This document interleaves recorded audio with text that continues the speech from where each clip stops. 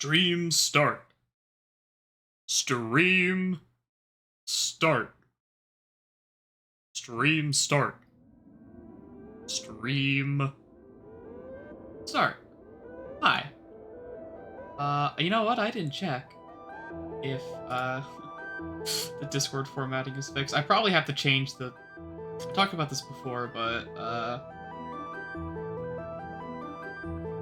yeah, that's still fucked up. I have to fix that. I still have to fix the other talk sprites because they have the bullshit all over them. Oh, sorry, my mic is actually kind of far away. You might not be able to hear me properly. Yeah.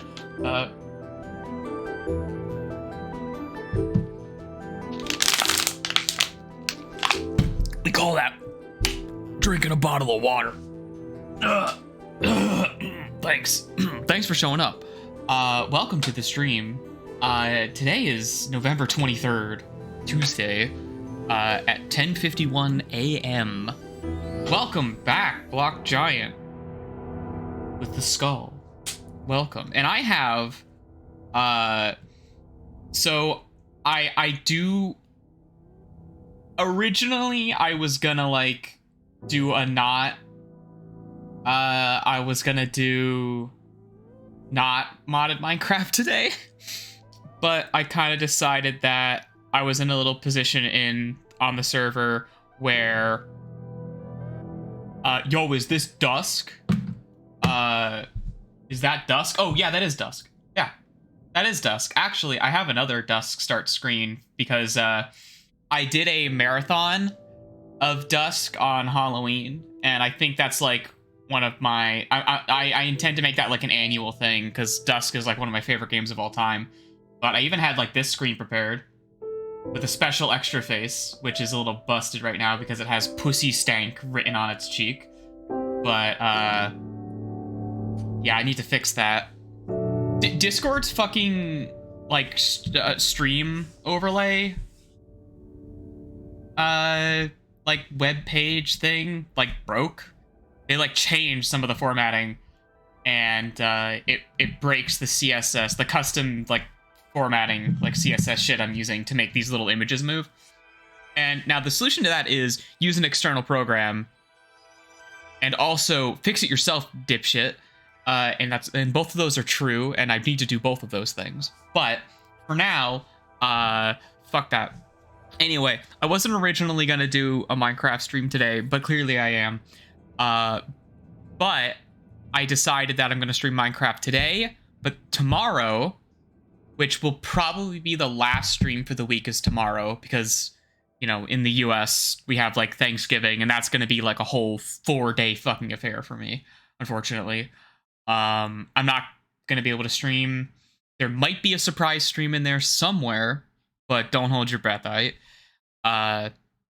But tomorrow, yeah, I am gonna stream something else. I wanna do such art, specifically. There's your spoiler. We're gonna do such art tomorrow because I have a very deep craving to do so. Now, let me get, our game is up. There we go.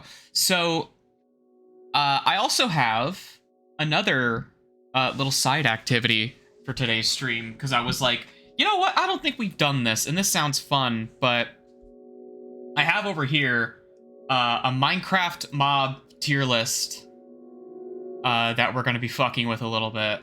I don't know when I want to do this, but there's a thing we're going to be doing at the beginning of the stream that we'll get into shortly, and after that, I think we'll get into the tier list shit. So, in we get.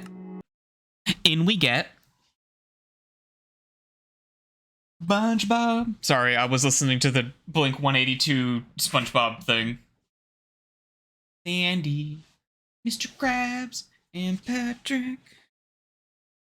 And now I've got that stuck in my head. It was the first time I've ever actually listened to that. I was like thinking about that meme, and I'm like, what is that meme? What is this SpongeBob thing? And I looked it up, and I was like, oh, wow. I get why this is a meme. Anywho. Hey, where'd the factory go? What happened? Oh, right. So, here we are. We're over here. And, I came here because I found a map that led me to a special structure, which is what we'll be exploring at the start of the stream today. And that structure is, it's kind of far away. Like, really far away. Like, my map is gonna crash my game far away. Like, the music stopped playing because the map fucking overloaded the memory or some shit far away. Anyway, there's this thing called an underground bastion. It's part of the, like, repurposed structures mod, which I think this mod is pretty cool. And I poked at it a little bit. I took a peek at it, and I decided, you know what? I want to do this bit on stream. And you know what I forgot to do? I forgot to check and see if the bot pinged. It did. Okay, good. It pinged literally just now. Alright. Whatever. I pre-announced when the stream was going live, so it's fine. So, yeah, there is an underground bastion. And it's just south of here. So, you'll know it when you see it. So, I've done a lot of stuff. I've upgraded some of my tools. The pickaxe has a durability upgrade on it now, and I made a new sword, which is a big fuck-off sword. It's two-handed and everything. Like, you can't use offhand items while you have it out. And, in addition to that, a lot of, oh, I didn't bring any fucking torches. In addition to that, I did a lot of major renovations, I guess you would say, to the factory. There are many new additions to the factory now that we'll be seeing after we're done kind of second, actually. But welcome, Leah, to stream. We are heading up to a cool dungeon that appears to be a woodland mansion alternate, although aesthetically it is like nothing like a woodland mansion at all. So, right here it is, and it's full of skeletons. Do I have armor? I do. Let's put on a bit of extra armor. Ow! Let's put on some more armor. Okay. Ow!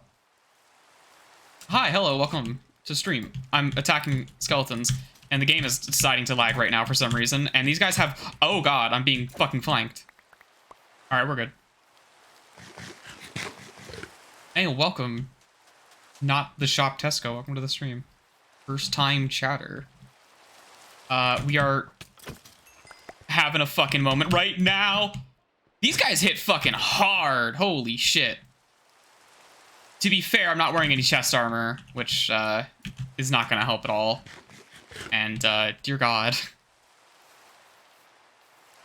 Yeah, they are, these guys do not fuck around. Luckily, I did set my spawn in the village. Oh, dear God.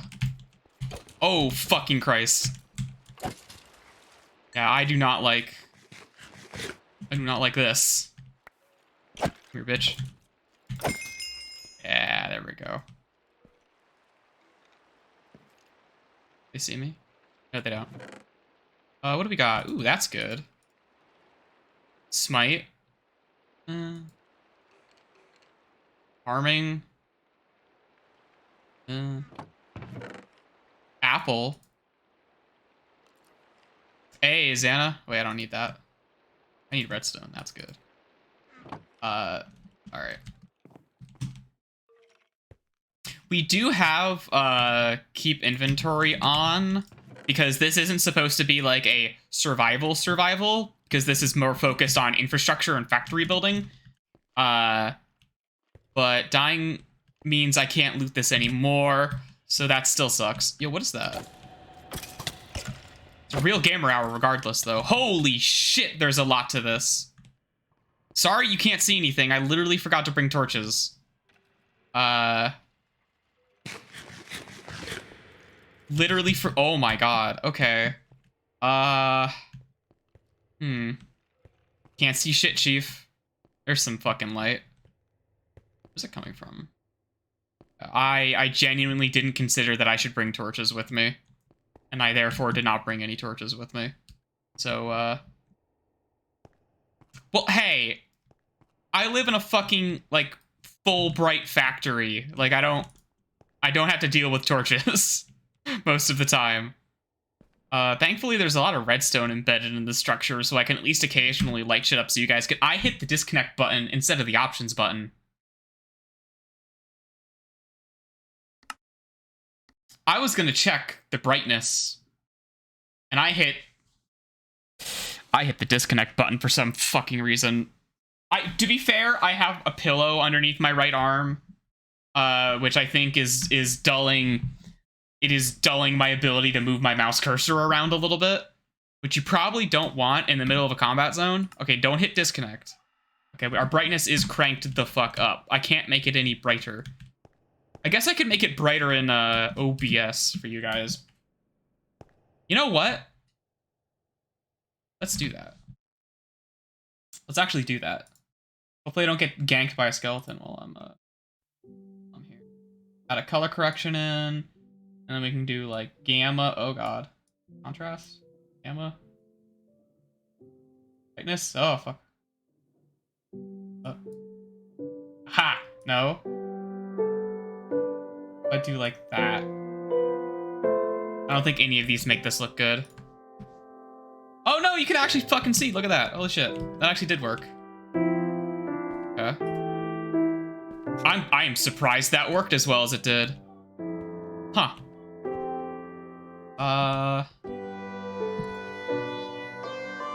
There is a lot of just like dead ends here, huh? I mean, we did see that cave opening. But the cave opening was full of fucking skeletons, which I'm not a big fan of.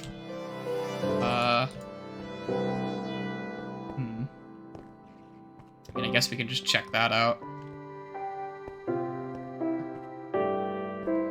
This is a very fucking confusing structure. Oh god, I found something. Oh, it branches. Fucking skeletons. Okay, you know what? The guys with the arrows I can deal with. Because they're not wielding fucking swords. Enchanted swords. Getting a lot of skulls out of this. Oh, menu, menu, menu.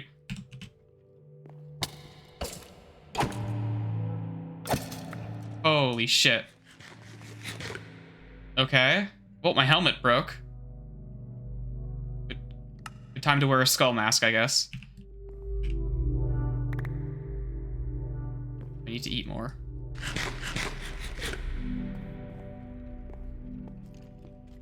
Oh, yep, that's a fucking entrance, all right. That's an entrance to the fucking skeleton jamboree right there. I don't think I want to be there. I might have to, because that appears to be the one direction I can go in. Then again, I'm now twisting my way down here, apparently. Keep in mind, you guys can see better, but I can't see any better. It's still dark for me. You guys get the night vision. You get to see an infrared. I get to see dummy vision. That's a dead end. Okay, it wants me to go through the fucking bone corridor. Okay. SpongeBob. Alright. Alright, we gotta go through the bone corridor then. You know what? I have 2 of these fucking resurrection vials. Fuck it. I can fucking tank it. Probably. Oh! Oh! He's fast!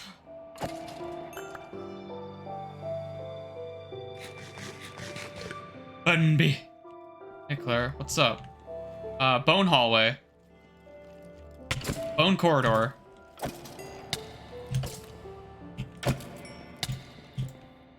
I'm going to fucking slay skeletons.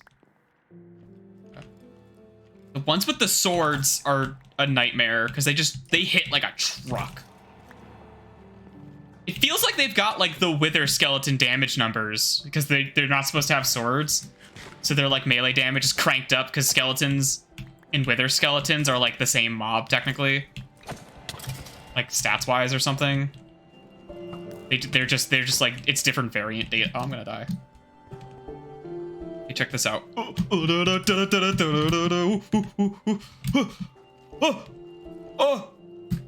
okay, juke. Fuck. I'm good. Oh, what the fuck is this place? Okay.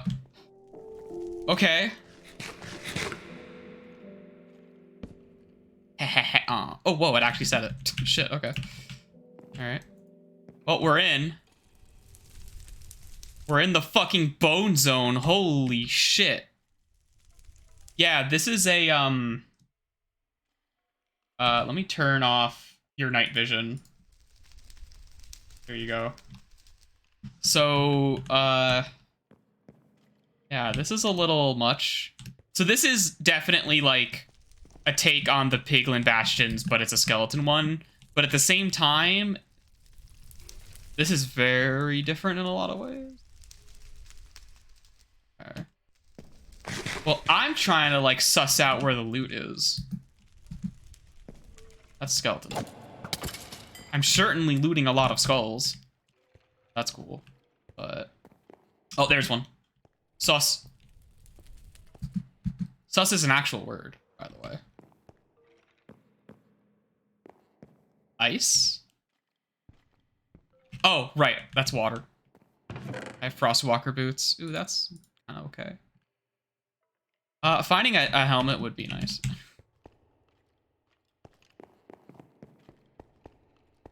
It's like, sus is also like a verb. Means to like discover or whatever. Or not that, but you know what I mean. Oh, there's another one over there. I think I need to give you guys night vision again. It's getting dark. We are in the fucking dark zone. Here's your night vision.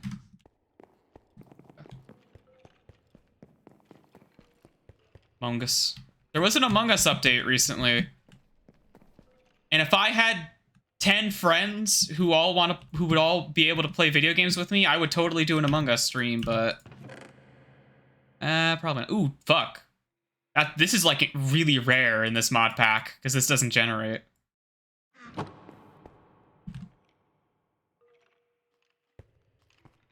Because I really like social deduction games, but I don't have any friends. I kid, you know what I mean, but you know. Oh fuck. That's a lot of boys down there. Let's take a moment to clean my inventory.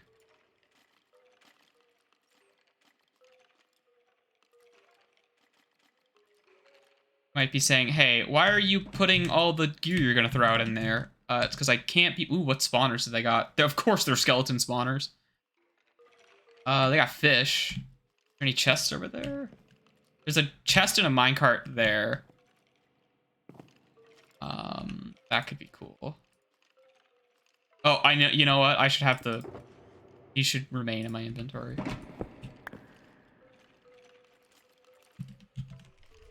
Okay. Yeah, the longer I stand near these guys, the more skeletons they're gonna create. And it's just gonna become more of a problem. I want to get rid of these range dudes, and then I can get rid of these guys pretty easy. Come on. Yeah, there you go. Thankfully, like, the vanilla skeletons are just, like, pushovers. Because of their damage. I can, like, tank those guys all day. That's a good item. That's an item. Torches! Hey, look, torches. Well, there go all the torches. I'm auto-placing them already. Got that guy's ass.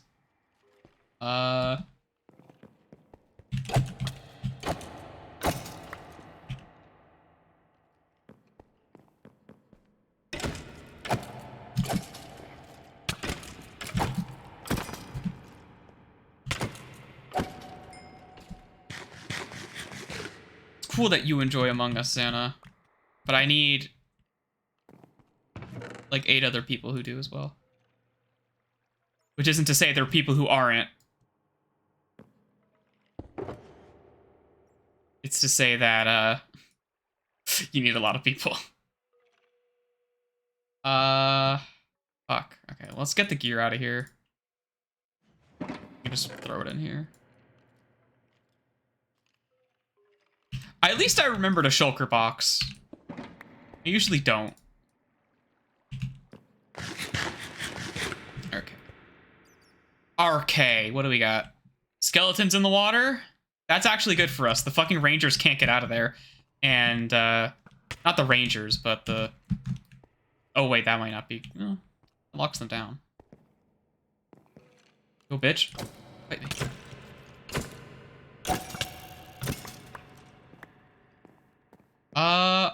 I don't see much else going on here. Thank you, Frostwalker boots. Oh, right, there's shit here.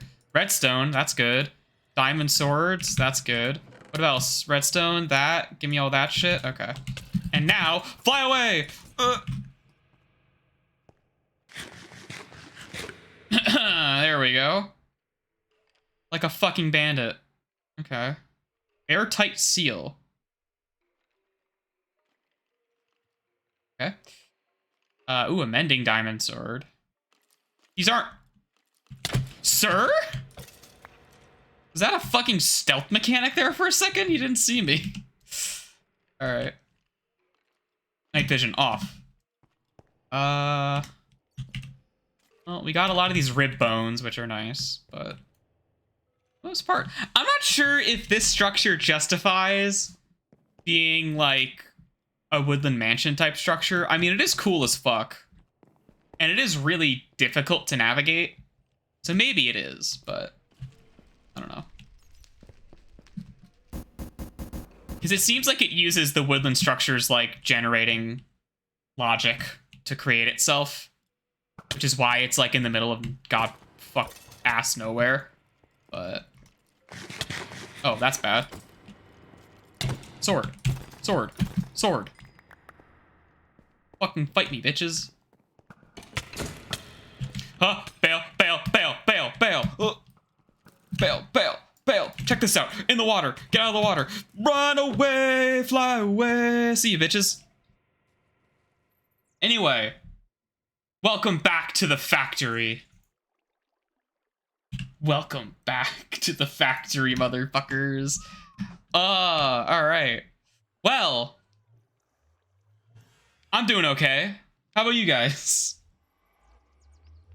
It took me like 20 minutes to get out there. Not 20 minutes. It took me like 15 minutes of flying to get out there. And I didn't like put a portal down or anything. But all things considered, I probably am not going to go back out there again. Anyway, I did a brief check of the VOD from last time to try to get an idea of what stuff I did last stream. So, and in order to help me like keep track of what I need to update you guys on for this one. Oh wow, you actually use skulls for shit. Look at that. Make wither skeleton skulls. Cool. Melt it down into milk. That thing. Sacrifice. You can sacrifice players for occultism. That's wild. Alright, well, let's sort this shit first. So, the diamond gear is nice. Have a second? Yeah, okay. I'll throw, like, random diamond gear and, like, cool stuff in there. That can go in there. This redstone is very helpful. Because we don't actually have a source of redstone right now. These are nice. I don't think I've finished the base set. I still have not finished the base set. I'm putting off sorting the shit into binders because the shift-click functionality doesn't work anymore. Because some of these binders have so many cards in it that, like, it just doesn't want to. More redstone. Redstone's been going in here lately. What else? These guys, these guys, these guys. This map I can throw out now. This fucking redstone ore is now, like, a rare item. So I should probably, like, put it in here. Okay. The arrows and the bones, you can go in here. Sure, why not? Emeralds can go in here. So last time on stream, the one, like, big thing we did was... The big thing we did was, we made a big hole in the ground. And that's kind of it.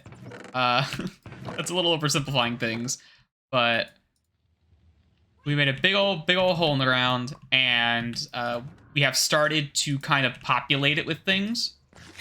There's not too much in it right now, but David was building a gay little corner the other day off stream, and also a demon summoning circle. This is what David's decided to do. He is summoning demons and building gay little gardens. And I set up this big wall of drawers. It's not great because it exceeds the range of a drawer controller. So you can't just, like, right click on it to get rid of all your items. However, it is still a better storage system than we had previously, where you had to open up a bunch of chests everywhere, but now you can actually, like, look at stuff. So that's cool. And I've been decorating with skulls.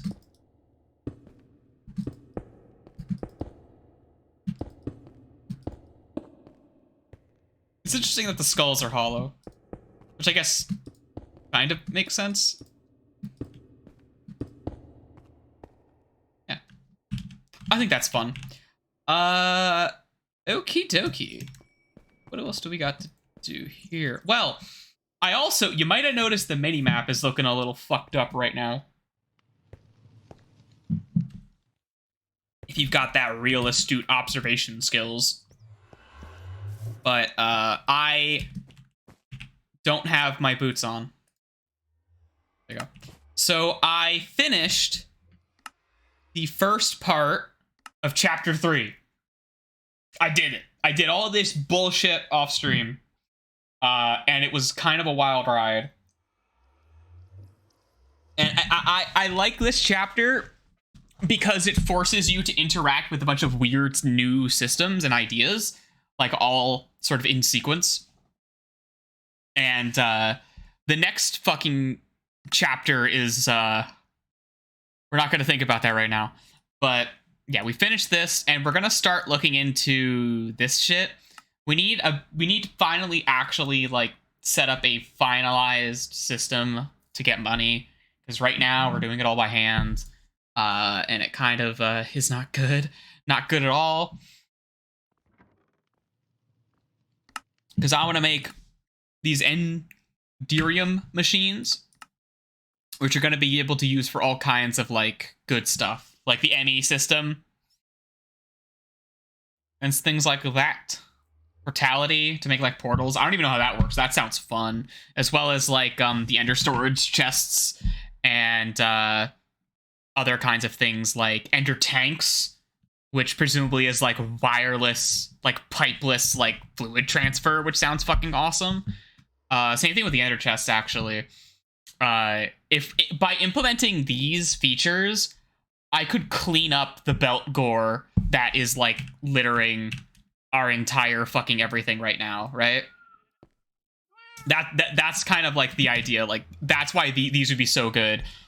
Getting this stuff done, it would just fucking solve so many goddamn problems. It's absurd, actually. But before we try to, like, look into any of that, let's go over... Hello! Sage Streams, first time chatter. Welcome. Hi. I'm about to go over, which you probably just heard me say because you were here, but I'm gonna go over what I did between... Beans. Thanks for the beans. I was actually thinking That's the bean pain you're getting this time. But I was actually thinking about implementing stream elements for the channel point rewards. And I have an idea. I know exactly. I'm probably going to end up rebranding the 10K one a little bit. It'll be effectively the same thing, but like I'll change the name probably because I have an idea for it that I probably can't do, but I think it's funny. So I might give it a shot. Here's the map. Dear God. What the fuck is going on? So last time, we only stretched out to about, like, here. Like, this corner. And all of this shit here is new. Including, some stuff in here. Some things over here. So I guess... Where should we start? Where should we start? That's a good question. Well, first off, I built another engine. And get 1 mil channel points. That's a lot of hard. That's a lot of watch hours. I gotta get to streaming more if you're gonna get to 1 million. So here's our third engine, or is this the second one? Here's our third engine, and in order to fuel this engine and to fix a problem we were having with our fuel source, I built a better tree farm over here, which is very good. Yes, this is the Create Above and Beyond mod pack, which is the like specially curated mod pack where everything is like working together and like interlinked and shit. It is fantastic.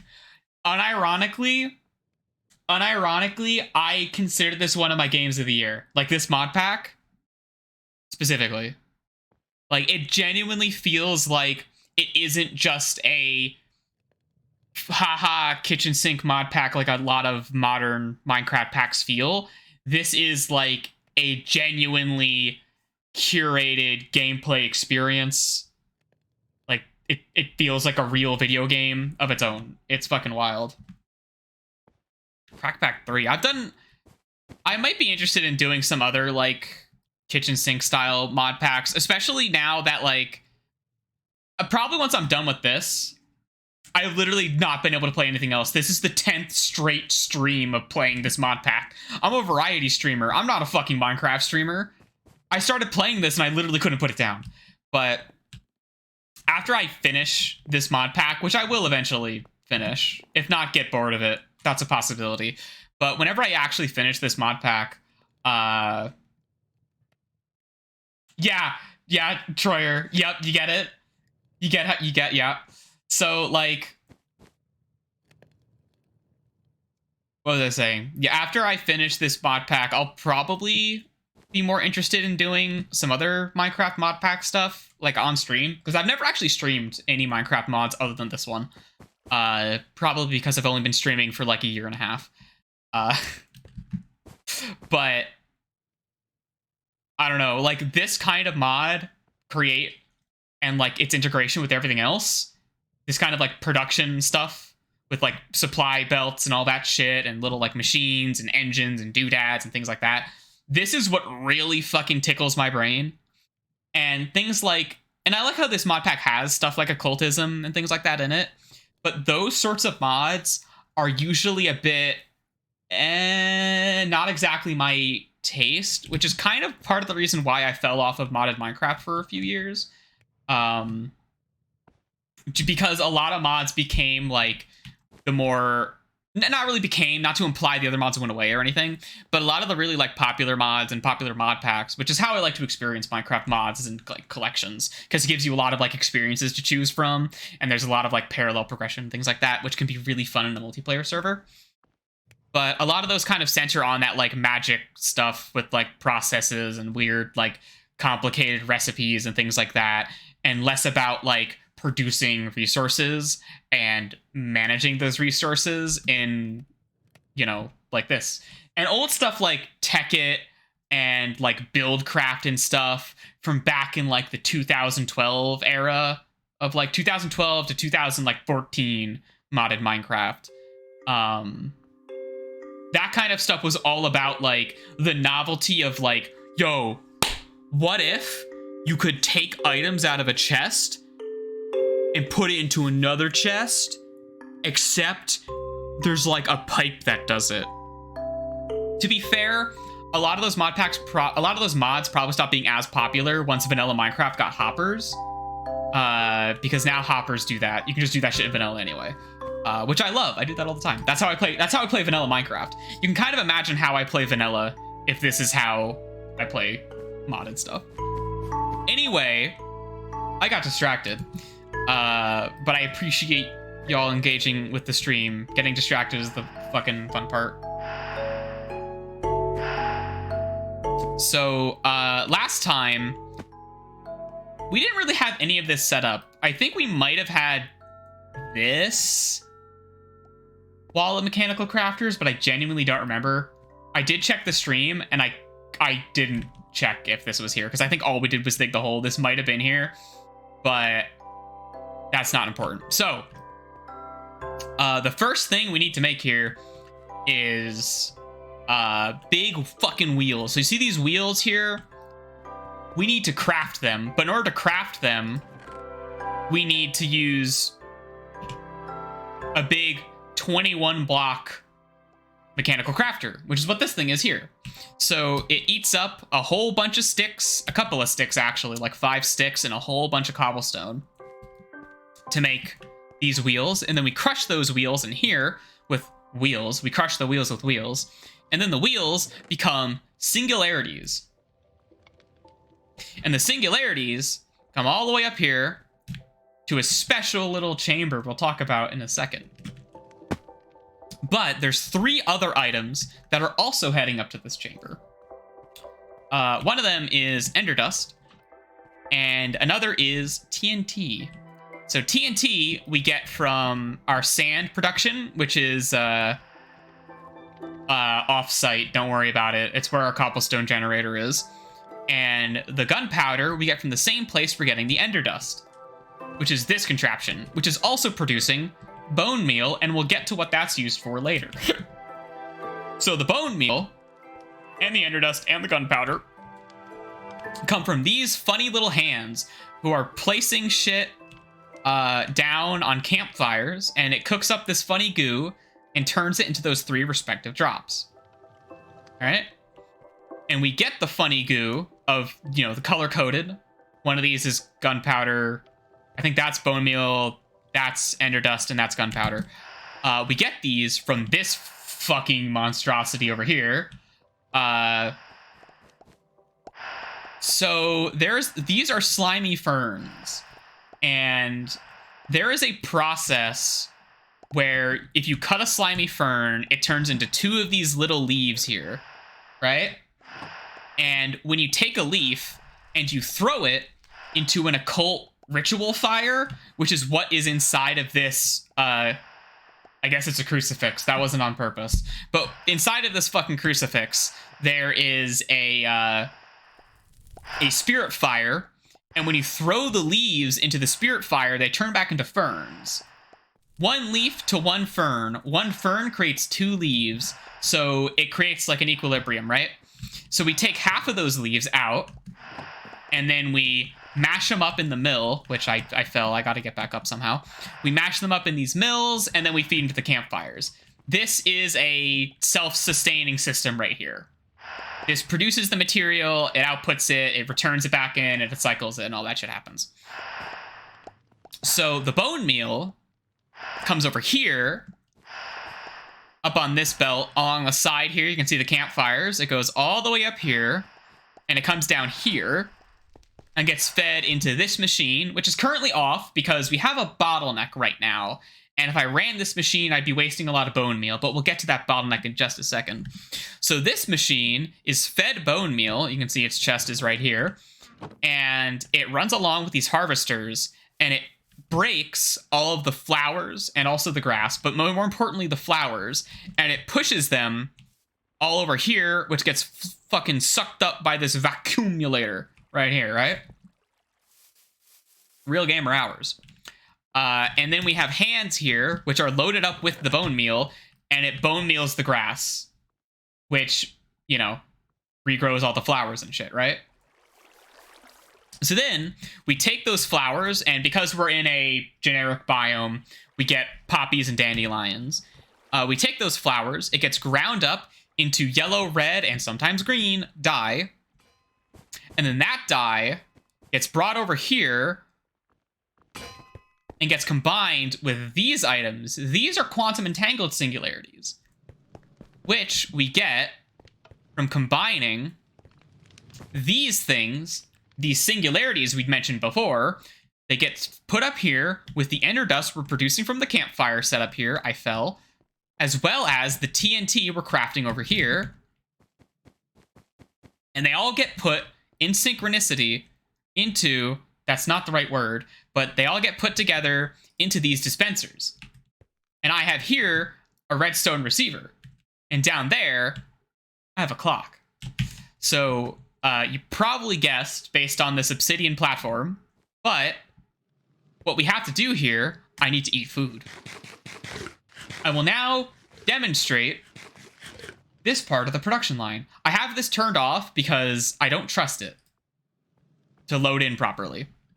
So every single 5 seconds, it drops some TNT as well as the 2 other ingredients. The TNT blows them up and combines them together into these quantum entangled singularities. And I have the brass tunnels up here set up so that they should only ever send all 3 ingredients through at one time, so we're not gonna like waste anything.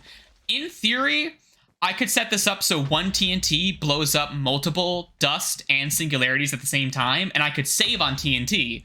However, that requires an additional amount of logic up here at these dispensers, and I don't feel like programming that.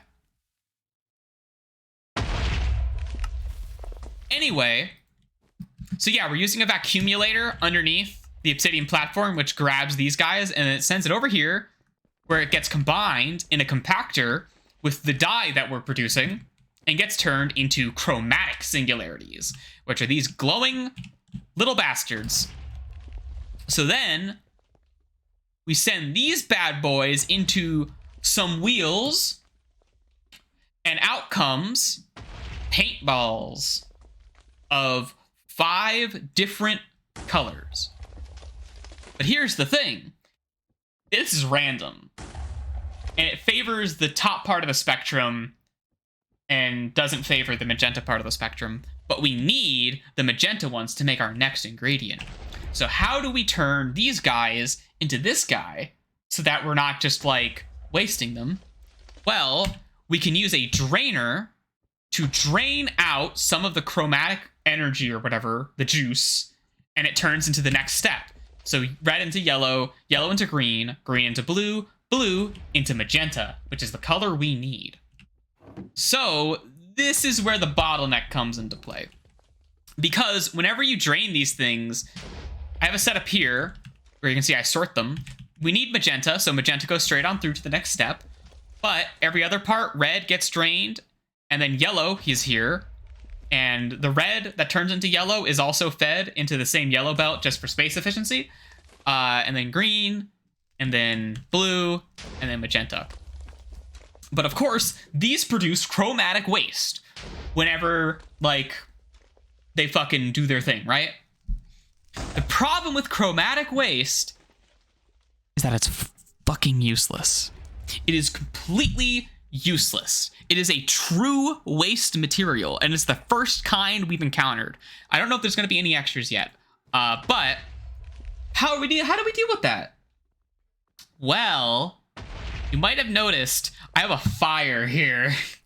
So normally you kind of can't throw out liquids necessarily. You can like dump them as like buckets, like source blocks and whatnot. But for the most part, you kind of can't do that. However, what you can do is put them into buckets using one of these spouts. And you know what happens when you throw an item into a fire? Troll physics, baby. Global warming quit. We win. We did it. Although you probably notice where the bottleneck is here. Because whenever these are backed up with chromatic waste, like right here, the paintballs can't have their waste extracted. So that backs up this whole line. We need to be able to get rid of that waste fast enough for these guys to continue to be processed. Right? You see there's a bucket, and now they're moving again. So we need to produce buckets at an adequate enough speed to allow this line to keep moving, which is one of the things we need to solve. I've already done some work to try to help alleviate this, because before we were using our old iron farm, which was way too slow, right? I should probably slow these crafters down. They're kind of doing unnecessary amounts of stress on the system here. But whatever, this is engine 2, who cares? We've already moved on from engine 2. We're on engine 3 now, which is this blue belt here. But yeah, so over here, I have 2 belts. One, this is from the old iron farm. I should probably get rid of this because we're not using that belt anymore. So this belt here will get deleted at some point. However, this belt here goes to a new iron farm I made, which is right next to the flower farm. So this here is a cobblestone generator, and I'm using a speed controller for the first time, which I should use more of these because these are fucking great. But I have a cobblestone generator over here using an igneous extruder, which is one of the new pieces of tech we've unlocked relatively recently. I think is it an Invar machine? Might be a infernal contraption. I don't know. But anyway, this produces 3 cobblestone per tick because I have a ×3 upgrade in it. I could increase this a bit more later. And it sends it into these mills. And that gets turned into gravel. And then the gravel gets washed. And it has a percentage chance to turn into 2 iron nuggets. And also flint. But I just dump the flint in the water. And then the iron gets compacted into ingots. And once this has 3 ingots, which is enough to craft a bucket, it sends it out to turn into a bucket, to be filled with waste, to be thrown into the fire. And that's how that works. But as you can see, the iron production is extremely slow. I might even want to set up like a vanilla iron farm, because that would genuinely be faster than what we're doing here. Anyway, so why the fuck the balls, right? Why the balls? What? You were all asking. Why the balls? Are we backed up? Let me make sure we're not backed up here. I'm gonna turn this off so we're not wasting anything. Yeah, we're backed up. Okay. Enough TNT. That's good ambience, but enough of that shit. Yeah, we're fine. Okay. So, the balls. Yo, what the fuck the beam of light? Yo, what the fuck the beam of light? You're all asking this. I can hear you. Please, you're so loud. The beam of light, okay? So we take our magenta balls and we put them into this crafter. And you might have noticed when I was clickety-clacking on shit that you can turn it into something called a chromatic compound, which is a purple block thing, right? And the idea is you expose it to light and it turns into a brightened version of itself that like floats around. It looks all really cool. So you're supposed to feed it like torches and stuff, but you can also just kill the fucking wither and use a beacon and it instantly transfers. So I have a belt coming out of here that shoots the compound through the beam and then it gets sucked out of this chamber. I have a chamber built around it because it will just float away. It will just float away. It looks really cool, actually. You can see when this thing activates because it creates a puff of light. It's really nice looking. Hey. You. Yeah, oh, there it goes. It just activated. Yeah. Hold on. I need to deal with the neighbors. Got his ass. Okay, so these get stamped and they get turned into these coils here.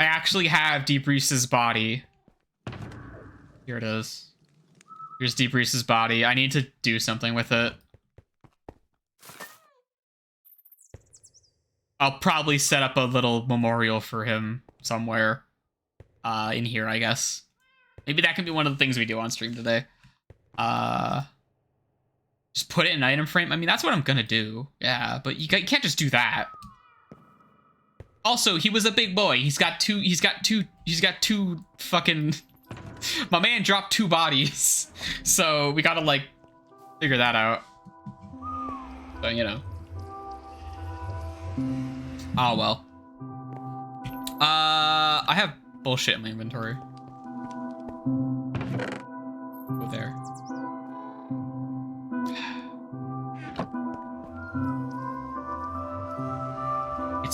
It's a sadder place without Deep Reese in it.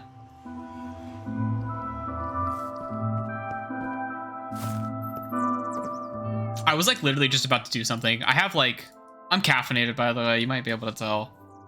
My fucking attention is like really bad right now.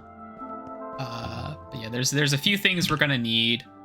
We're gonna have to go to the end and grab some of these plants. Which we need for like the Enderium ingots, which is gonna be a whole fucking thing. Which, yay. Yay. But the Enderium stuff, this tech, Enderium tier tech is fucking awesome. Like this, I said before, this is gonna change the game for us. So getting like a poise farm and a silver coin farm setup, that's what we really want to be doing right now. So let me see here. Multiple silver coin. So what's the best way to make money, really? Gold casting, really? Huh. Like there's like food items you can make, but honestly, like it's something that you could easily like produce in mass, I think would be like the best. Like I don't know if skeleton bones and shit are on here, but if they were, that'd be like perfect. Alternatively, I could just like farm the wither and then sell off the wither star. And I could use that because wither stars are worth 1 gold each. 1 gold coin each, which is equivalent to 64 silver. Ooh. Warped stems, huh? Would a warped stem farm be viable? Oh wait, redwood's in here too. Wait, are all the wood types in here? Wait, hold on. Wait, hold up. Hold up, Chief. Is birch in here? Can I sell birchwood? Because that'd be great, actually. Or do they know it's... No, there it is. Whoa, and we get 2? That's like better than some of the other ones. What? Was it like oak? Yeah, something like umbran and oak are like fucking way worse off than that. Okay, well, we found our answer, huh? Well, I guess in that case. All right. That answers that question. So what we need to do for money... So what we need to do for money is set up a trade station here, set up a dynamo, and we just need to feed logs into the top, feed charcoal into the bottom, pull out the money, and we're game. And then we can siphon off some of that money for other things and some of that money for other stuff. But it's a full stack for 2. So it's like 1 per 32 logs. And let's see how much excess we have. Because we are producing a significant excess of wood, but it might not be enough. I can gauge the excess by like checking what's in the drawer over here that I have from my other farm. Oh my god, yeah, we're probably okay. Yeah, maybe. I do have to be careful though, because a trading station will process the logs way faster than the furnaces will. Like really fast. Which I guess I could nerf that by just not putting an upgrade in the trade station, which is probably what I'll do. Because upgrades increase the speed that the trade happens at. Because the problem is, I might drain the entire log supply and turn it all into money, and then all of the engines will turn off. That's not good. So we're going to have to add like a speed limiter. That somehow. Just to make sure that it doesn't like fuck us over like real bad. So one of the things I mentioned I was going to do today is a Minecraft mob tier list, because I think that idea is very fucking funny. Let's take a look at that. Ignore the... There it is. Here's the Minecraft tier list, guys. I hope you like it. I've been streaming for an hour already. It feels like it's been 10 minutes. I'm too caffeinated. Okay, well... So here's our fucking Minecraft mob tier list. And I think there's probably some missing from here, but it has unreleased mobs in it. So like, whatever. I guess we can just get fucking started. Let's pick a random spot. And by random, I mean, I'm thinking deliberately about who I want to pick. Okay, bats, F tier. Bats are F tier. Bats are an ambient, cosmetic mob that don't actually do anything. Therefore, bats are F tier. Anyway, here's the video game. So it's still on screen somehow. So bats are fucking F tier. Fuck them bats. We hate them bats here. Get out. What else do we got? Let's see. Let's do squid. Squid? Not you. Squid? I'm gonna say squid. D tier. You can actually use squid. Squid are even more annoying than bats, right? Because they just get everywhere. They get everywhere. Even more so than bats do. But squid, drop ink. You can use that. That's black dye. Bada bing. There you go. Right?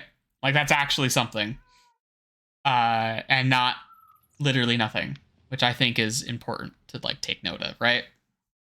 So, what else do we got? I love how there's, like, non-vanilla textures for some of these mobs. Like, look at the fucking ghast. Look at this guy. What the fuck is going on here? Anyway. Well, the wolves. Feral wolves. Untamed wolves. So these guys, I hate them. But you can tame them. But there's also a tamed wolf in here, I think.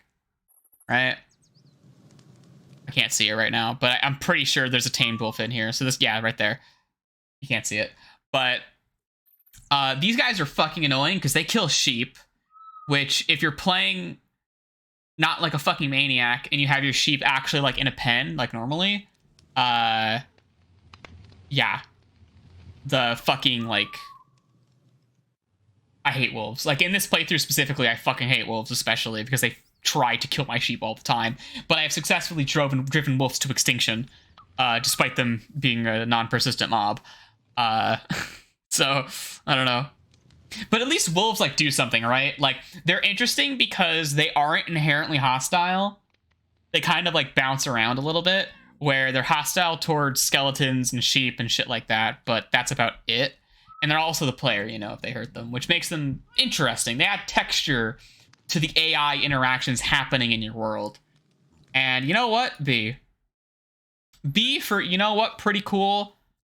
They're cool texture. They're a much better ambient mob than any of these two assholes are. Right? That's my fucking take on that shit. Okay? Glow squid. Better than regular squid. Otherwise the same. All right.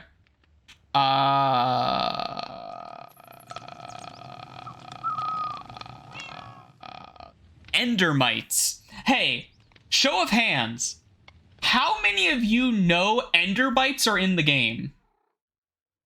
Show of hands, how many people know this mob exists? And then after that, how many people have ever seen one? These are real. These are in the game. I know exactly what their spawn conditions are. They're real. They are extremely rare. So the endermite is a mob that only spawns when an enderman teleports or when the player uses an ender pearl. Only in those two situations do they show up, and they have a very, very, very slim chance of appearing. Like, insanely low. And they are always, and their only, like, special quality is they are literally just silverfish, but also, instead of having that weird burrowing thing that silverfish do, they are just hostile towards endermen. They're hostile towards endermen, and that's their whole thing. Honestly, part of me wants to rate them pretty high because of how fucking stupidly obscure they are. But also, they're fucking completely useless. Okay, they're not completely useless. Here's the thing. They're not actually completely useless. They genuinely have a function in the game. If you put a name tag on one of these guys and make it persistent, you can actually, like, use it as enderman bait. Because endermen are hostile towards it, so they will path towards the endermite. So you can use this for enderman farms. Good luck getting one, though. Good fucking luck. I actually don't know if I've ever seen an endermite naturally appear in the game. I might have, like, once. Once, maybe I've seen them. But yeah, this is a bad crop, by the way. They're just, like, purple silverfish, basically. They've got, like, an extra segment on them, I think. You know what? A tier for cryptid. Actual Minecraft cryptid right here. Legit cryptid. Like, we'll get to you. We'll get to you, don't you worry. But this is an actual real Minecraft cryptid, and therefore deserves to be an A tier. Okay. Biggest brain. Biggest brain. The player characters, S tier. S tier. You know what? You know what? You know what? You know what? There you go. Player characters, S tier. They are the best creatures in the entire fucking game. I do not have to explain why. You know I don't have to explain why. They are the player character. They are so fucking useful. Which is a weird way to describe player. Okay, players are so fucking useful because there are countless actions that can't be automated, but if you just have a player there, like for instance, in a tree farm, you need a player to place trees because that's the only way to place trees in vanilla Minecraft is with the player right-clicking. Same thing for extracting powdered snow from a cauldron, lava from a cauldron, water from a cauldron, shit like that. What else? Only players and wolves, actually, and tame dogs, we'll get to you, tame dogs, have the ability to get special mob loot and XP when mobs die if they kill them. Because otherwise, there's stuff like skeletons and things which won't drop their, like, special loot if they're not killed by a player or one of the player's pets, right? Speaking of players' pets, axolotls. Axolotls. So, axolotls are dogs, but in the water, and I haven't even rated the dogs yet. You know what? Let's rate the dog. Dog. Here's the dog. Let's rate the dog. So dogs are cool because you can breed them really easily, make a ton of dogs. You can feed them, heal them with rotten flesh, which is a plentiful garbage resource the player is going to have. So it's really easy to maintain them, right? Real gamer hours. But consider, this is real gamer hours. You need to understand that this is real gamer hours. And wolves in that context. So in a fight, if you have wolves, especially if you have a bunch of them, your wolves are more likely to get hurt by you than they are the enemy you're fighting. Which means that you're gonna have to maintain your pack a lot because you're just gonna fucking kill them. Like, if you've got a fucking decked out sharpness 5 netherite fucking sword and you do a jump attack, a sprinting fucking jump attack, you are going to one-shot this thing. That said, they also have a technical what do you call it, function. Wolves enable a special little interaction with redstone that not a lot of people probably consider, but wolves react to the player that owns them in order to like change their state. And there's this thing you can do with wolves where, well, one, you can use wolves as a rain detector because they shake their thing off. They shake the water off. And the new skulk sensors that we're going to get in like 1.19 or whatever are going to be able to detect that, which is cute. But other than that, these guys can act as remote redstone because you can detect when a wolf is like moving around by having like a tripwire or pressure plate or some shit going on. And there are certain interactions where a wolf will start to stand up if the player like that owns them enters into the same dimension or loads in or whatever the fuck. And that's kind of neat. That is kind of neat. Also dogs. Also name tags. And then when they die, their name appears and they have your team. And low A tier. Axolotls. They're dogs, but in the water, they got regenerating health.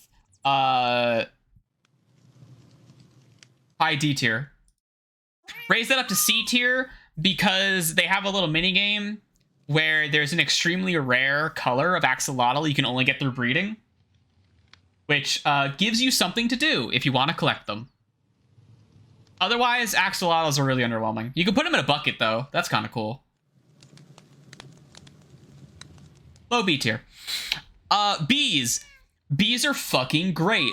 Bees enable, like, one of the best redstone components in the entire fucking game, which is honey block, which is just a slime block, but different, which is perfect. That's, like, actually insanely good. Also, you can make the honey into sugar, I guess. And, honeycomb blocks, which kind of suck. And the sugar's kind of not great. And also, they can pollinate crops, but that's, like, actually useless. Like, it does not work well enough. Like, they need to buff that. Like, that is more of an Easter egg than a feature, genuinely. High A tier. High A tier specifically for honey blocks.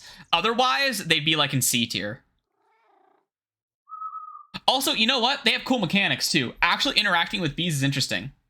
Trying to farm honey from bees is, like, involved. You, like, have to do shit, which I think is cool. Let's do one more, and then we'll go back to some gameplay, and then we'll come back afterwards. They have different rabbits in here. I know what this rabbit's supposed to be, but they have, like, they have, like, redundant rabbits. Like, why are these two here? I know why this one's here. This is referencing an Easter egg, but all right, whatever.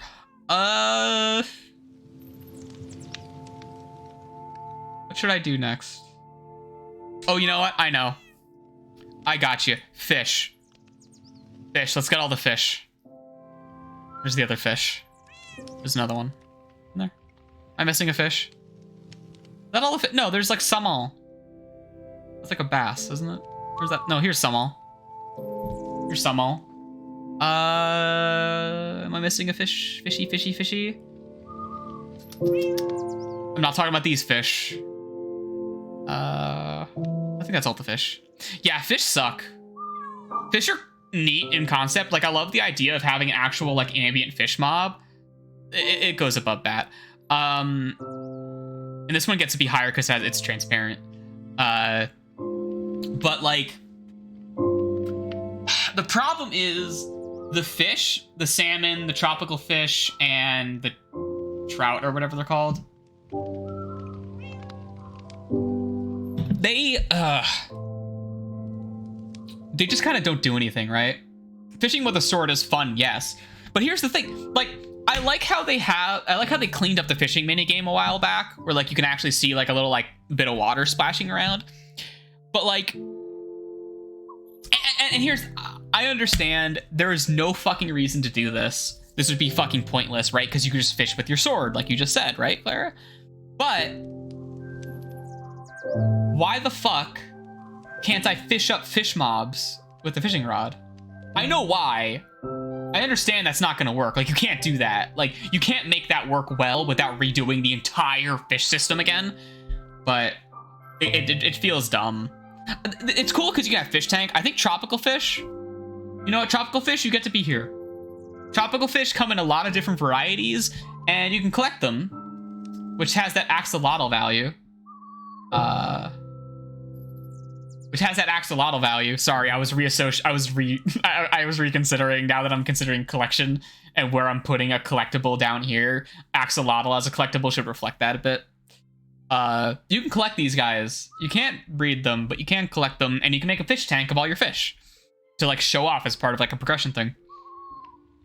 Pufferfish, last one. The other fish, pufferfish are different because they actually, like, do stuff. One, water breathing potions, I guess. Cool, whatever. But more specifically, there is a cute little thing you can do where a pufferfish can be used as a player detector for redstone.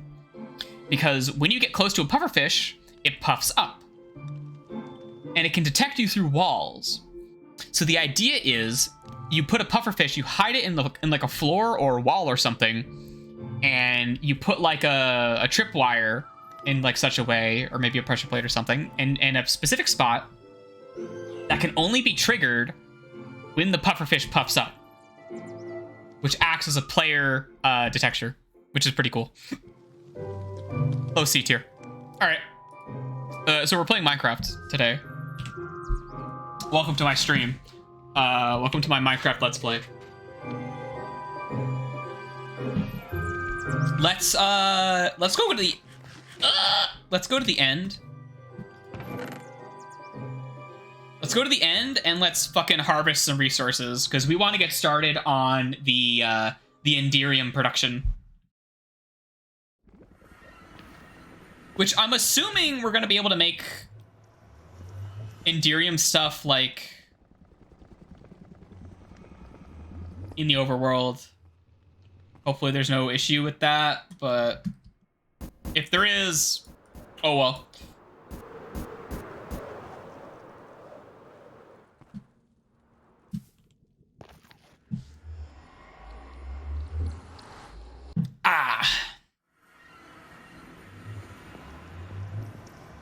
All right, bitches, let's go.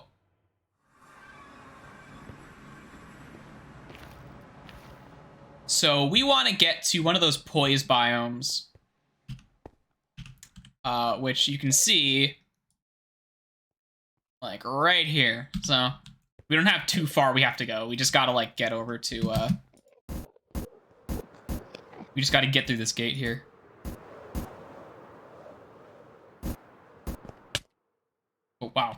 didn't work for a second.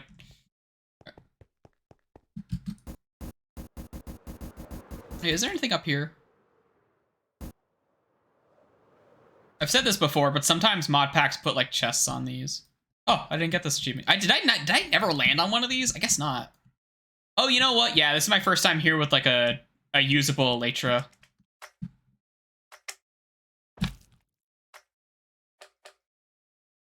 Huh. Well, shit. Okay. Could have sworn I had. All right. Well, we just got to go due south.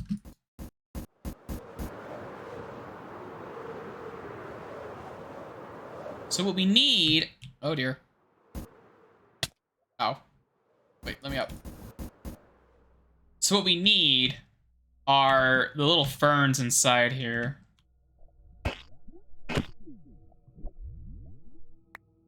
Interesting.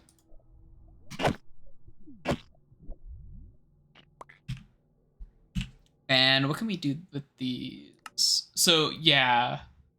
We can make the bushes out of these guys. And then we can use these guys to make these guys. But how do I get... Okay. I see. Okay. So we can use the bush to get the cluster to get the bush, and the bush to get the tall one. Okay. Short bush, tall bush, cluster, short bush. Okay. I see. So it's these bad boys we're looking for.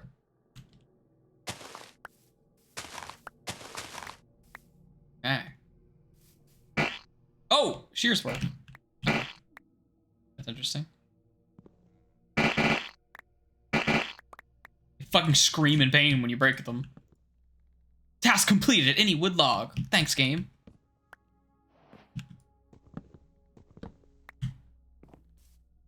So we got glowing ship. Okay. I think we can do anything special with this. That I know of, at least. No, it doesn't look like it. Okay. Well, we've got this shit. So what do we need for this? We need the phytogenic insulator for this whole process. So we're going to want like 3 of these guys then. And that's an Invar machine and aluminum gears. I think this is going to be our limiting factor here. These aluminum gears.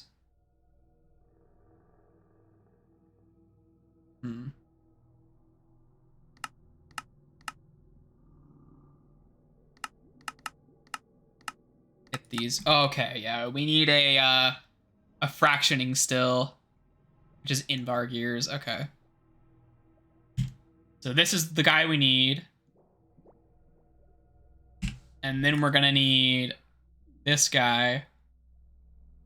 And then we're going to need an induction smelter.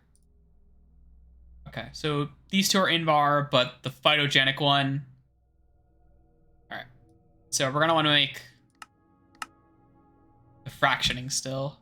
And then we're going to put glowstone in there, I guess? Sulfur dust. How am I going to do that? Energized glowstone. Magma crucible. We also need a magma crucible. Okay.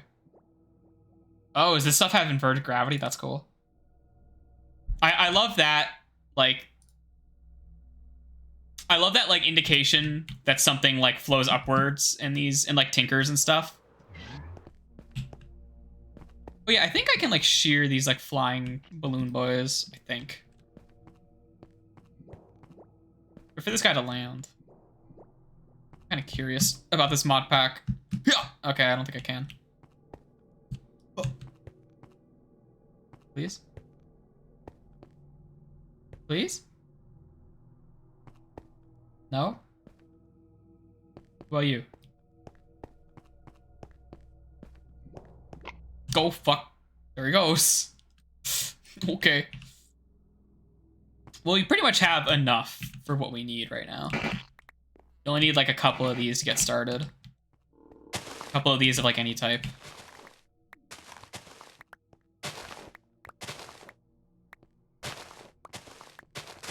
curious if these grow into the trees here. Actually, no. I guess I could check. Nope. Or not.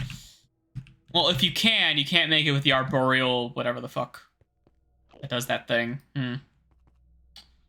Well, in that case, right, let's just head back up. Let's head on out. We were so lucky to have, like, an end city. Hey. Fuck off. Into the void. Get voided out? I guess so. Alright, don't miss.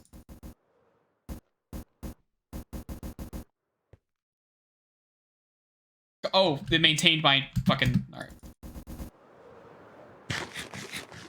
And... duck? I fucking missed and broke my neck. Oh, this... So we need to make Invar gears. That sucks, because we've got Invar here, but Invar is... Invar is a little... Yeah, we have to, yeah, we gotta, like... And then we gotta... Where am I even gonna get nickel? Nickel dust iron. Really? Iron dust turns into nickel, huh?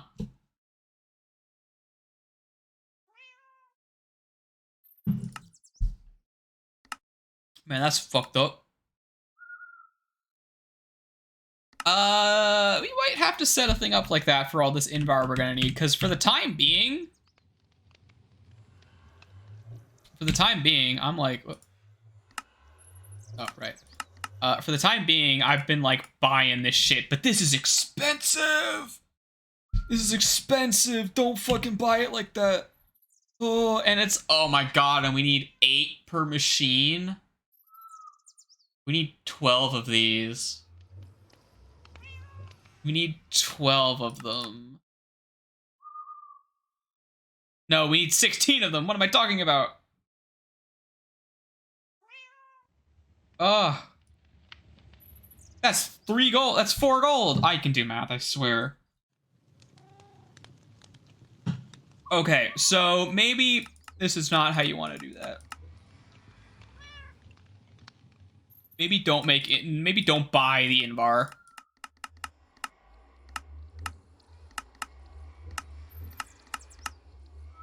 Okay. Well, in that case. Oh wait. This shit. Right. Gotta process this 16 times, huh? Okay. And processed Invar comes from iron and nickel. An induction smelter works. Produces it 1-to-1. Iron and nickel. What about, makes 2 of those. This makes 1, but make... That's not 1-to-1. You lose out on something here. What's iron dust is like...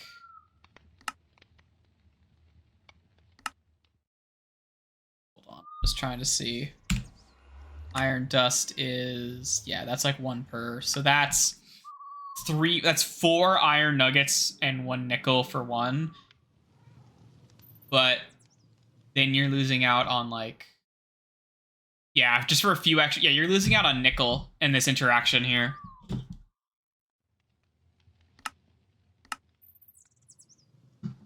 It's better to, like, use an induction smelter. An induction smelter is a better payoff. Although it does cost Invar. So I guess this is the first thing we want to make.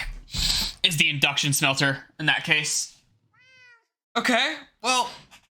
I probably don't want to set up a production line for making Invar specifically so I can make the better machine for making Invar. So I think this is the first thing we got to do. And it seems like we might want to make money first.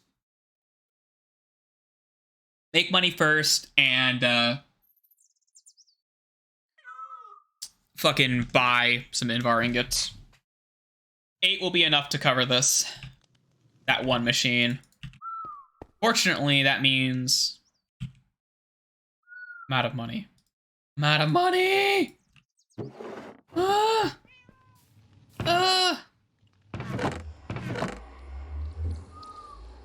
Okay, well, in that case,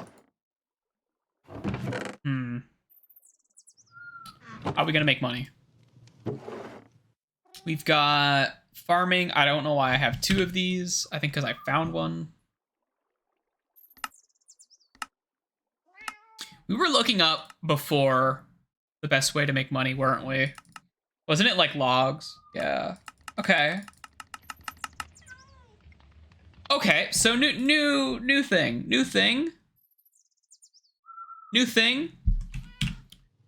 We gotta make another trading machine this time. Do I have any brass contraptions? Of course not.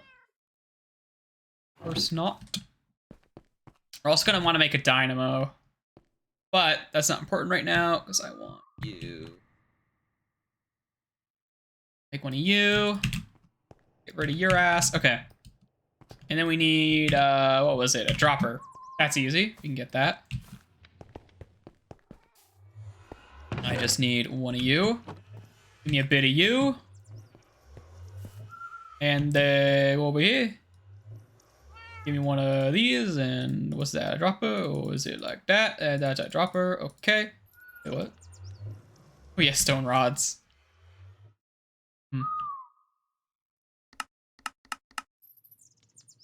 Weird the kind of shit that this has. I like how, it is interesting how this mod pack, it'll just have something where it's like, this is from a unique mod pack, this one specific item. Does it do anything for that mod pack? No, not mod pack, but this one specific mod in the pack. Does it do anything relating to that one specific mod? Well, no. It's just here because we're using it for another mod packs thing. Which is, that's very interesting. Okay, there's a trade station. Now we need a dynamo. We could just make a sterling one. We can do that. Or a compression dynamo. Invar machine. Magnetic one.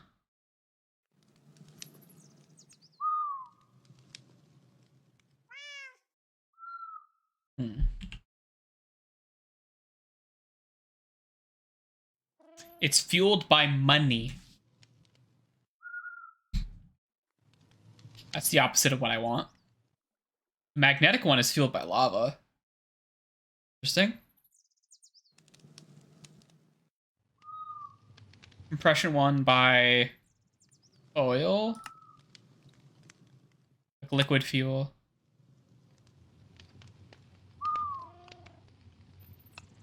And then this is the solid fuel, the sterling one. Okay, well, it's gotta be the sterling one then.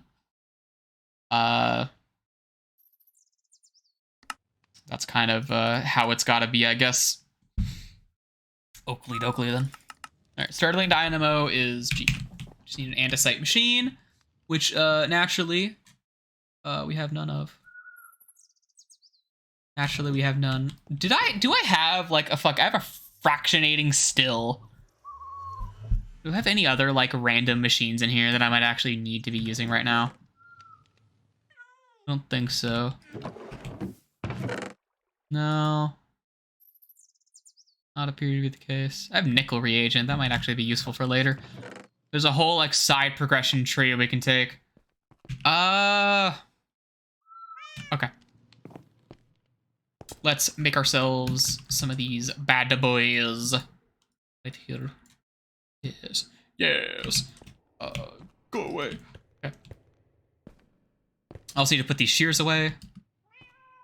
I'm holding them in my hand, and they do not need to be in my hand. They can go into this chest of a lot of garbage that I need to throw all these fucking slimy fern things out. I don't wanna do that now. I grabbed you because I wanted to make this thing. Sterling dynamo, sorry. Okay, well, we need redstone and gold. We have a lot of both of those things right now. Grab this. Oh, wait, we need an even number. And we've got gold, like, in here. And now we can do this. So, just making 2 of them, just to make 2 of them, just so we have an extra later. For all I know, there's an extra one, like, in here somewhere. And it was probably staring at me in the face this whole fucking time. But if there is an extra one in here, it has been lost. Lost to visual noise. Well, we got this now, and we got the trade machine. Now, let's see what we have in our toolbox. Ah, we need more of that. Well, it's a good thing I've got this shit in my pocket. Alright, we got some more andesite funnels. It should be enough. I hardly use the big gears, especially now that I have the speed changer. I will only use big gears as like an output thing for that, because it needs to have a big gear. Big cog, sorry. Okay, so we're going to be pulling stuff out of... We're going to be pulling stuff out of the fucking log belt. Which means we're probably going to want another... No, we have a... We can use that tunnel, actually. This is the belt we're not using anymore. I was siphoning iron off of this, which is why it's, like, empty now. But this is way too slow. And also, we need a iron production just to have iron for crafting. So it's better that that actually has items in it, as opposed to not having items in it. All right, let's get up to here. Let me up. Fuck, let me up. Aww. Worst part about all this gear I have, I can't get out of the water if I fall into it. I have to just climb out. It sucks shit. I don't want to grab this. Can't.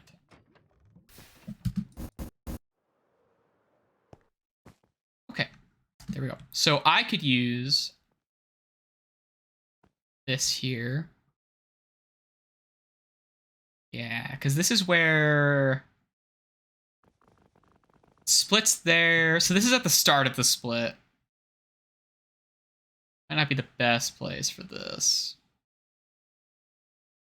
No, we're taking it out of the charcoal belt, aren't we? No, we're taking it out of both. Sorry, I'm fucking fucked up right now. Okay. Can I fit this here? It's gonna be a stretch. I need to consider where the charcoal is coming from. I could split a belt here? Could I?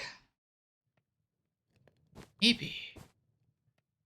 Split the charcoal here, bring it over there, where the trade station's gonna be. Because if I hate this shit. I hate it here. I hate it here. I want to put Frostwalker on these fucking diving boots. Not that that would help, actually. Well, that would help a little bit. It would actually help immensely. It wouldn't help in that situation, but otherwise it would help. Fuck! You might be asking yourself, yo, dumbass, you have a grappling hook. Just grapple the hook, right? Grappling hook is not that good. I'm only using this because it gives me the boost. That's like the important part. That's a lovely fucking sound. Okay. Another problem. This stuff's coming out like one by one. I might want to switch this for an andesite funnel, which I don't have on me. Shit. Whatever. Okay, well, let's fucking make the donuts, all right? So we are gonna pull this shit out here. There we go. That opened up. Opened up well enough. You know, I could set one of these tunnels. Hold on. How does prefer nearest work?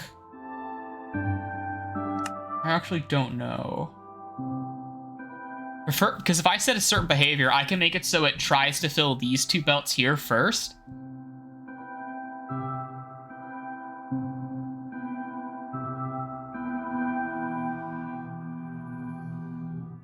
Or I could set it to split. That's a good point. That's a good point. Split might be what I want. Round robin, I don't think I want here. Because a third of it will always go towards being sold. And I want to prioritize the engines.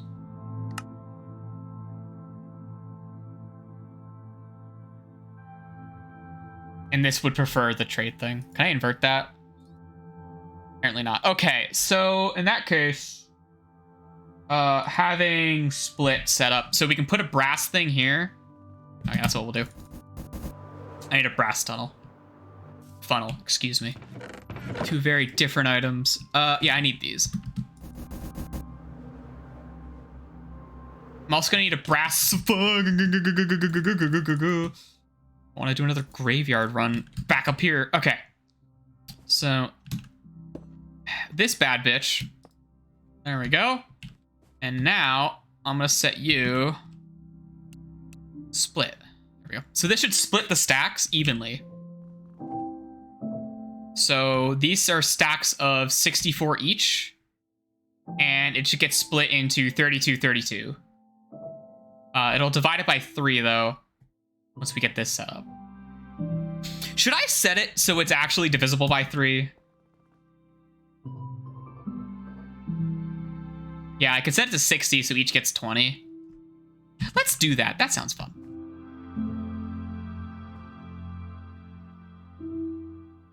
We gotta scroll up.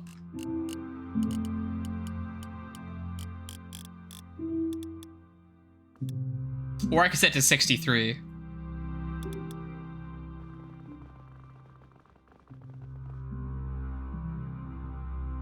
Yeah, sure. Okay.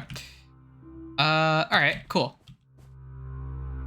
So now we're gonna want, not that. We want to add this machine here. We're gonna want like the funnel on top of it. Oh, it's gonna suck. I hate this maneuver. Never mind. I love this maneuver.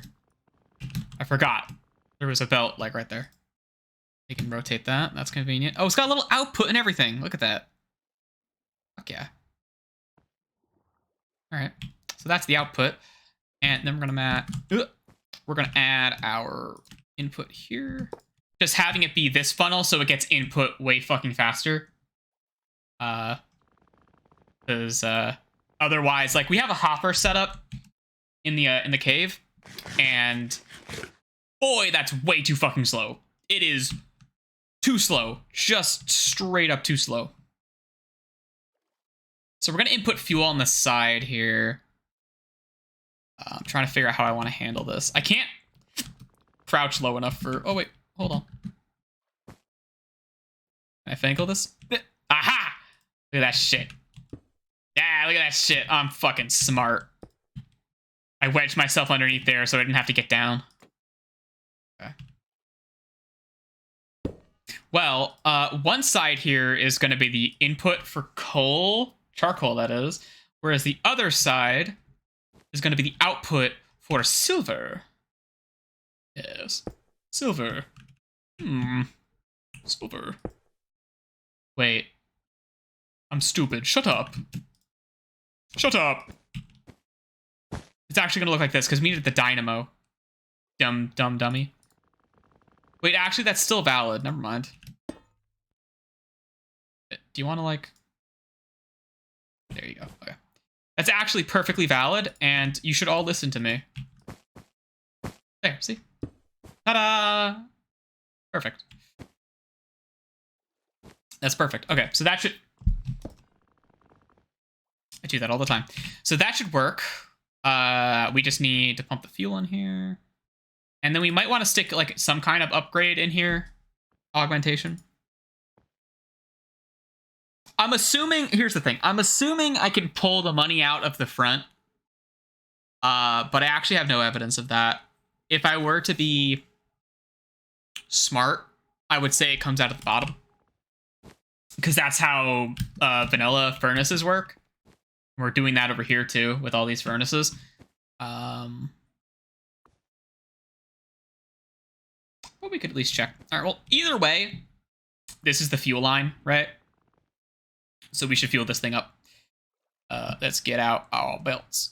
What do you mean I'm out of andesite? Yeah, I'm not out of andesite tunnels. I got them. Funnels. Fuck. Gotta be careful with that. Oh, I need a... I think I need a new tunnel. Yeah, I think I need a new tunnel. It's fine. It is okay to drop in the water here. Alright, so this is inbound. So we gotta set this up like this. We are getting cramped over here. Look at this shit. This shit. Okay. Round. Oh, wait until I rank you on the tier list, buddy. Just you fucking wait. There's your sneak preview for the next time we dip into that shit. Round. The best enemies. Nothing wrong with them ever at all. Alright. We dropped some frames due to network lag a bit. You little shithead. Yeah, go away. Oh, you're gonna drop your stuff on the belt when you die. Yeah,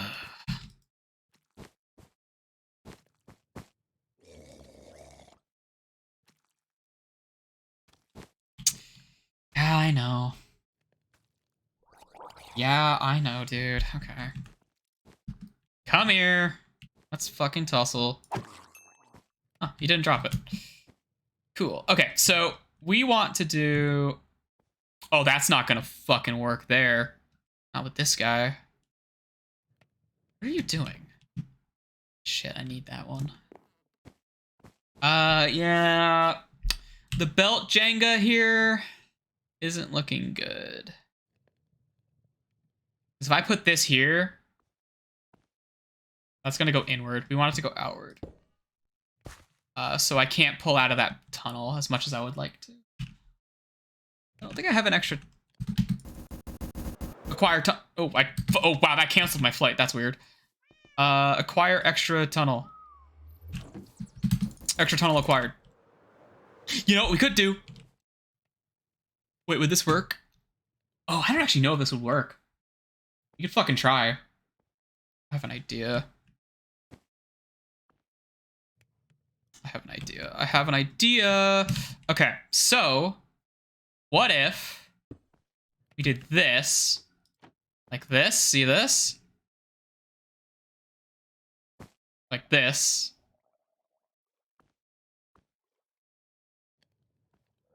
Oh my god. Okay. Do this like that. And then... Oh, it's working. Oh, fuck, that works. Okay, it works. Okay, I can confirm that actually works. Okay, you can make a 180-degree angle with the tunnel. Okay, that's cool. That's cool. That's very good. Okay, now we just have to play more Tetris here. I gotta make this drop to about here. Another one. The fuck you are? Oh, I hate them. They have shit drop rates too. Absolute bastards. Okay, so now here's what we're gonna do. I'm gonna suck this back just a little bit. We're gonna line this up here. More like this. And then we're gonna do this. So that. Okay. We're gonna do this and that. That. And this. That up. Okay, so this is gonna pull this in here. You know what? We can set this tunnel up. There we go. There we go. Okay. That's gonna go Here, do I have a good pull here? I do. I do. I got so excited I fucking boosted. Look at this shit. Okay. Now. I'm trying to do this without using a gearbox. If at all possible. Because I like the idea of doing this without a gearbox. Fuck!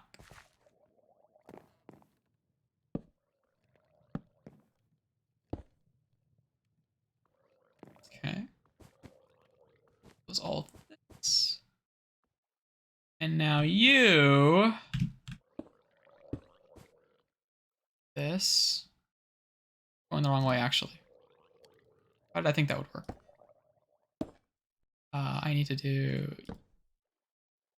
You,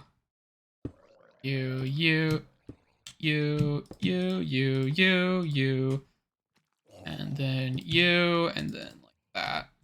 Right, now it's getting sucked into the dynamo.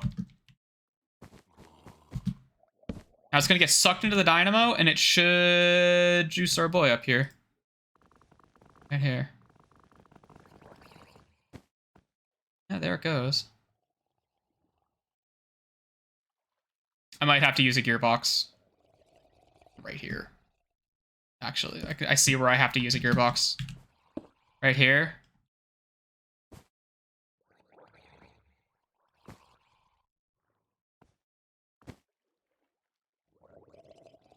Oh, I didn't put a trade in there. Well, that looks like it's working so far. All we have to do is slot the trade in, and if it starts spitting out silver coins into the ocean, that means we did it right.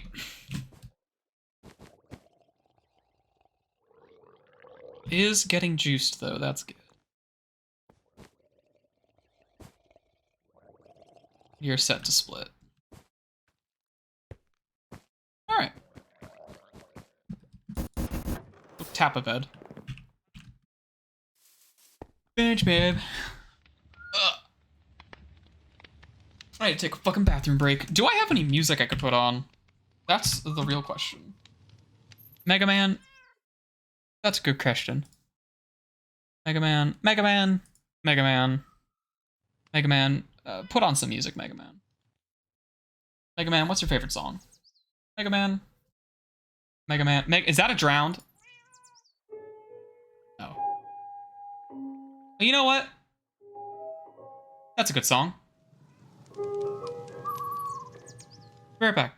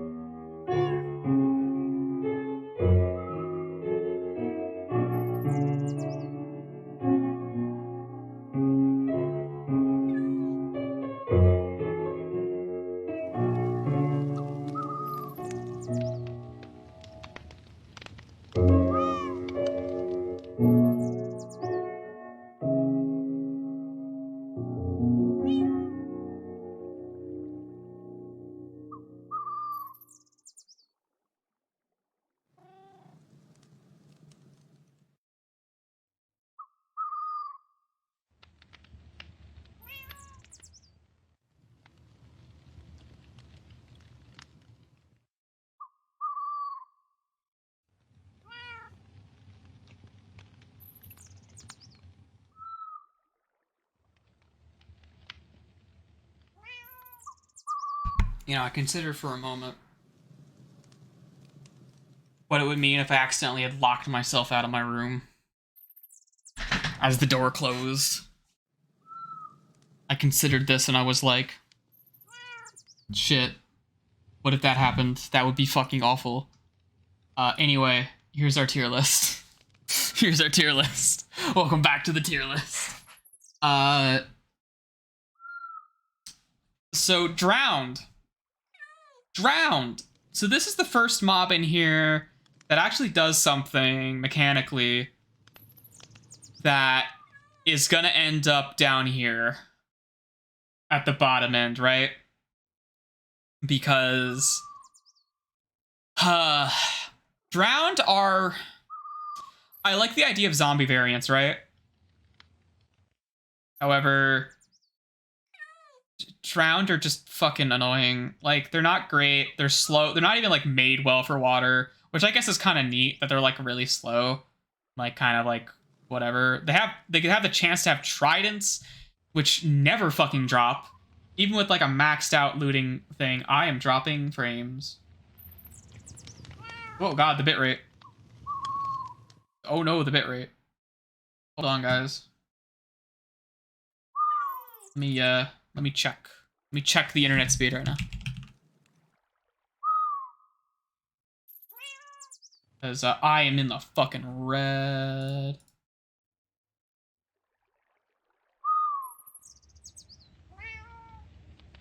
Well, my internet speed says it's good. I'm dropping 80% of my frames.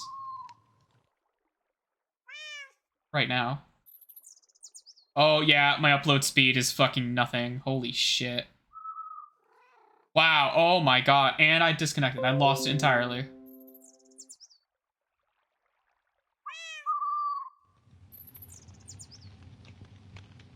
Well, hi, YouTube. How you doing? Here's some exclusive content for you.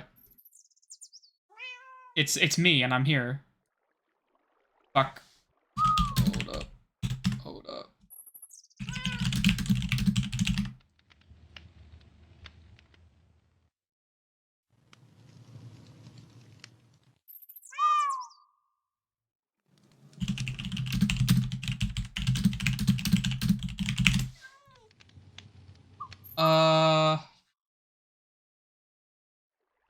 Am I that fucked right now? Yeah, wow, my upload is just gone. What the fuck? I literally have like 300 megabits per second download speed right now. Okay, I'm back apparently. Yeah, my upload speed is at 5 now. 6. It has gone up 600%. Okay. Okay.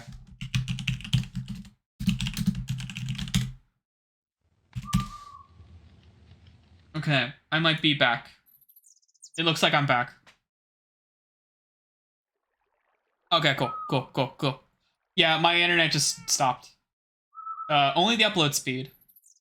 The download speed was as high as it's ever been, but the upload speed went down to 0. Which means the stream stopped for a second there. Oh no, we lost somebody. Oh well. Anyway, the drowned fucking sucks. I feel like the drowned should be a D tier, because you can get stuff out of it. Like, you can get, like, copper. And this, like, the drowned is your renewable source of copper. And tridents, but good fucking luck, dude. You know what? Hot take. Fuck you. Fuck drowned. Drowned fucking suck. The drowned suck big ball. Wait, what? Wait, I mentioned how there's like a weird what is this? Oh, well, fuck, there we go. Uh-oh. Uh-oh, we're gone. Uh-oh. Ah. Okay, we're fucking dying again. We're dying again. Chief, we're dying. Chief. Chief. Ah. Well, I know, but like, I have 80% packet loss. That means the stream is fucked up.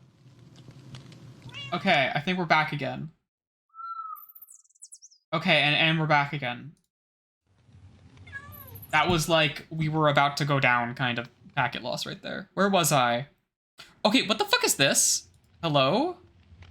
Hello, sir? Who are you? Who is this?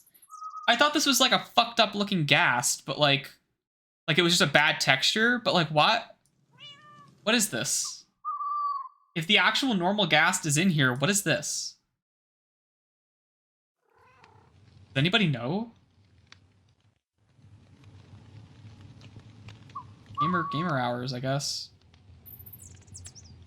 I don't know what this is. Hold on.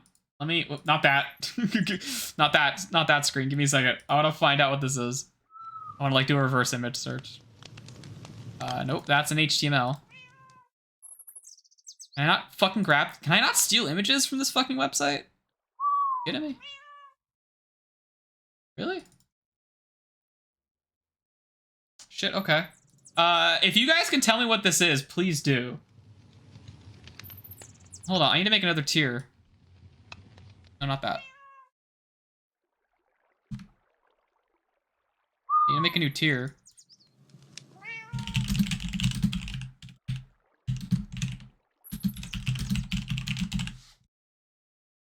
Okay. There we go. Alright. What was I actually about to rate? I think I was looking at that and I got distracted entirely. You know what, in a similar, let's talk about turtles. In a similar vein to the Endermites, turtle eggs have a property where all undead want to smash the eggs. They will path towards the eggs, which is great for zombie piglin farms.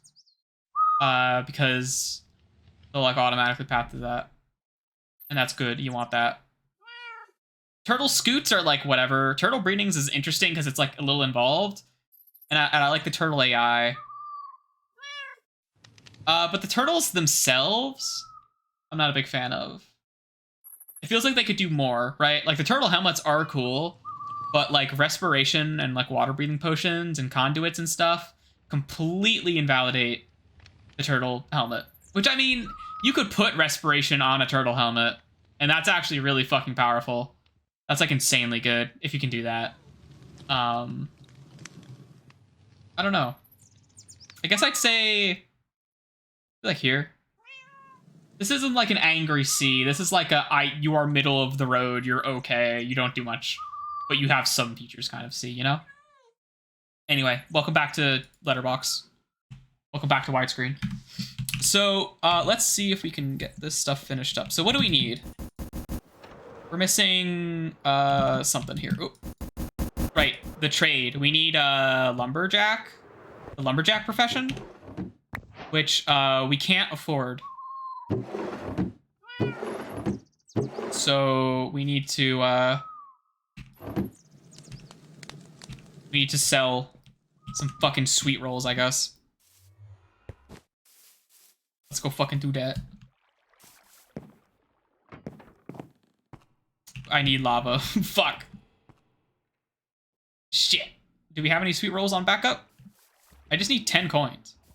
Yeah, okay, that's good.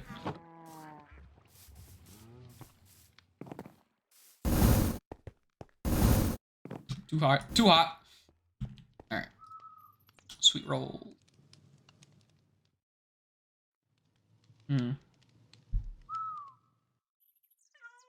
Considering this is going to be getting like about a third of a stack at a time, this is a decent speed for how fast a default like trade machine works.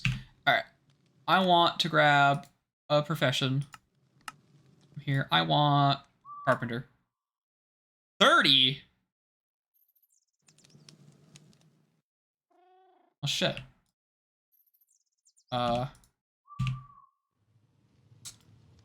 Okay.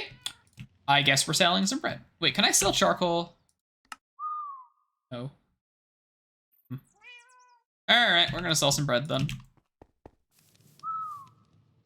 Because we have a lot of bread. We're always producing bread, even though we don't have milk.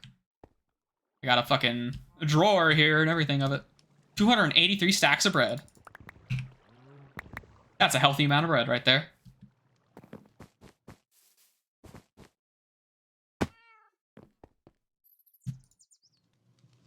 Yeah, you can see the hopper deposits very fucking slowly.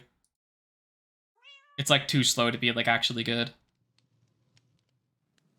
You want to like using a belt and like a chute is just better than a hopper, which I think is a nice, like, because hoppers still work normally, but I think just having the other, like the create mod options just be a little bit better, and rather a lot better and more flexible I think that's a good way of like making the vanilla stuff still function how you need it to when you need it to, but at the same time, like, you have no reason to use a vanilla hopper, like, in conjunction with the other stuff. Unless you want that slow trickle.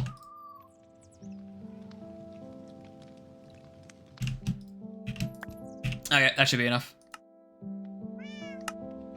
So, carpenter is what we're looking for. Alright. Carpentry. Oh, right, yeah, all this shit. Okay, carpentry. You know what, you guys, keep doing your thing.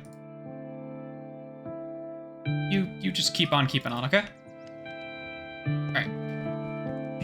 Okay, so now we've got carpentry, which we can get 2 per. Yeah, like oak is only 1, but birch is 2. I get that like oak is the default wood and all, but like, come on. That's a little silly, don't you think? There are some better trees. We can make bank in like mahogany or magic, crimson stem. It's willow. Oh, yeah.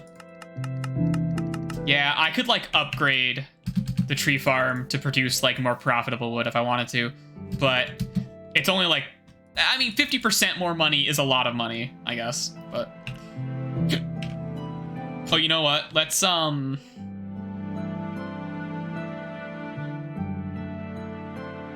get a storage object of some kind.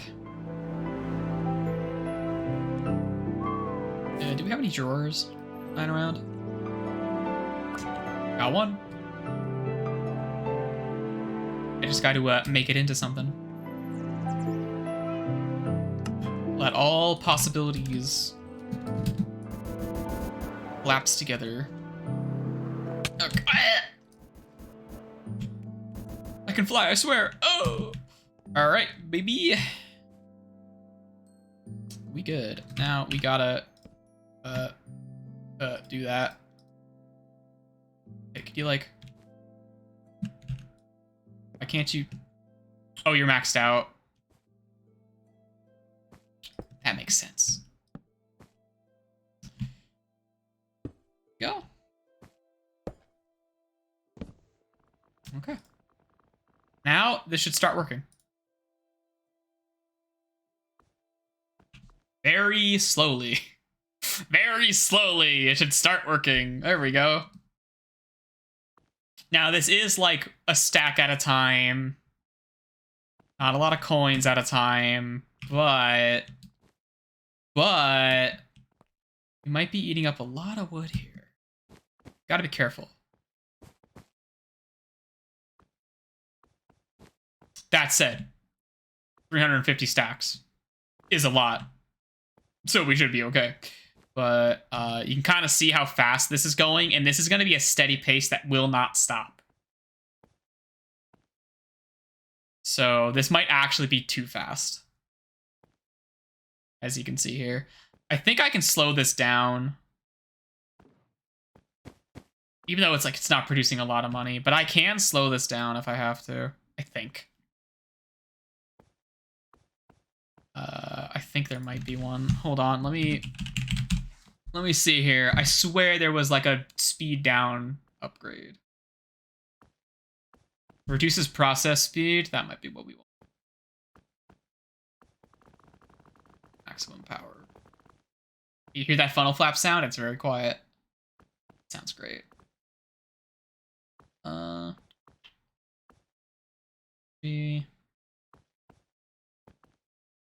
don't know if there's really anything here. Yeah, it looks like we're just gonna eat up all of our wood like this. I could make, yeah, the efficiency thing. Oh, we need lumum for this. Okay. Which is something we can't make yet. We're trying to do this so we can get that. So that's kind of a shame. Let's get rid of this excess charcoal in my fucking hands. Just fucking go into the system. Yeah. Yeah. Good noise. Probably barely hear it on stream, but that is a wonderful sound. the one nice thing about the andesite funnels is they take the items one at a time and they make a sound effect every time it happens. Yeah, we are not at an equilibrium of wood right now. However, worth considering. Every time this outputs 33 logs, it is rather 63. It is getting evenly split into 31 logs each, going down each way. That does mean one of the engines, 2 of the engines are only getting half of that, while one's getting all of it, which is not great. But I'm gonna add a 4th engine here anyway, and I can just take the logs off of this belt and have it just continue to be normal. So because I have this set up, we don't actually have to worry about the engines getting starved, even though we are a little worried about not having wood on reserve. That's kind of sucky. But worst case, we can just grab it from these belts. Although, if we grab wood from these belts, we're kind of effectively...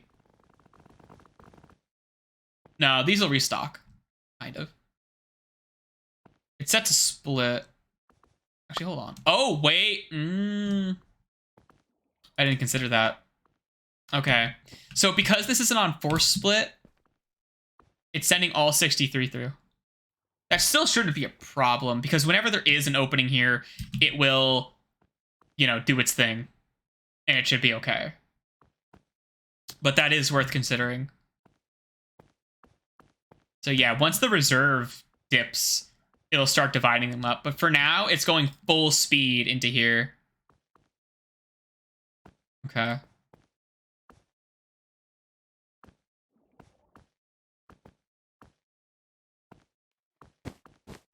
We've already got 2 stacks of silver. So how much silver?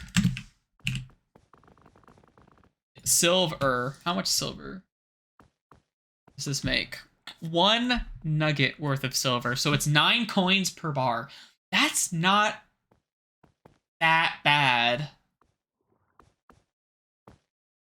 I think. How much silver do we need? Actually, where do we need silver?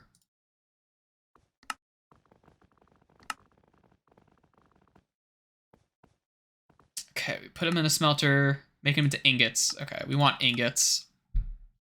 Oh my god, look at these redundant silvers. Okay,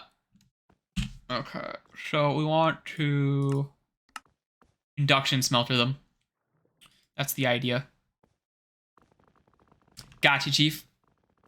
Alright. So divide this by 9, and that's like what?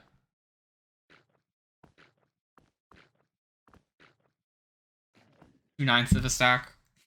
Or whatever, 3/9. It's not that bad. Well, if every silver bar... Every silver bar is an Enderium ingot. We can consider... Okay, do the math like that. Every silver bar is an Enderium ingot. So that's actually... That's all right. I like that. I like that math. Which means every silver bar is 1... abstruse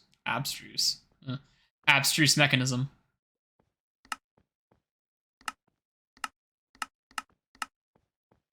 What other stuff can we make with this? Jack shit. Thanks. Thanks.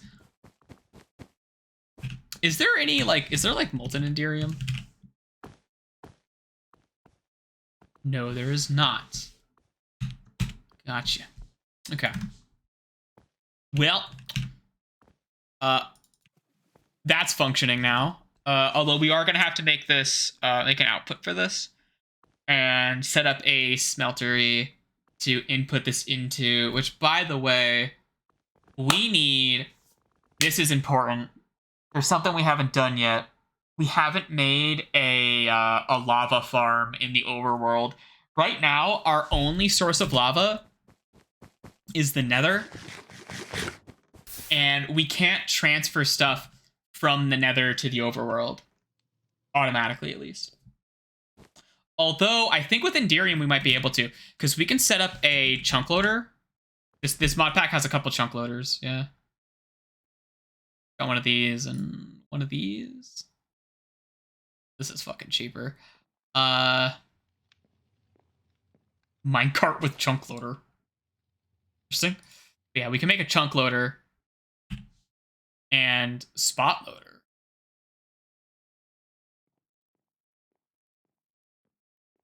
Interesting. How that works. I should look into that. But if we make a chunk loader, we'll be able to sit the chunk loader in the nether so that even while we're out here and we're not in there, it should still, like, do its thing, you know? Like, it'll produce lava and it'll let us, like, siphon that lava into an ender tank that will then be extracted and, you know, extracted in the overworld and put into our foundries. Because that's what we need lava for, like, primarily. It's for foundry stuff. Like, our milk production... that kind of sucks, right? There's no lava in the tank that we need for the milk.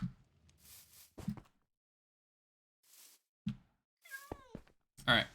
So, I think lava requires cobblestone. I don't know if it's a specific kind, though. Let's check. Now that we actually have possible access to this stuff, we should check. Oh, right. We were making a magma crucible anyway, weren't we? Yeah, we have to have a magma crucible anyway. Okay. This is the one that costs Invar. All right. Wait, which one was it? I think it's the magma crucible we're going to make first because we can make the... Yep. Because we can make energized glowstone with it. That's right.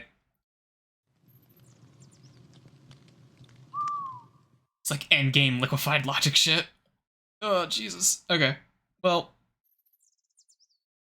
Yeah, that's our objective. But we can melt down cobblestone specifically. I think that's it, unfortunately. Yeah. This process here we could use to get rid of all of our excess, like, mixed cobblestone. If we have a blaze cake. I don't know how long a blaze cake lasts. It's kind of part of the problem. But this would be a source of lava. Although it's significantly less efficient than these are. Because this is a full bucket per block. Whereas this is like 1/50th of a bucket. Wait, is it 50th? Wait. Yes. Wait. The 10th. The 100th. It's a 500th? Shut up, whatever. It's fucking 50 out of 1,000. Right? That's not good. So a magma crucible is optimal, even though it does take pure regular ass cobblestone. Which, not a fan of that. But we do have 2 stacks, at least, of silver right now. So that's fine. You know what? The cobblestone shouldn't even be a problem, right? Because we have this backed up sand thing here, right? Each one of these blocks is a bucket of lava. That's not that bad. I can make that work. What's the red line holding up, actually? Do I have a stress meter on it? That I do. I swear I do somewhere. I thought I did. I might. I have 2 stress meters. One of them's on the most recent set. And the other one's like around here somewhere. Gee, I fucking wish I knew where it was. I've lost it. In the fucking matrix of belts. Holy shit. Yeah, I'll never find that thing. I'll have to accidentally stumble upon it. If I'm actually gonna fucking find it. Oh, dear.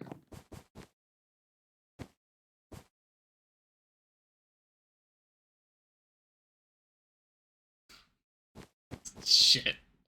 Where is the second one?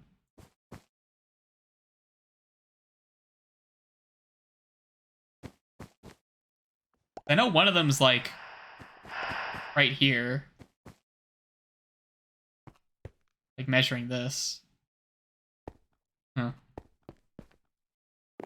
Well, let's not worry about that. I'm getting distracted. All right, let's get our money.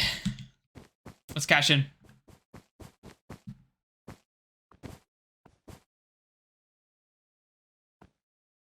Navigating this fucking makes my brain go haywire. And like, I would add catwalks to this, but those catwalks I make for like human navigation will inevitably get fucking intersected by the belts again. There's like no point unless I put it like really high up in the sky, but at that point getting up and down is a bitch. And I can fly. I have an indestructible elytra. Like, who cares? Okay. That's pretty good. That's pretty good. That's some fucking money. Although this money will not come in this fast all the time. We are currently working through... We already got through half of our wood. So we're gonna get twice as much as this once the backlog is gone. But after that, our income is going to be a lot more starved. So that's something to consider. Okay. Invar, please. Right.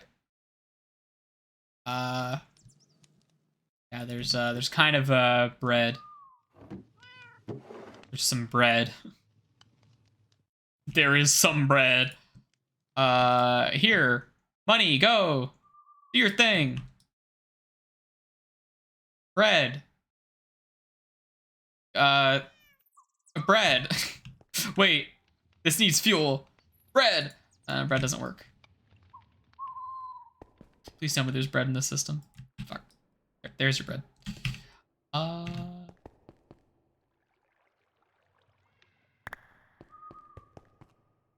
I didn't want to, and I didn't put it away.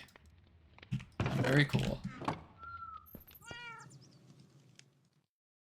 Alright, now we're gonna produce a couple things of Invar. This is all we need for the magma crucible, though. And I need iron. Iron. Oh no, we need iron. We got stashed away over here. I think it's just one of these. Yeah. Well, I need... Fucking just give me a stack. Okay, so it's the magma crucible we're making because we need to... Oh god. Okay, so we're making the magma crucible because we need to be able to melt down glowstone. Let's go over this. Okay. Magma crucible. Energized glowstone. Fractionating still. Lumium ingot. Okay.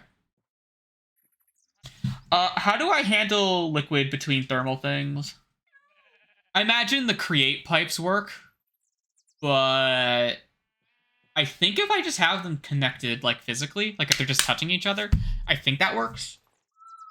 But I might need the configurable input-output augment for that. I tabbed out for some reason. This one. Products may be transferred to input. Not that. This thing. Old gears, Invar, redstone servo. Maybe. Well, let's set this up first, and we'll see if it works. So first thing, we need the magma crucible. Then we need the fractioning still. Okay.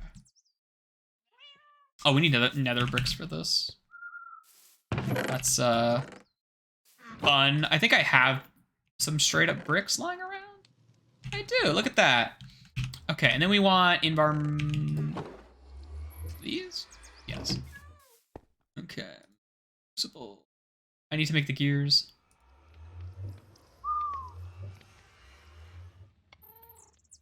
Okay. I need the glass and some flux coil. All right, let's get my glass. Let's get the ingredients we need for flux coil. That. Where's my gold? Like that. All right. This flux coil.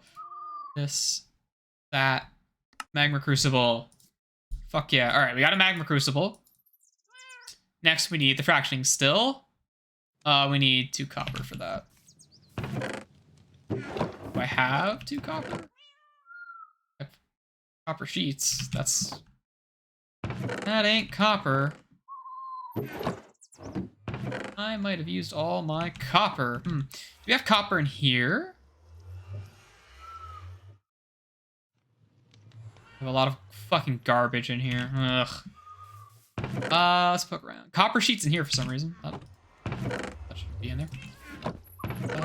I could smelt that copper down and put it back into ingots if I need to. I'm pretty sure. Let's just check and see if there's anything in here. Might have ended up in here. Not look like that's the case. Okay. Well, in that case. Alright, well, we gotta fucking throw this in here. Do I have any ingot imprints? Ingot gold case there. Yeah, I probably spent all the copper sheets on like pipes and shit. Oh, this might do a thing I don't want it to do. There's so much. It might mix with one of these. Oh, we do got copper. Okay. Got 6 ingots worth.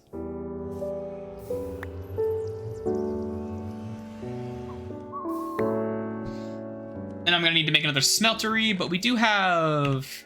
Well, you can see in here we have a lot of seared blocks just waiting for us. That's fine.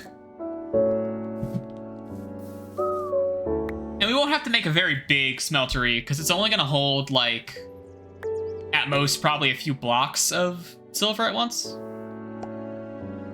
So we should be okay. Like this smeltery holds like 20 blocks and it's like a 3x3 too high. So we should be fine. Okay, well we got our copper. Now we want to get our invar. Oh yeah, we got a lot of invar now. Let's not use up all of this at once. So expensive. Okay. Fractioning still. Bada bing. Alright. Because in the photogenic and the induction, we can still make the induction smelter. Which we're going to need for later. We need this for a lot of stuff. And also this shit. Oh my god. So, okay, I haven't talked about this, but the next chapter, which we're not going to do until we finish off all the Enderium stuff.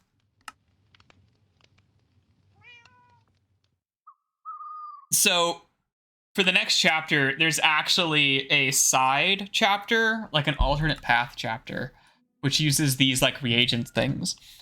And this is, like, a whole fucking minigame in of itself, because the idea is there is this thing called, like, the Chaos Catalyst. Right?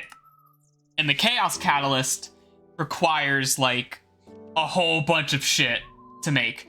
But part of that, like, sequence of things is, it requires a random sequence of objects. And I think all of these are the case. Maybe. But you need to be able to get, like, enough of these to combine together into this.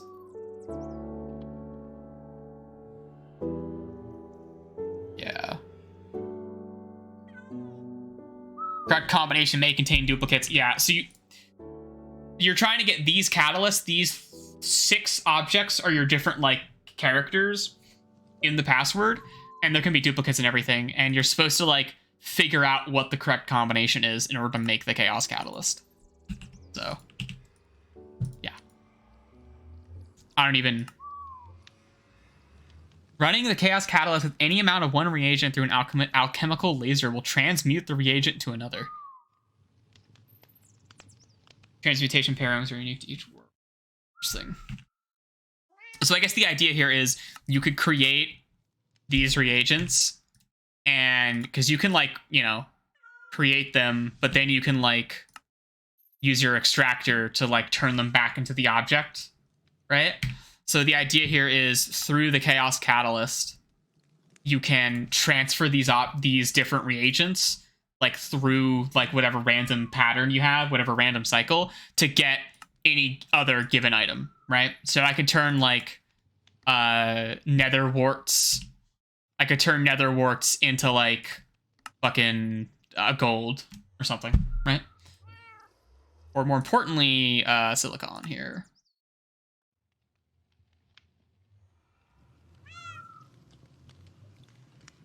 So the only way to get the silicon catalyst, to get the silicon you need to finish fucking chapter 4, is through the Chaos Catalyst, apparently.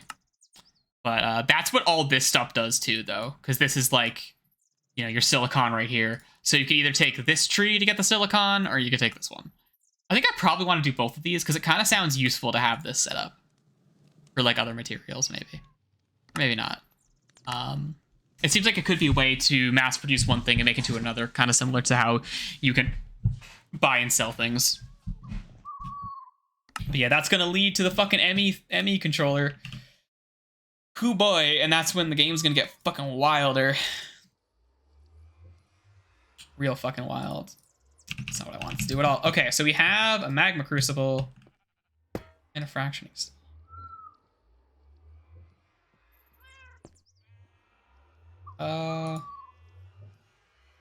Fluid, very useful at creating advanced blocks. Keep away from small children and pets.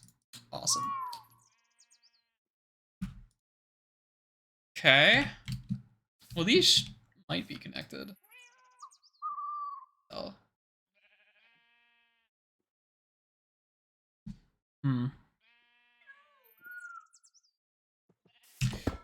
Let's try, like, this.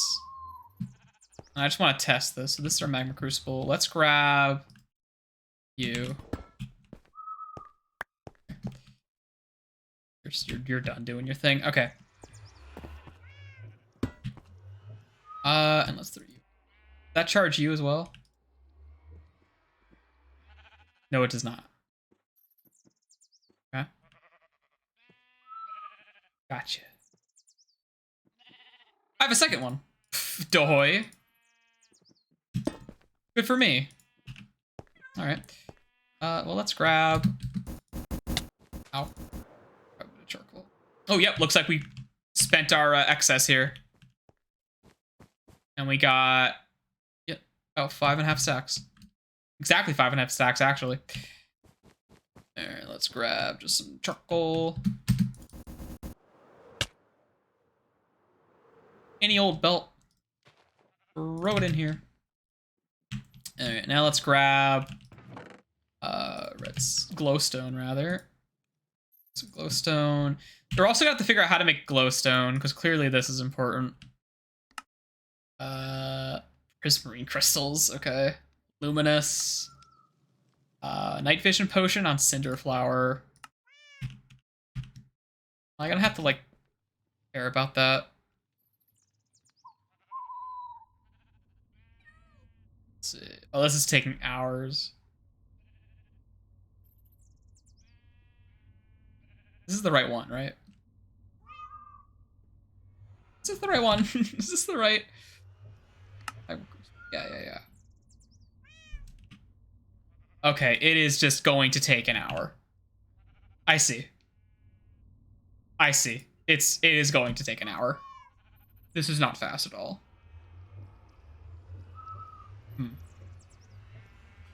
Indeed.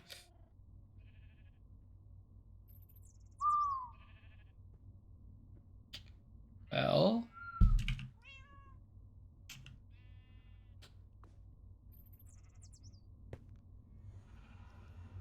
I guess we're gonna wait on that for a bit. See what that does. We're not worried about wasting the fuel. I know the dynamos are wasting fuel. We're not worried about that. We have an excess of fuel. I will be fucking scared the day we start worrying about charcoal. That'll be a fucking scary day.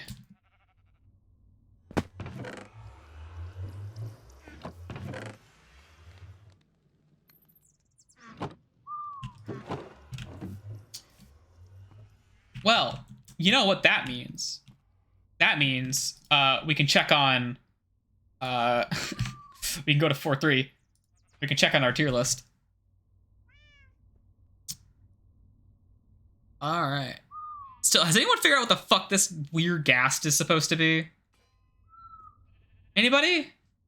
Because I'm still fucking baffled. Alright, I think... What is this? This is like a cat? Cut off. Yeah, this is a cat. This is an ocelot. Alright.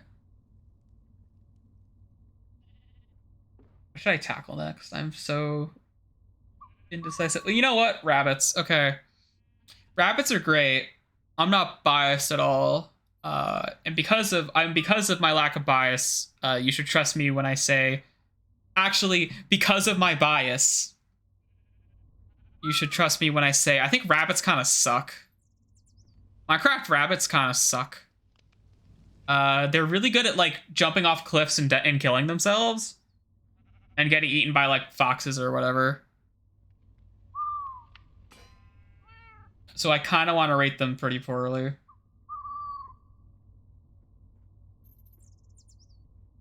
Yeah, sorry, rabbits. The other one. It's weird that they have like different rabbits in here. Like these two different ones. Oh, you know what? This is a special rabbit. This is a special rabbit. This is like, oh, we're losing fucking frames again. Fuck, it's happening again. Is it when I tap out? Is it whenever I fucking tap out? Hold on.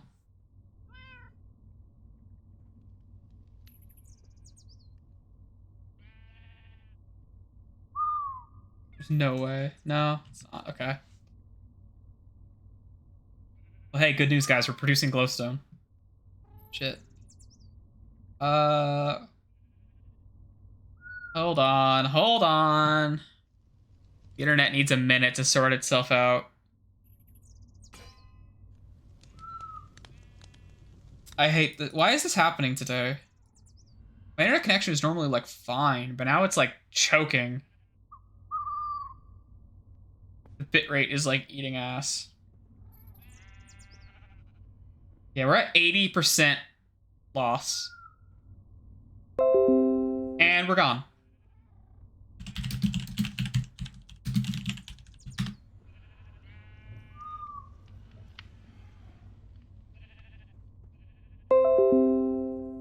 All right.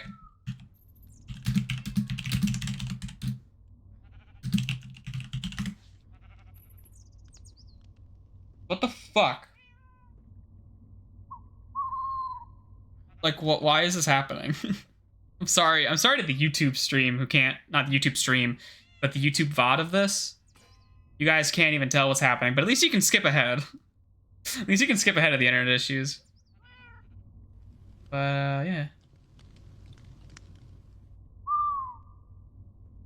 Alright, well. Back to our this shit. So, this is, I think, snowy. There's like, if you name tag a rabbit, it gets a special pattern. So this is like an Easter egg. Right? And this rabbit here is a Monty Python reference. This is a hostile rabbit. I think it has like the highest attack value in the game or something. Oh, that's an easy C tier for cool rabbit Easter egg. This is just kind of cute. This, who cares? Oh, you know what? I'm guessing this is a Jeb sheep. This is not what the Jeb sheep looks like. Or is it the Jeb? Whatever. This is not what the rainbow sheep looks like, but I guess this is how they chose to represent it here. So that makes sense now. They've also got like Creeper and the Charge Creeper. Do they have solo baby zombie? They don't. There's no solo baby zombie on here. What the fuck? Dude, what the fuck? How is there no baby zombie? There's chicken jockey. But there's no baby zombie. Wow, there really just isn't. That's fucked up. Oh yeah, let's check Okay, real game hours. Yeah, this is the still here. The still is not being filled by the crucible. Okay. I'll have to like pipe that. Well, we should have a stand-in for baby zombie. Because that's an important distinct mob, right?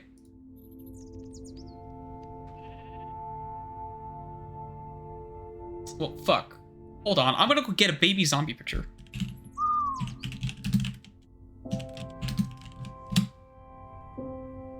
Because unlike the other, like, baby mobs, baby zombies are, like, very specific. They're, like, actually significantly mechanically different and important. Unlike, what do you call it? Other shit. Downloading images. My computer. Got me? Sorry for all the Discord notifications. Hold on, I should say.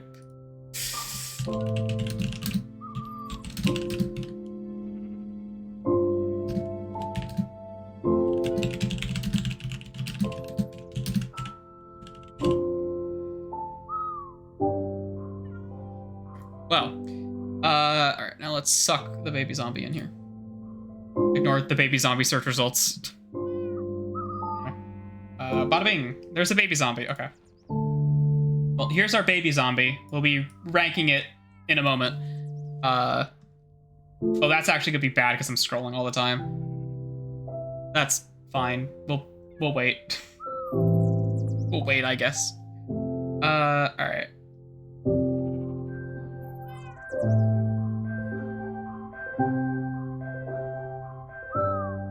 Well, alright, so Husk.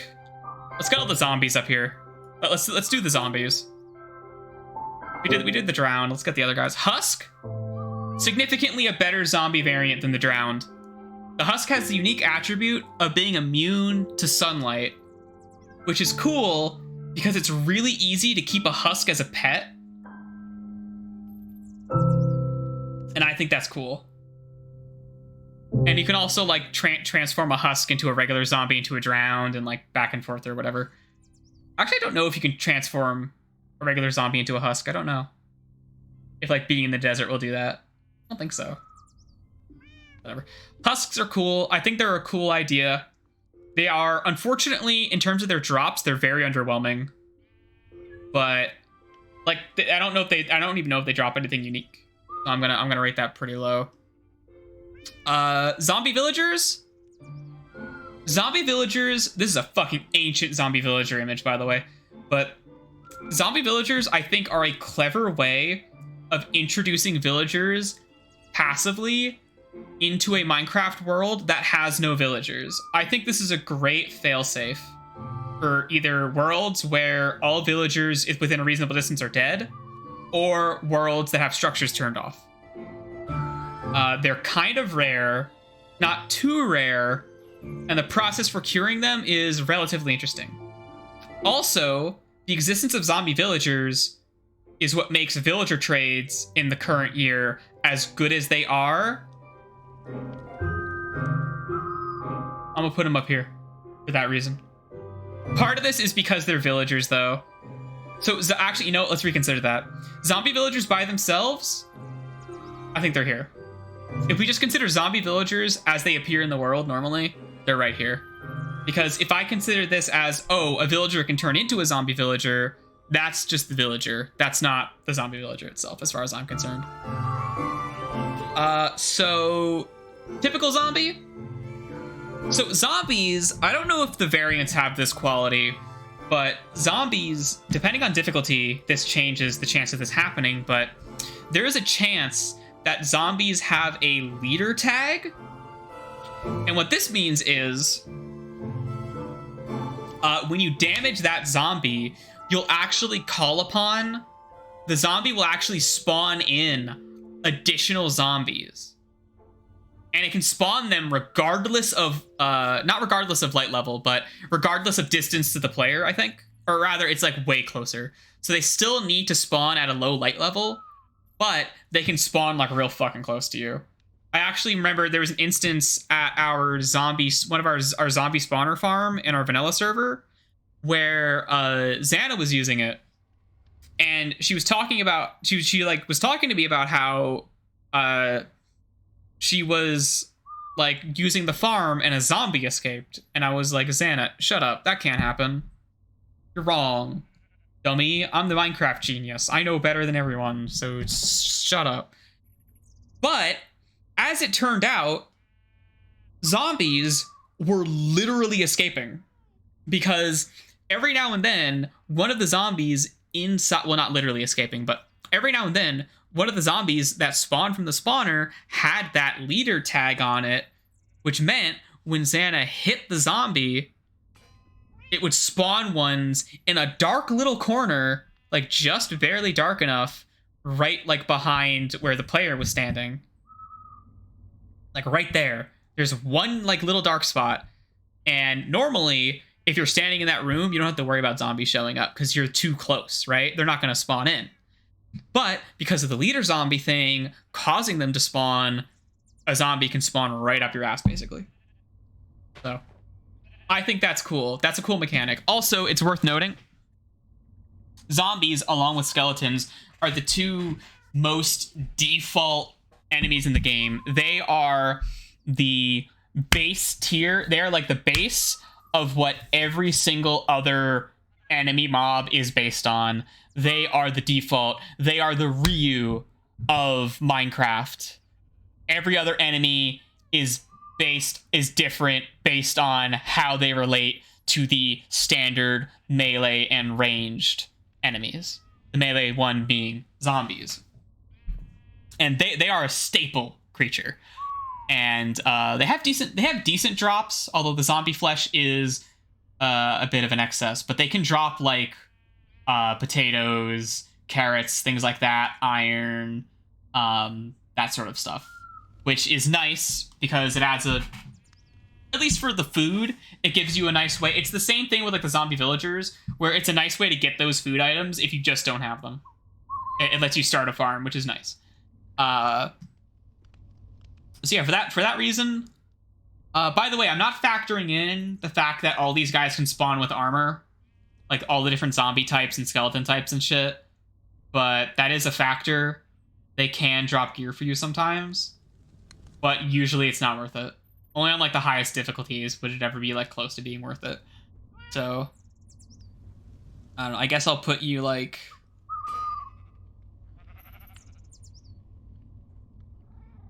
It feels weird putting it higher than the zombie villager, but honestly, staple. I gotta put it up there. Staple. Having it be a baseline, I think, is very beneficial, just for like everything. Okay, so the chicken jockey and our zombie villager here, or not our zombie villager, our baby zombie.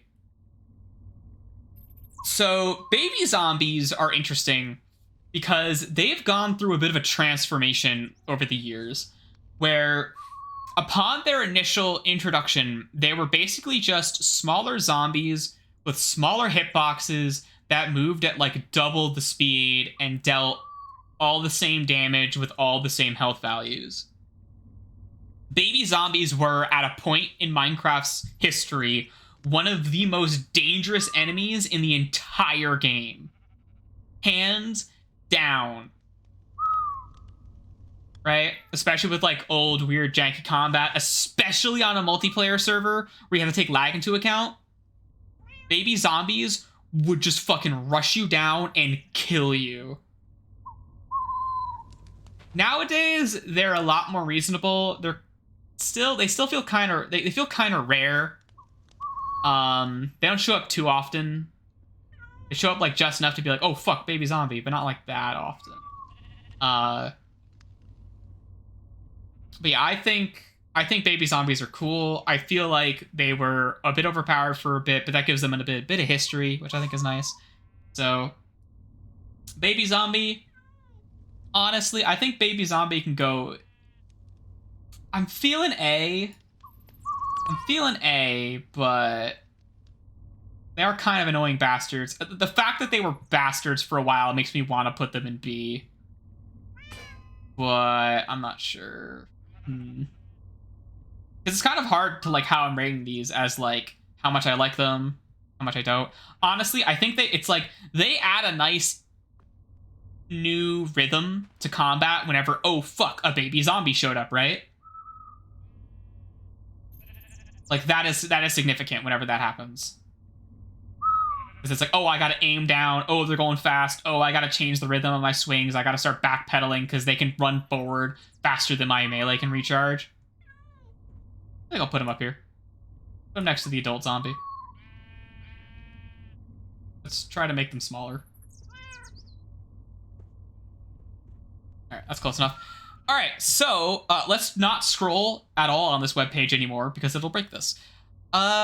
Who's next? Chicken jockeys are kind of fucking pointless. They're cool. I like them. They're a nice mutation on the spider jockey, which is itself a very rare mob. I don't know if these guys are as rare, but I see spider jockeys a lot when I'm using zombie grinders. So they're kind of uninteresting to me. It's just, oh, a chicken showed up sometimes. These guys are interesting, though. They're kind of neat. I think they're a fun gimmick. But otherwise, meh, you know? Meh. All right. That's all the zombies. That is all the zombies. Is there anything else I want to sort before we go back to playing Minecraft? Because this magma crucible is almost done doing its thing. We're gonna have to start figuring out how we want to like deal with that.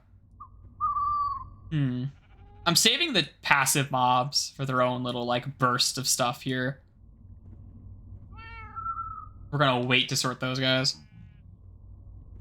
All right, well, let's play Minecraft. All right, so the magma crucible here. Hello, sir. I'll rate you soon.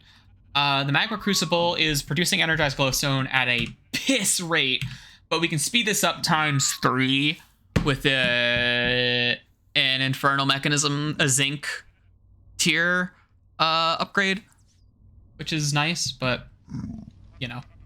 Also, I think there's an Invar tier one we could use that might be better. Oh, I think that one's Enderium actually. We can't do that yet. Can I extract this with a bucket? I absolutely can. Cool. Cool. All right.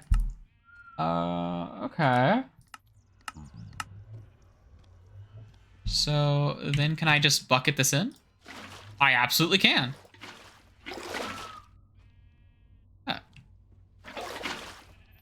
Hey, there's some aluminum. Okay, I gotta see if this flows upward. I have to see what this looks like when you put it down. This sounds fucking cool looking. Like, oh no, I can't. Aww. No, come on. Let me do it. Please. I want to see the glowstone go up. I want to see it go up. Oh, I hate that. That makes me feel. Well, you know what that means. We just gotta like. Well, we have our lumium, so that's good. We're getting a little bit of a start on that. Oh, I should tap a bed. Fuck. To tap a bed before a certain mob drops lower on my rankings. Okay. Well, this is doing its thing. So now we have some lumium, and we can make powered lumium rails, I guess. A lot of shit. Make glass out of it. A lot of rails and stuff. Lumium glass, plates, the powder. But we need it specifically. I think we need it in powder form. No, wait, where am I? What am I doing? I want the gears. That's what I need it for, actually. Right, okay. So we need that for the inductive smelter. Or no, the photogenic ice insulator, which we need to make the Enderium stuff. That's what we're doing. Right. Well, I need 8 of these, so we're gonna have to wait a little bit longer. Do I have another activity here other than... No? Shit.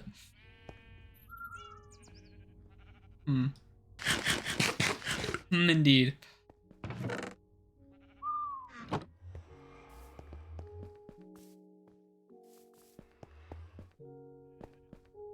Well, I guess we are waiting for this. I have an excuse now. We're waiting. So let's go back to the study. Fuck it. All right. Well, we should be here. All right. Who should we rate next? You know what? The spiders. Let's do the spiders. The spiders are interesting because the default spider. Let's talk about the default spider. Regular Minecraft spider is interesting because it doesn't burn in the sunlight. It's a melee mob. It can climb walls. It is really short and wide. And on hard, spiders have a chance of spawning with a random potion buff, including invisibility. That's really fucking cool. I wish that feature was on normal because that's so fucking cool. Like I try to keep my worlds on hard. One, because better mob loot and XP, but also better mob loot and XP because hard affects the gear mobs have, and the gear a mob has when it dies affects how much XP it gives you. I think spiders are cool. They're also janky as fuck. Their pathing gets them stuck on ceilings and shit like all the time. So they're kind of not as great as regular zombies, as like a zombie, right? Because that's kind of what we're comparing, because these are the melee guys. Back in the day, before you could sprint, spiders were pretty nasty because they could move. I think they moved slightly faster than the player could. So it was really easy to get run down by spiders. And that would lead to some nasty bullshit a lot of the times. They were pretty threatening. But in the daylight, spiders turned passive, which is a weird feature. It took me years to notice this. This was like always a quality of spiders, but I never really noticed it until like 1.0. And I played like since like early alpha. So, oh well. But yeah, I think that's cool. B, maybe. OB, maybe up above these guys here. I gotta keep in mind, I gotta move the zombie whenever I add an extra stuff here. Cave spiders. Cave spiders are like a 1x1 enemy. They're like really small. They can fit through 1x1 gaps. And they're pretty much just like spiders, except for a lower health bar. I'm pretty sure. Don't quote me on that. Lower health pool, and they inflict poison on their attacks. They're one of the few enemies that actually have like a poison status effect. The only other ones is like the witch, and then there's the wither enemies, which have their own status effect. Also, pufferfish inflict poison. I forgot to mention that.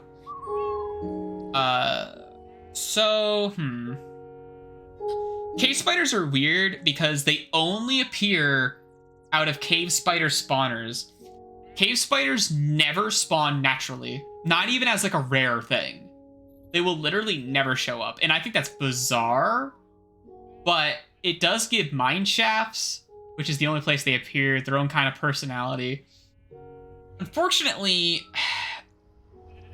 the way... Also, all spiders move at full speed through cobwebs, which is a thing that only really appears in mine shafts. Oh, I should have the crucible open. Well, oh, I don't have this. There you go. Now you can actually watch the crucible on the bottom screen. Sorry about that. I kind of feel like cave spiders are underutilized, honestly. And they're also kind of annoying, but like it feels like cave spiders don't really justify their existence. They are easy to find spider spawners, which is good for a source of spider eyes and string if you just need like a makeshift thing. However, However,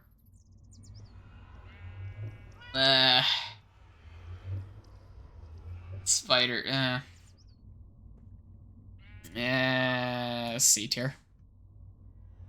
C tier. Well, I guess we can get the other classic hostile. So, you know, let's sort the skeletons up here. Let's get all of our skeletons up here. I don't know why these are different. I guess that makes sense. These are different. I'll save the wither for later. You know, I'll include the wither skeleton in here actually. Okay. Classic skeleton. Same thing as the zombie. Same exact thing as the zombie. A tier. Solid A tier. Ryu right here. Oh, I gotta move the baby boy. Solid A tier right there. You know what, let's send you away. Solid fucking A tier. Love them. They're great. Revenants are not revenants. They're strays. Strays are a special kind of skeleton that only spawn in cold biomes. I almost never see these guys, but they have their special attribute, their gimmick is they fire arrows of slowness, and they also drop arrows of slowness. That's neat. I like how tipped. This is like the only instance in the entire game where I think any average player interacts with tipped arrows. You can apply potion effects to your arrows. Did you guys know that? Every potion effect in the entire game, you can apply it to your arrows. But like, you would never like it's so impractical. So that the only actual tipped arrow that's practical to get are the slowness ones, because you can get them from strays. And I do think it's cool that strays use them. However, I feel like I like the idea that there are biome variants of typical mobs. I really like that idea. I love the husk idea, drowned, whatever. But I like the husk idea. I like the stray idea. I want to see more of this. I want to see more biome-specific stuff. I want to see jungle variants, like a jungle creeper. Give me a jungle creeper, right? Like a jungle creeper, maybe it like disguises as like a bush or something. Fuck it. Like, that'd be cool. I don't know. Something like that, you know? I don't know. Like, or jungle creeper, a creeper that can climb a wall. That'd be funny. But yeah, I think the stray is cool. But it is kind of like rare. I'm gonna put it next to the husk. I think it deserves to be next to the husk. Spider Jockey, classic rare sighting. The Spider Jockey, almost cryptid status, but it's so well known that there's no way. Spider Jockeys are very rare, and they're not very effective in combat, but it is very cool to see these two mobs working in unison together. And it's just a weird fucking idea, because otherwise, like, spiders don't really interact with the undead mobs at all. Only in this instance. Which, I think it's interesting how... Let's talk about Minecraft world building. It's weird that you have all this stuff with, like... I guess it makes sense because spiders are, like, beasts. But... I don't know. Like, I feel like zombies and skeletons make sense, right? They have armor. They are biome specific. They're undead. Whatever. And I think that's cool. And there's also, like, special variants of them and shit like that. And there's zombie villagers. So, like, zombies are zombies, right? They're not just, like, a species or something. Although I guess they are, but... Spiders are, like, a creature. And honestly, I think it's cool that they are differentiated because, like, they aren't a monster necessarily. Because, you know, in the day they turn passive and stuff like that. And I think it's interesting the idea that, like, undead could use them as, like, livestock, kind of. Like a horse. Spider Jockey is cool.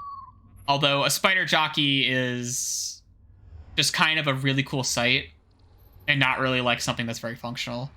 So I'm always pleased when I see them. Hi, B. Hi, B tier. Now ambush skeleton, mounted skeleton ambush is what this is. So rarely when a horse gets struck by lightning, it will create a skeleton trap in that location for a period of time. And if a player walks near that area, this is like an invisible trigger. I think there might be a fire there or something, but that might just be a result of the lightning naturally. But if a player walks near that area, there will be an explosion. And out of that explosion will pop several, I think it's about 3, skeletons riding skeletal horses. So it's one of those cool like Easter egg lightning interactions, which I think is very cool. They're not crazy effective in combat. Their pathing is like, who cares, right? But I think that's cool. It's way cooler than a spider jockey, because it's like, oh fuck. Like when this happens, it's like, oh fuck. Like unless you're watching a horse get struck by lightning and you know what's about to happen, but odds are you're not looking for that. This is a nice like, oh fuck moment. And I think I'm gonna put it here. Hey dog. Get ranked down. And then the horse itself. So skeletal horses, let's wait. Let's wait until we rank horses to talk about the skeletal horse. Wither skeleton. Wither skeleton is a skeleton, but it has the wither tag on it, which means it's taller, it has a black texture, and it has a sword. These guys hit like motherfuckers. They walk pretty fast. They're basically just zombies in terms of their AI, but they have a sword by default. A stone one, but that doesn't matter. And they inflict the wither status effect. They're really strong. However, the main way the player is going to be interacting with this mob is going to be from looking for wither skeleton skulls in order to fight the wither boss, who we'll get to later. And that process, normally, through the normal intended gameplay, the process of getting wither skulls is fucking pulling teeth. Literally. I hate it. I hate it. The drop rates are so shit, even with the looting 3 sword and the spawn rates. The only reasonable way to get like a fair amount of skulls is to build an entire farm. Like you have to be a technical Minecraft player to make use out of it. And I think that's bad. I don't like that. And that is going to affect the rating here. I'm gonna say I gotta put them at C. I see.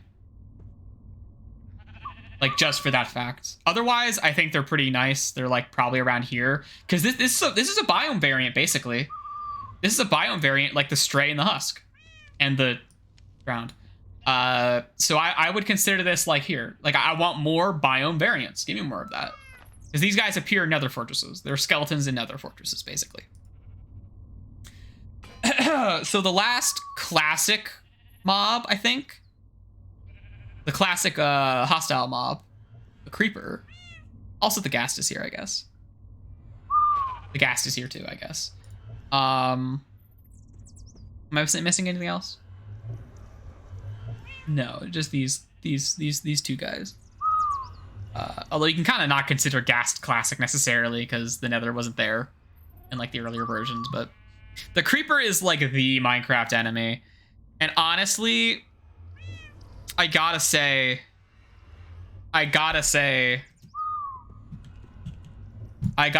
creeper's tier.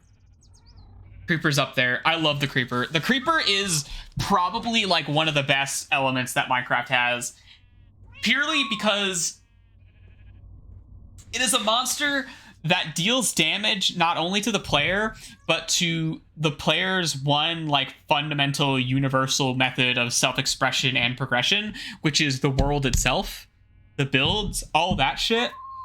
The creeper blows up, it'll blow up your fucking house. Creeper will blow up your house. I think that's fucking awesome. I think it is awesome that a creeper can blow up your house. that is one of the things that makes survival exciting, is having like little bastards running around fucking blowing my house up. Love it. Love it. Love it. Love it. There shouldn't be too many enemies like this, and there's just the one, and it's the creeper. Additionally, creepers are a weird one because they're not undead. I guess that makes them like a beast of some kind. They don't burn in the sunlight, but they are like one of the dark hostile mobs, you know, of our quadrility of dark hostile mobs. And like the spider, they don't burn in the daylight. However, unlike the spider, in the daylight, they are still very much hostile. Which is part of what makes them fun. Because even though day has come, that doesn't mean you're safe from creepers. The creepers are still fucking around. They're just not spawning anymore.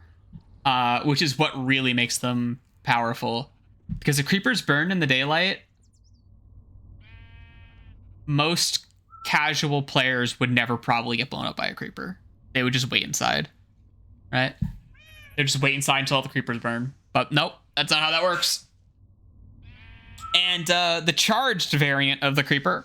So when a creeper gets struck by lightning, much like the trap horse, when a creeper gets struck by lightning,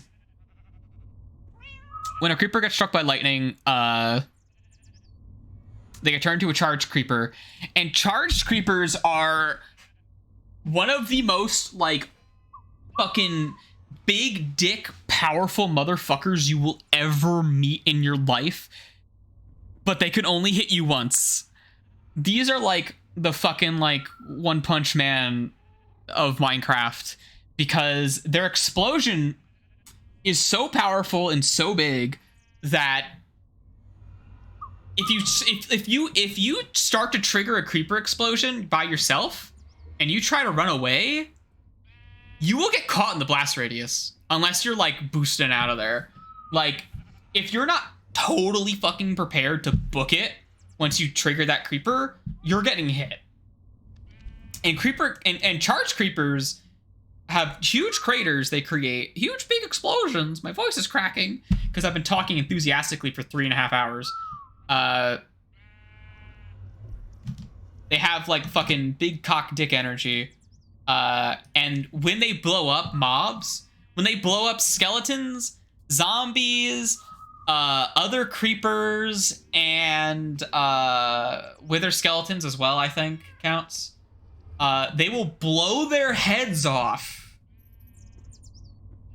So the charged creeper is the one way to get in vanilla Minecraft mob heads, which I think are one of like the coolest treasure items in the game because of how rare they are. Right? Like being able to have like a zombie head or a skeleton head or a creeper head is so fucking cool. Like if you have a lightning trident, yeah, can you like get one of these on purpose? Yes, absolutely you can get one of these on purpose. But it's still a pain in the ass. Like you still have to like do all that stuff. And lightning tridents for most players are not going to be an acquirable goal, let alone is someone going to have a whole fucking setup where they lure a creeper into an area and also lure other mobs into that area too before setting off that charged creeper. So that's a whole thing. Also, for a real gamer challenge, you want a real gamer challenge? Try keeping a charged creeper as a pet.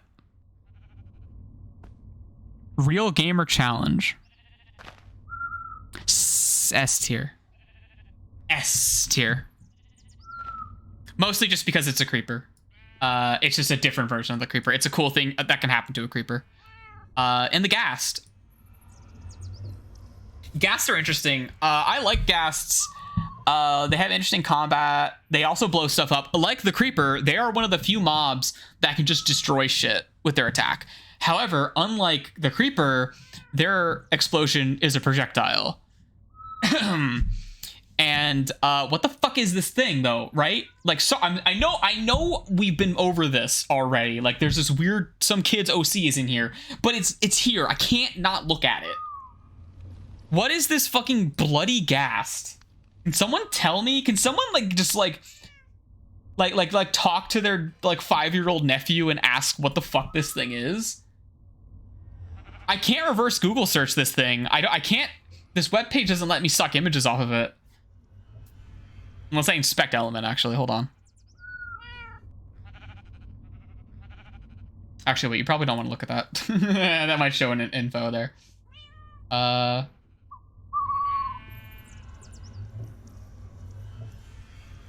Is it this? Could be this.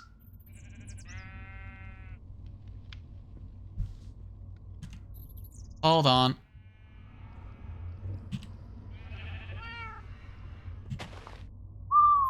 Hold up. No, that's not it. Fuck.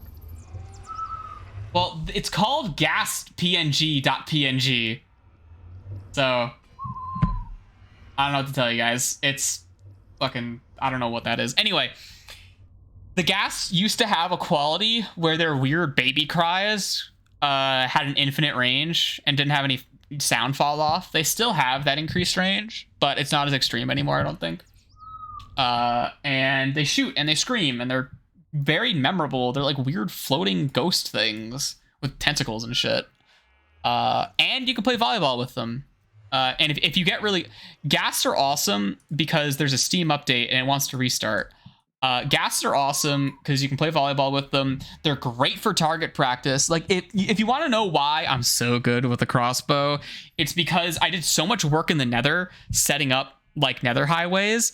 I would just use ghasts as target practice. Even when they weren't hostile, I would just pop shots against some ghasts. And I'm pretty good at shooting them. I can even, like, ricochet their fucking fireballs with an arrow if I need to. And the fireballs are cool. You get to be Pyro TF2. You get to air blast them just with your fucking hand. You get to bat them like you're a fucking, like a cat living in hell. I think their ghasts are cool. However, once you kind of solve them, once you really know how to deal with them, they're only kind of neat as like, ooh, a ghast. And also, because they can destroy terrain, because they can fly, they make a lot of the nether... This has gotten better with the nether update now that there are different biomes, right? They have made a lot of the nether kind of like annoying to live in. But with the nether update, there are a lot of biomes that ghasts don't spawn in. Very specifically, there are biomes ghasts don't spawn in, like both of the forest, I believe. And I feels like they've gotten rarer overall now that there's more mobs in the mob pool. Although you gotta watch out in like soul sand valleys and shit, because then they show up a lot. So yeah, I guess I'll put them like here. I think that's a good spot for them. They're not like an amazing enemy. They drop gas tiers, but because they're flying, it's annoying to pick them up. So there's that whole thing. Anyway. Meow meow. Meow meow meow.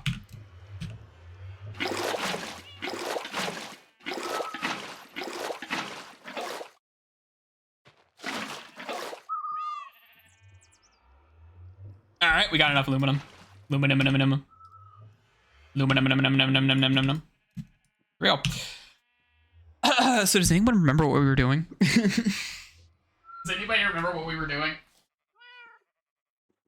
I remember what we were doing. I'm just trying to remember what we were doing, is all. You know?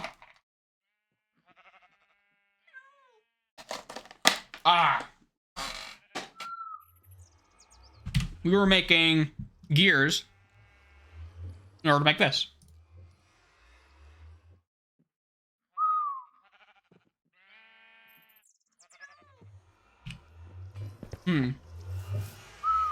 Let's see. Aha.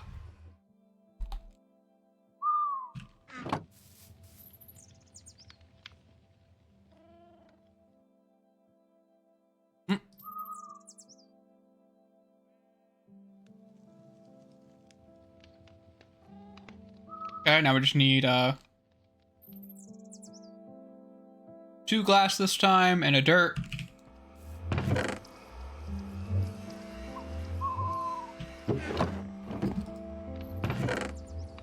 And a dirt. Fine, I'll go to the dirt.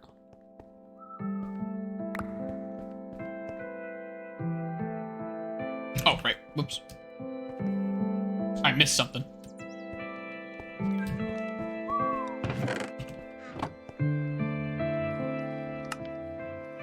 All right.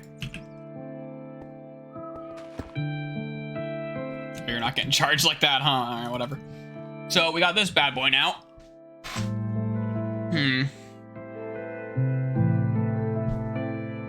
Fuses nutrients into plants using redstone flux. Not exactly organic. Gloriously incandescent, I'm sure. Okay.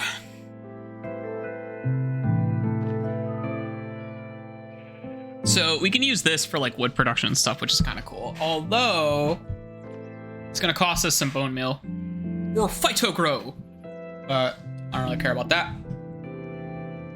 We can actually use this as a replacement for a lot of our tree and flower farms, which I might ultimately do because the flower farm is annoying to manage. And it'd be easier just to have one of these guys running, but does it consume the water? I'm assuming it does.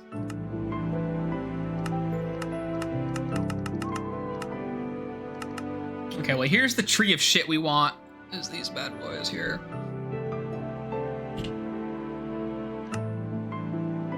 This also produces ender slime as a byproduct, which is interesting.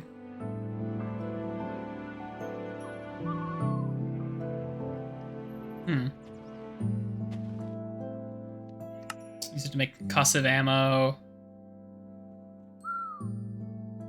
Ender slime boots.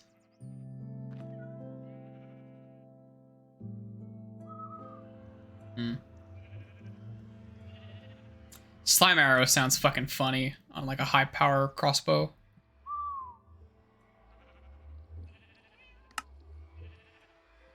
A book?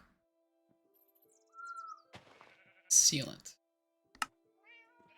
Oh, you know what? And we could use it to make a reach upgrade for our stuff. That sounds pretty good.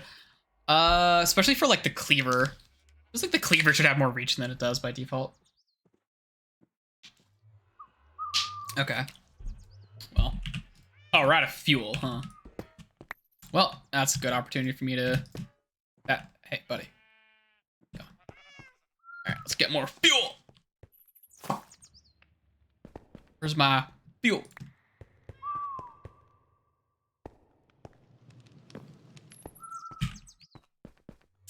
Alright. So, if I... You want water. So you're going to consume water, but you're also going to consume the bone meal? I guess.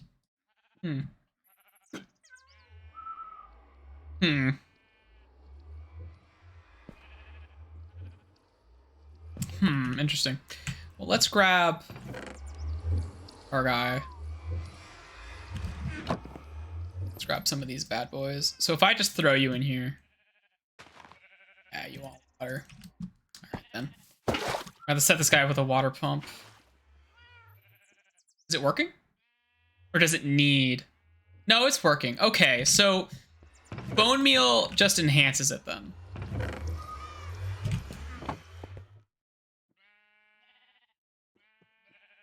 Oh, that reset it. I'm assuming. Oh no, this doesn't want bone meal. Okay. It doesn't ask for bone meal at all. Is that different than, Sorry. Yeah, some stuff needs it. Notably, this stuff does not need bone meal. Okay. There's a difference there. Gotcha.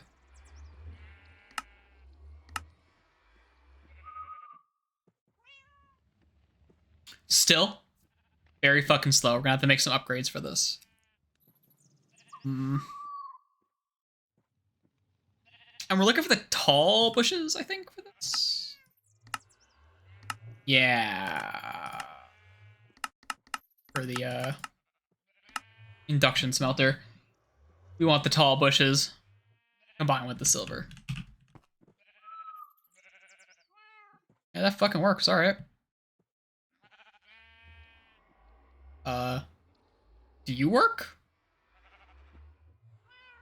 Oh, we're out of water.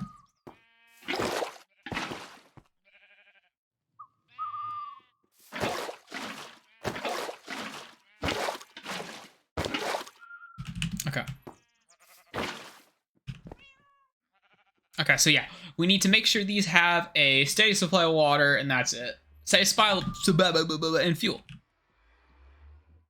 So we're going to be exporting a lot more charcoal, which that's going to start adding up. Okay, what do we need for the induction smelter? Let's make, I think we're out of Invar machines. Is that all my Invar? Yeah, it is. Shit. Oh, it's not. I have the rest of it in here. Whoops. Well, okay then. Invar casing. Oh, I already have Invar casing. I don't need the other. Whatever. Okay, whatever. Fuck it. Too far. Too far. Okay. That boy, we can make ourselves one of our fancy machines. Oh, yeah. All right. And with this, we can craft our bad boy over here, the induction smelter. But first, we need to make some extra gears.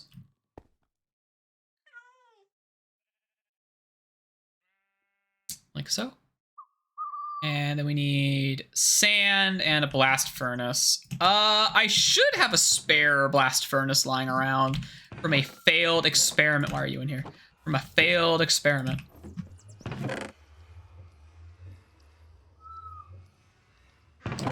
Wherever that may be. Wherever that may be. Fuck. Maybe over here. It is not. Swear I had it in here. I swear I was like looking at it. Like shortly. I must have passed it. I'm so confident there's a fucking blast furnace somewhere. Oh, I stored it in my inventory. Fuck. Don't do that. Hate that. Stop that. Well, they're cheap. I can make one. They're just kind of annoying to make. If is all. Unless it's like in here. It would be weird if I stored it in here. No, it's not. Let's see it.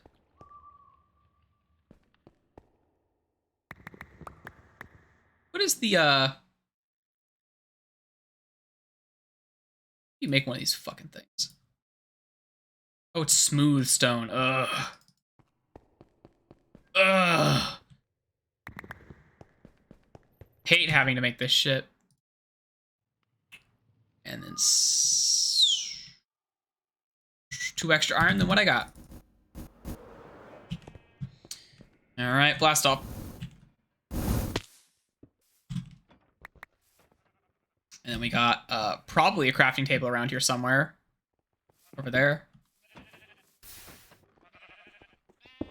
Okay. I don't have the furnace part. Furnace part is the most important part. 1, 2, 3, 4, 5, 6, 7, 8. 8. Do a little ring of that shit.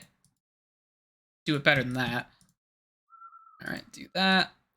Do that. Blast furnace. Induct the sand. Fuck. I gotta go get the sand. I gotta go get the sand. Where's the sand? Fuck. There's the sand. Give me that. Sand. I don't know why I needed sand. Probably for the chapter 4 shit. Wait, was that enough sand? That was enough sand. It's only 2. Okay. And now the induction smelter. Okay. Okay. Can you like? Could you? Maybe. No. Okay. Okay. Fine. There you go. All right, induction smelter. Smelts metals and things that require high temperatures. Absolutely does not cook food. Thanks, bud. All right.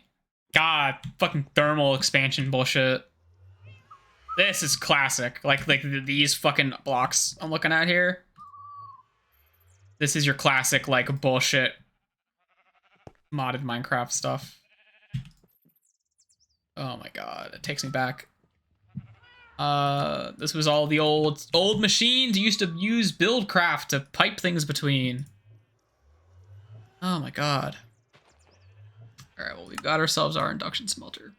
So we need silver ingots, which I can grab some silver. We can just use our normal pedestrian smelter for now. Even if it's not going to be the best option here. We got 9 blocks free. That's good. Okay, we'll just like yeet this in here. We got our ingot casing here. Should be able to just like suck it out. So awesome.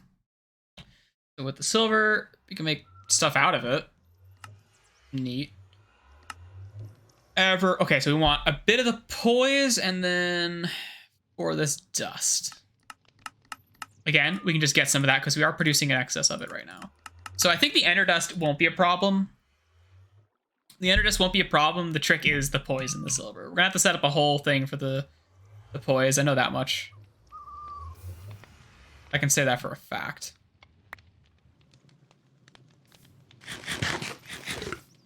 Okay, so let's go grab some of that ender dust. Which I probably have at a chest back there, but, well, we're already halfway there, so why not?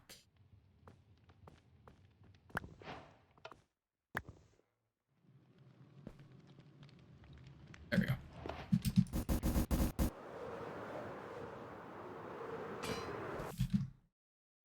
All right. Where'd that poise go? Here's the poise. Poise? All right, and this is probably going to take an hour as well.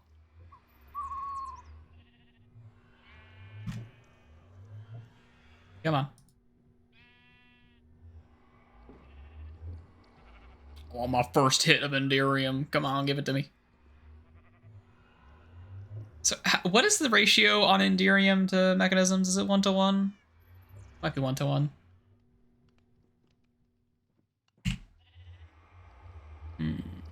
It's gears out of this shit. Oh, we gotta smelt it with it? Okay. We're probably gonna want 2 induction smelters then. Yeah, that is 1-to-1. And then we need an ender casing. Oh, God. Okay. Really? You're really wanting me to have, like, an obsidian setup? Okay. Oh, I should, Oh. Limiting thing is the poise, right? I have a bit more. Let's fuck it. Let's just throw you in here. Might as well.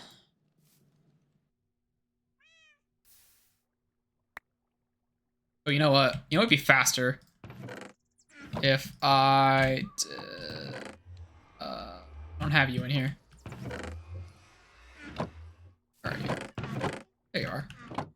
Casting basin. Throw these in the tinker chest. This is faster. For now, at least.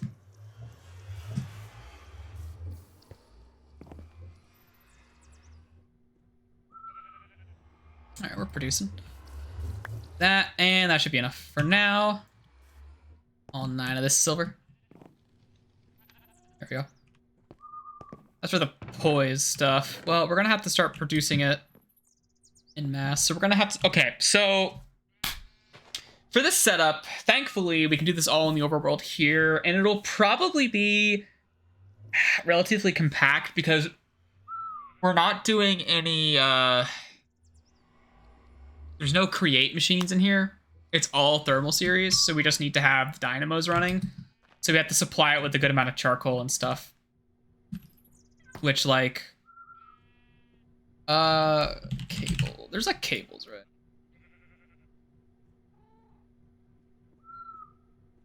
I don't think there's any RF cables, though. Are there not? Might not be. Whatever, that's fine. A single coal dynamo per, that's not that bad.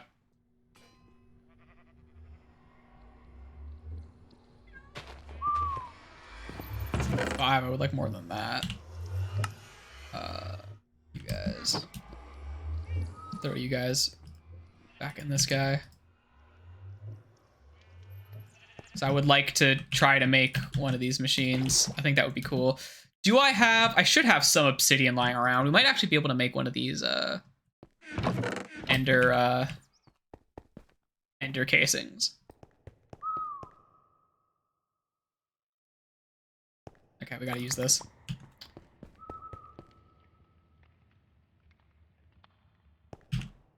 We just got to do this here.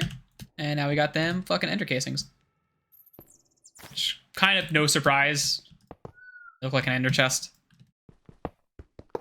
Weird that you can't pick them up with the wrench, but okay. We just need 8 abstruse assemblies.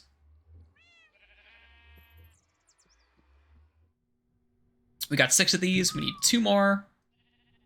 And that should be enough for 8 enderium ingots. And we'll be able to make 1 enderium machine, which we can then turn into one of these guys. What do I want, though? That's the question. What do I want?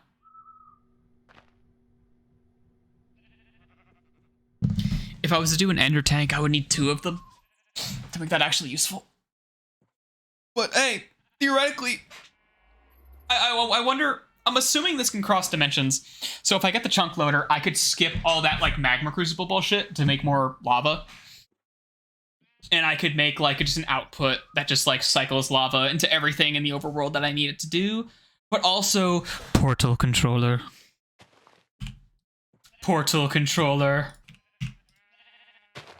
Oh, how I want portal controller. Also, we got to make sure that some of these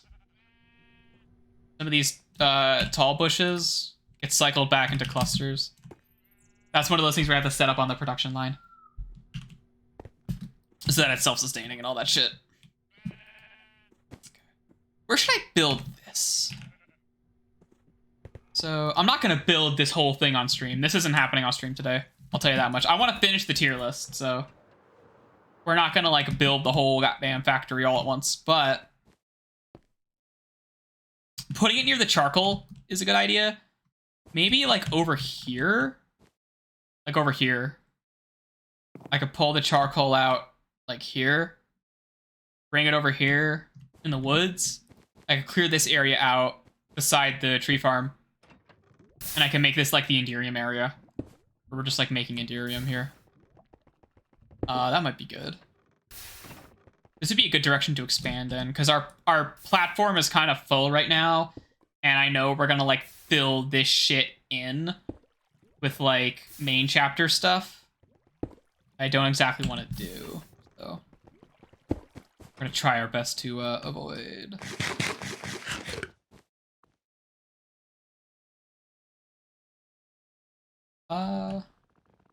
Max stacks of 32, huh?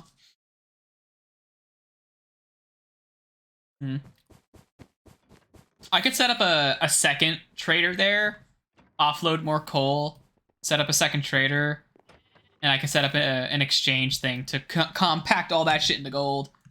Gold coinage. Might be good for us. Alright, that's 8. I want to take this out, and we want 8 of those. Yes, yes. Faceplant directly into the fucking phytogenic. The thingamajig. Okay. Now give me that. +1. Back in here. smelter these things. Oh, this goes way faster too. So I probably want 2 inductive smelters for the Enderium process, and then 1 for the obtuse mechanism, because this is going like way fast. Maybe even 3. 3, then 1. Yeah, we have to have this stuff like scale up properly. And again, this only... Okay, we can make other stuff out of this, actually. I keep forgetting. Like this Enderium glass. Okay, it's a hardened glass, but not really special. Is it special? It is not special. Okay. All right, that's 8 of these guys. I'm not gonna check these off because we don't have any way to like do it.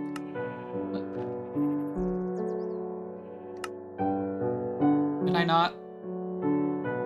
Excuse me. Do I not have a tall poise bush in my fucking hands? What? Did that? This isn't check. Oh wait, that's broken. Is at the end isn't getting checked off. Probably because I did this before that, and now it's like doesn't know what to do with itself. Huh.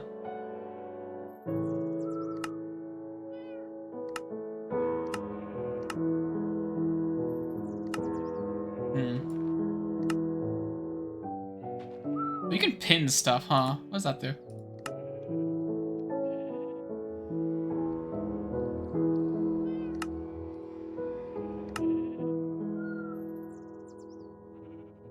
Oh, it's on the side of the screen. Look at that. It's neat. That's not useful for this, though. Imagine another mod pack where they do the questing stuff differently. That would be useful. But for us, that's not useful at all. Because the actual, like, thing, the requirements for the quests themselves aren't what actually matters in this mod pack. All right, there's an Enderium machine. Look at that. Ooh. I love that noise. Good fucking noise. So, what the fuck is this portality mod? I feel like this is potentially really good. They all are just black blocks. Portal free. Energy module. Well, interdimensional module. Okay. Low efficiency generator.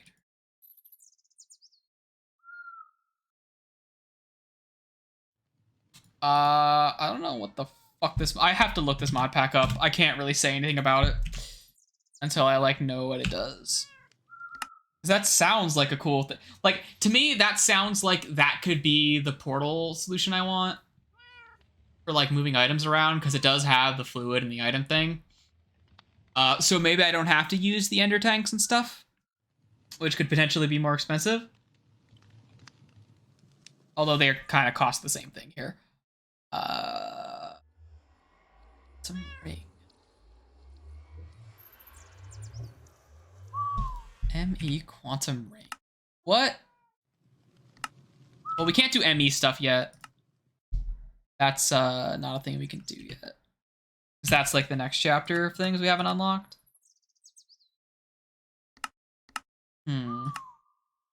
Recipe by Minecraft. But you can make one of these upgrade things. Quantum link chamber. Again, this is an ME thing. Quantum link chamber, though.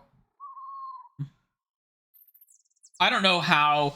I don't know what the fuck applied energistics. I've never used it before. I just know that there's an ME system and like you can store your items in it, and it's like really fucking powerful. Like, is there like an ME thing? Yeah. No. Yeah, there it is. This guy. But this is like endgame. That's some fucking endgame shit right there. Gotta be able to do like this bad bitch. Which, oh boy. And then there's like, well, that says it's finale, but there's stuff after this. There's this shit. Yeah, this part. Oh, dear God. It's fucking complicated. Okay. It's complicated. So complicated.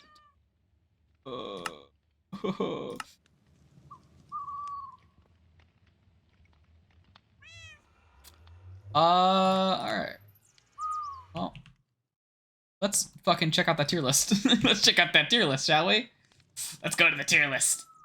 Oh, it's still full screen. Fuck. Stop being full screen. Alright, the tier list. Where were we? Passive mobs? Classic passive mobs? Are we missing anybody? We got cow, chicken, pig, sheep. Jeb sheep, I guess. And that's it. Okay, that's it. So, this, I'm not gonna start a food rant. Minecraft's food system sucks. I've talked about this. And all of these mobs are kind of rated based on that. But one more so than others. So let's start by sorting ones that have nothing to do. Oh wait, this is a bad thing to look at. It'll just I want to give you a nice little P&P over here. You know? Let's get it like up here. Look at that shit. Wow, look at that. Oh, that's kind of ruined. Kind of ruined. I can't. Whatever. Fuck you, Minecraft. Anyway. So. So sheep, you can shear for wool. Wool is. It's not the most useful block, but you can color it. It's good for decoration. It's really easy to farm, and I like that. I like that a lot. So I think sheep, honestly, B. I think sheep feel like they're a B tier. Because the wool's nice. They are a block you can build with. That's about it, though. Now, you can eat sheep, but it's more valuable to keep them alive because then you get more wool out of them. Killing them doesn't give you as much wool, although you could very easily breed them. But I think lamb meat is not as good. Like mutton is not as good as the other times, I don't think. But also Jeb sheep. Okay, Jeb sheep I'm rating lower because the rainbow sheep doesn't affect its wool. I would rather it not, but I like the potential idea that having a rainbow sheep would mean you get random wool from it, but that's not how that works, because that would be stupid if that was how that worked. But it is kind of like, I'm not a fan. And the chicken. So the chicken is a great source of food because it is completely hands-free, essentially. Like, you can do chickens hands-free so easily. Because all you have to do is just put them in a box, they'll lay eggs, then you feed those eggs out with a hopper, you pull them out with the hopper, and then you feed them back in with a dispenser that shoots the eggs back into the chamber. And then the chickens will die after more chickens spawn due to mob crushing. They'll die. And then they'll drop their chicken meat, right? And it'll go into the hopper, and then you use a hopper filter to filter out the meat, and then filter the eggs back in. And then you take the meat, and you can smelt it or whatever, and do your thing, cook it. And you got, boom, you got chicken. Easy chicken. It's great. It works. Egg generators are so easy to set up. Chickens are a fucking nuisance, even if you don't have those, because any one player has to. All players just throw eggs. They just do it. It's just a thing that happens, and that's it. Like, you know.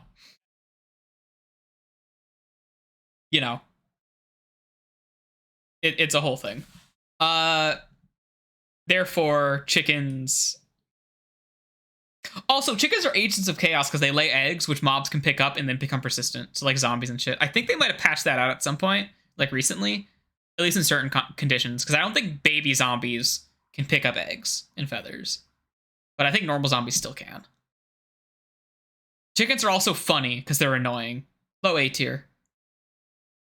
Okay, now here's, when I say the food thing, so sheep and chickens. Sheep, the food is kind of pointless because you're better off leaving the sheep alive, right? And also it's not as good. The chicken meat is not as good as other meat. However, it's very easy to produce. It cooks itself, basically. It breeds itself, it farms itself, it cooks itself, it slaughters itself, it serves itself to you, it'll eat itself if you want it to, okay? Like, chicken meat is automatic, and that's convenient, right? However, then we get down to these two guys. So, pork and steak, pork and beef are pretty much identical stat-wise, right? However, cows drop 2 different types of items when they die. They drop 2 different items. They drop their meat, but they also drop leather. Leather, which is like integral to making books, item frames, other things probably. And what do pigs do? Okay, like here's the thing. Side balances, right? Like side grades, right? Like cow, make meat, food, but also leather. Sheep, meat, also food. Food not as good, but wool. Chicken, but also egg, easy breed, very many. Cow, leather. Pig, meat, same as cow, but no leather.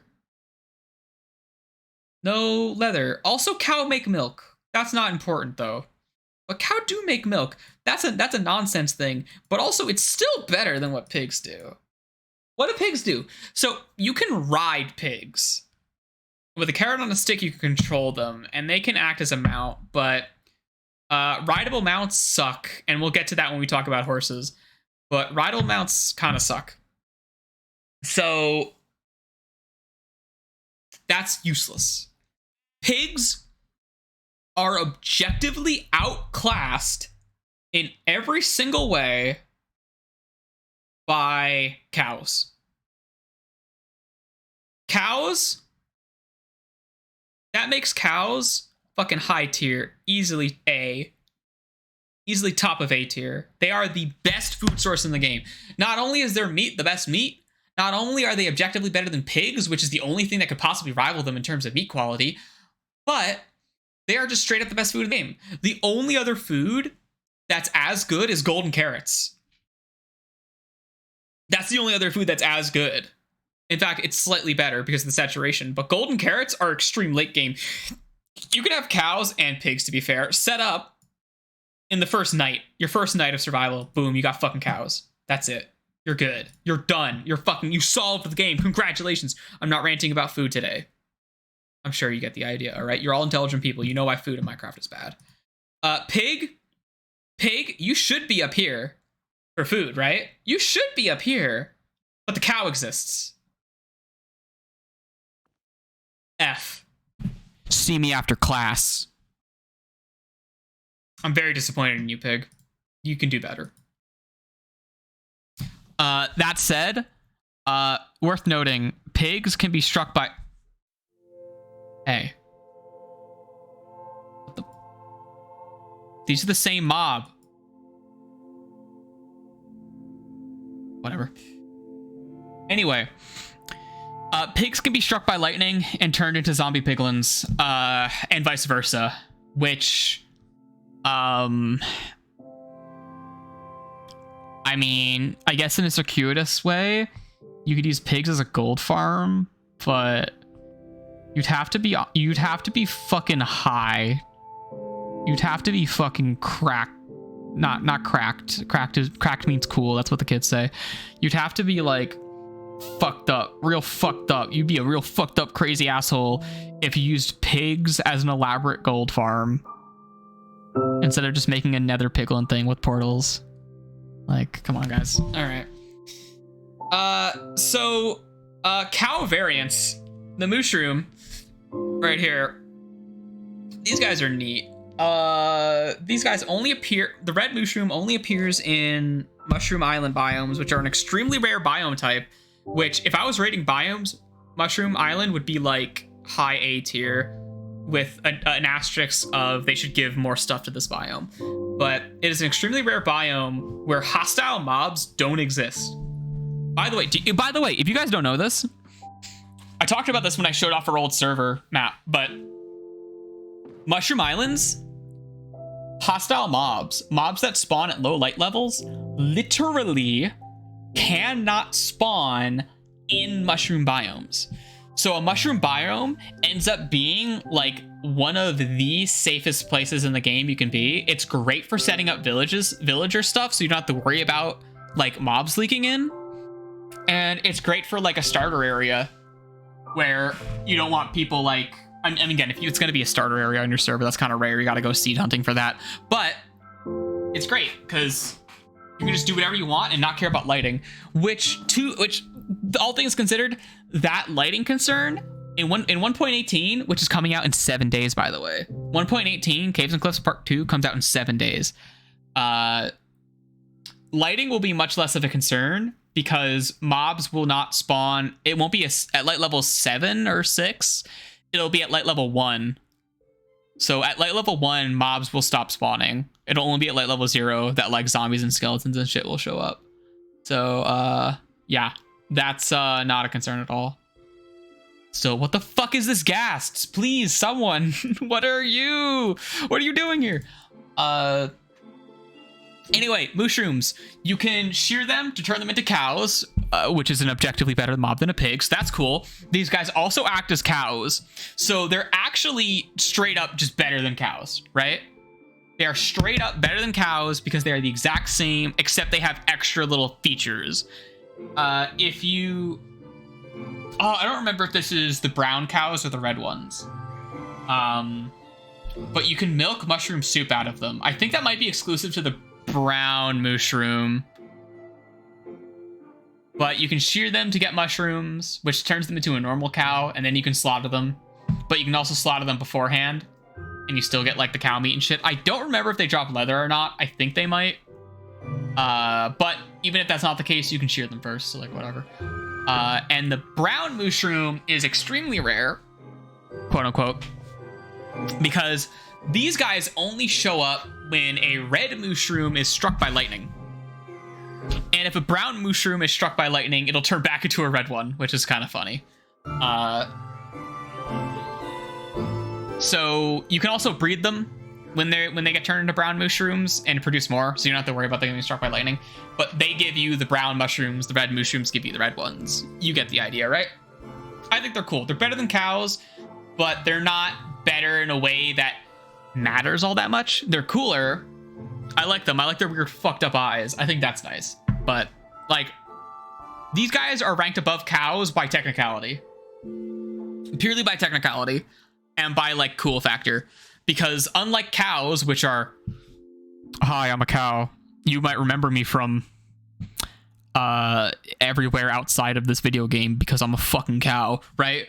Like cow mushroom, that's cool, that's quirky, that this fleshes out world building stuff. I like that. I like that a lot. Okay, so now we're getting into like other shit. You know what? We missed a classic mob here. The slime. The slime is a classic mob. However rare it might have been. And the slime... Okay, so slime, their drop is one of the most useful items in the entire game. Because you use it for sticky pistons, you use it for slime blocks. And that makes modern redstone as we know it today possible. Right? Like, without these bastards, we would not have any of your favorite wacky redstone video would not exist if it weren't for fucking slimes, basically, right? Like, it just straight up would not. So because of that, slimes are very good. I should look at the jukebox so it's center. Awesome. So because of that, slime very good.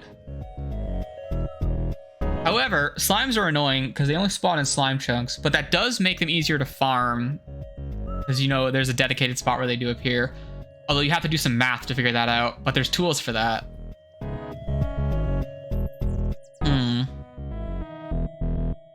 Also, they split up whenever you kill them, and you can actually spawn in slimes bigger than natural, You can spawn in like a huge boss monster slime and it keeps splitting up. It's kind of cool. But I don't really want to consider that. Although there's a lot of enemies in here you can't... A lot of mobs in here don't actually appear in the game normally. So I don't know if I'm counting that or not, but I might as well count that because... You know what? There's no zombie giant in here. Like, the zombie horse is in here. We'll talk about that. But, like, there's no zombie giant. I'm surprised. There's no zombie giant. Well, here you go. I got you. I got you guys. Hold on. Hold on. We'll do zombie giant right now. We'll do zombie giant right now. All right, zombie giant. Zombie giant, F tier. AI don't work. Cool idea, F tier. AI don't work. Weird experimental thing that stayed in the game files for a decade. I don't know why it's still in there, but F tier. See me after class.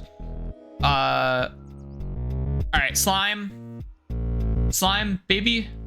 You're A tier. You know what? Bees are easier to farm. You're tied. I think you're cool. I think you're cool. You're cool, slime. You're cool. I'll edge you out because you're OG. Although bees are cool. Bees are a vibe though. Oh well. Okay, who's next? Let's talk about the blaze. And you know, we'll bring the magma cream up here. Talk about them next. Any other nether mob? Let's sort them all out now. Let's sort them all out now.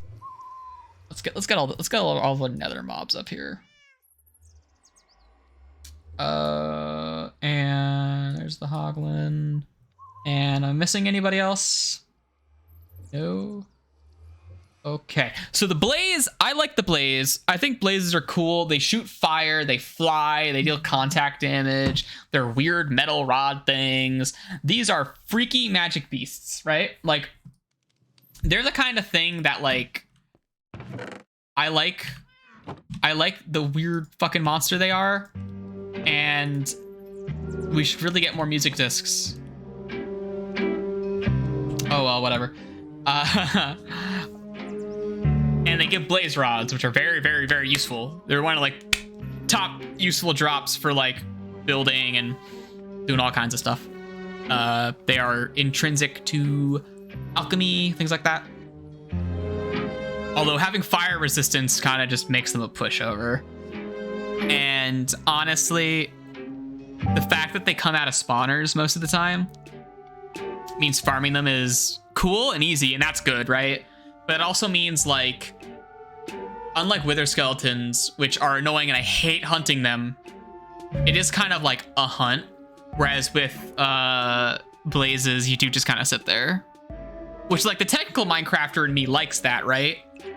But the sort of, like, adventure-y kind of player in me isn't a fan of that. Although they do spawn naturally, so you can just encounter them in the wild, so that's good. In fortresses specifically. They are biome specific. So, honestly, they're one of our few ranged mobs that aren't like ghasts. Like skeletons or whatever.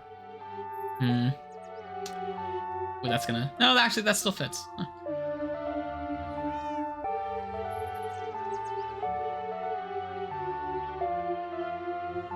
Maybe A. Above chicken?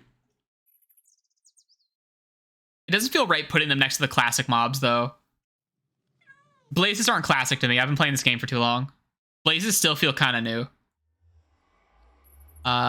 Maybe in B. They are so useful, though. Like, holy shit. I'm conflicted.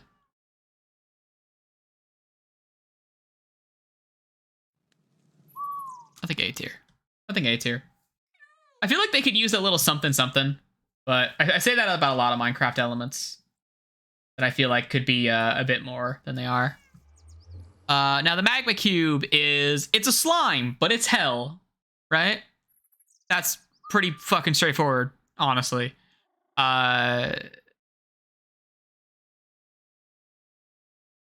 That's kind of it. Honestly, like, that's kind of it. I might just, like, leave it at that. But they give magma cream, which is useful for... That's the fire resist one, yeah. As well as you can make, like, magma blocks out of that. Which is not as useful as slime, although it is still useful. I guess I might want to put these guys, like, here. Because it is just like, oh, it's like fighting a slime, whatever. They have a cool spring animation. Their animation's cool.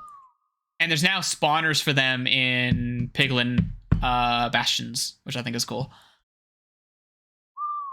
Now, these guys, okay, so now we're up to, like, the Piglins. So I guess we'll start with this. I was a little, like, poo-pooing this tier list, which is clearly made by a child. But I was poo-pooing this tier list a little bit for this, but I'll acknowledge it.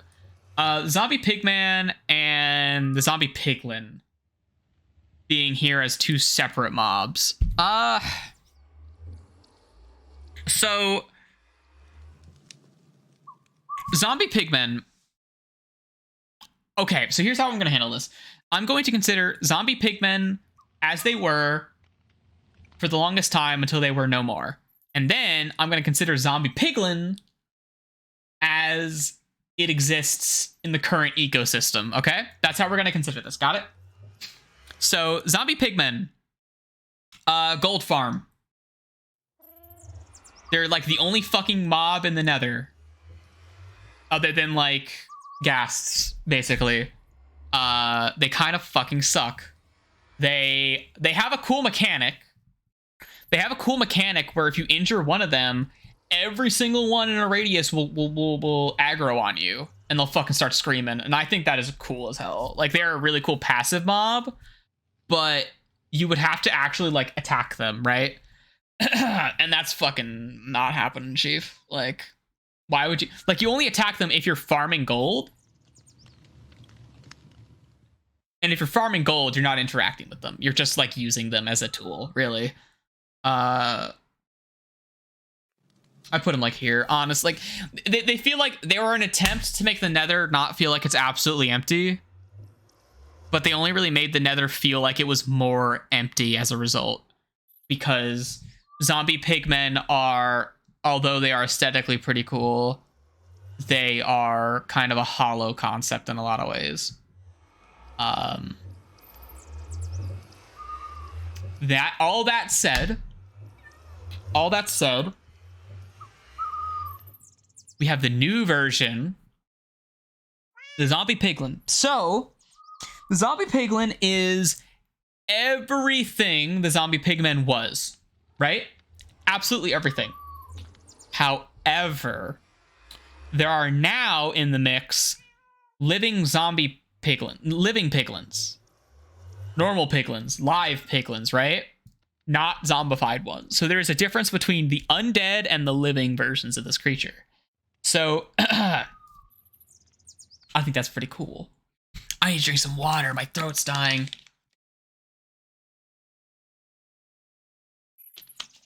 Ah, fuck. Oh, yeah, my throat is really fucked up right now. Oof. Okay. So, first, I think we need to talk about piglins before we can talk about the zombified piglin. So, piglins are one of the newer features from 1.16. We're about to roll up on 1.18 for context. From like 2 updates ago. And they're part of the big nether overhaul. And I think they're really cool. I feel like they could have used a bit... Oh, no, don't do that. I feel like they could have used a little bit more love. Not love. I feel like they could have used a little bit more fleshing out. Although I think what they have is pretty cool. They don't have... They are the villager equivalent of the nether. Oh, God. I'm dying. Sorry. Hold on. Fuck. Okay, sorry. It passed. I'm dead, and I'm back now. Piglins have a trading system, much like the villagers do, on the surface, because their system of exchanging items is a barter system where you give them gold bars and they take from a pool of items and give you a random item. And some of those items are really good. They can give you like a netherite hoe.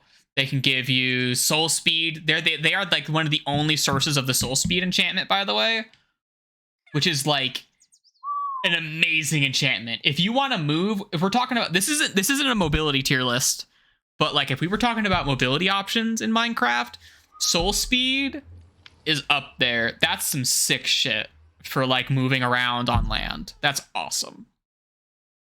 Soul speed's like one of the best enchantments. And there's also some stuff like crying obsidian for respawn anchors, but genuinely, I have never used a respawn anchor. I've never used a respawn anchor. I've never had to. I feel like the Nether needs like a second expansion update to justify a respawn anchor. Unless you're like trying to live in the Nether as like a point, which I think is fine. I think that's perfectly fine. As for other shit, like they got the trade thing, but that's just how they act when they're passive towards you. So piglins have this very interesting mechanic now where if the player isn't wearing any gold armor, they will be instantly hostile. Also worth noting, piglins come in two flavors. There is sword wielding and there is crossbow wielding. This is the first enemy we're talking about. Not the first enemy ever, but this is the first enemy we're talking about on this tier list who has a crossbow. And crossbows are way cooler than bows. I think skeletons are kind of outclassed by how cool crossbow enemies are, because you see their reload, you see their aim, you see all that shit, whereas skeletons just kind of like click you, like they're still playing like one of the alpha revisions or something. So that's worth noting. And if you're wearing gold, they won't be hostile towards you, but if you aren't, they will be hostile towards you. Additionally, whether or not you're wearing gold, if you break any gold blocks or open any chests, they will all aggro on you within a range, similar to the zombified pigman, all right? And that's an interesting dynamic, right? Because you can be friends with them, but for like the first time ever, these guys get mad if you steal their shit. Like villagers in the overworld, they don't give a fuck. You can just steal all their shit, steal all their food, fucking piss all over their crops. They don't care. But like piglins actually give a shit. I think that's fucking cool. Like I was saying, it feels like they don't have as much going on as I want them to, but compared to villagers, they've got a lot going on actually. They just don't have like a job system like villagers do, which might be for the best. Because it does make them like their own distinct kind of mob and not just a flavor of villager. Even if when I originally heard about the piglins, I wanted them to be just a flavor of villager, I think what we got was actually just pretty interesting. They also hunt hoglins. They have an interesting environmental behavior where they hunt hoglins. They celebrate their kills. They're distracted. If they're hostile towards you, you can throw gold on the ground, any gold item, and they'll be distracted by it.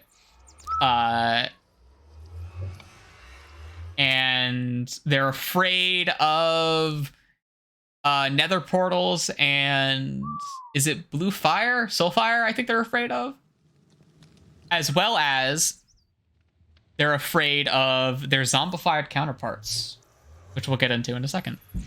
So honestly, I would say piglins make the world, piglins do genuinely make the world feel more alive. They feel like they're intelligent, which is what a lot of the newer sort of sapient-esque mobs that have been introduced in the past few years have done a pretty good job of.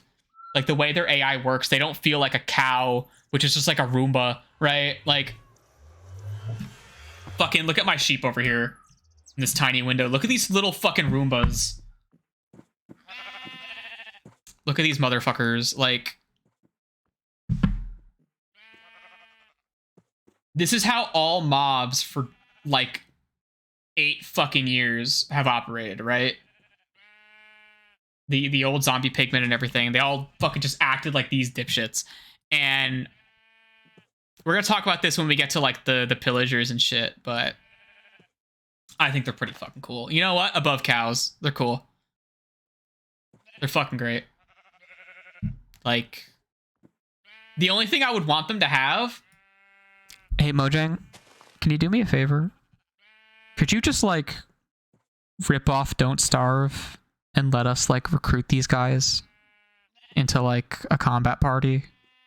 I would love to lead an army of fucking pigs. That'd be cool. Thanks. You know, I would love to rent a piglin, please. I know that back in the day, the villagers were supposed to be pigs, but you didn't want to rip off Don't Starve back then. But now that would be cool and quirky, and it'd be a crossover. So do it. So with that in mind, zombified piglins. The new zombie pigmen are interesting because when a piglin leaves the nether, they turn into a zombified piglin. And zombified piglins are naturally occurring. Piglins are afraid of zombified piglins, and they will enter their fear state, in which they will become non-hostile and they will run away whenever they get near a zombified piglin.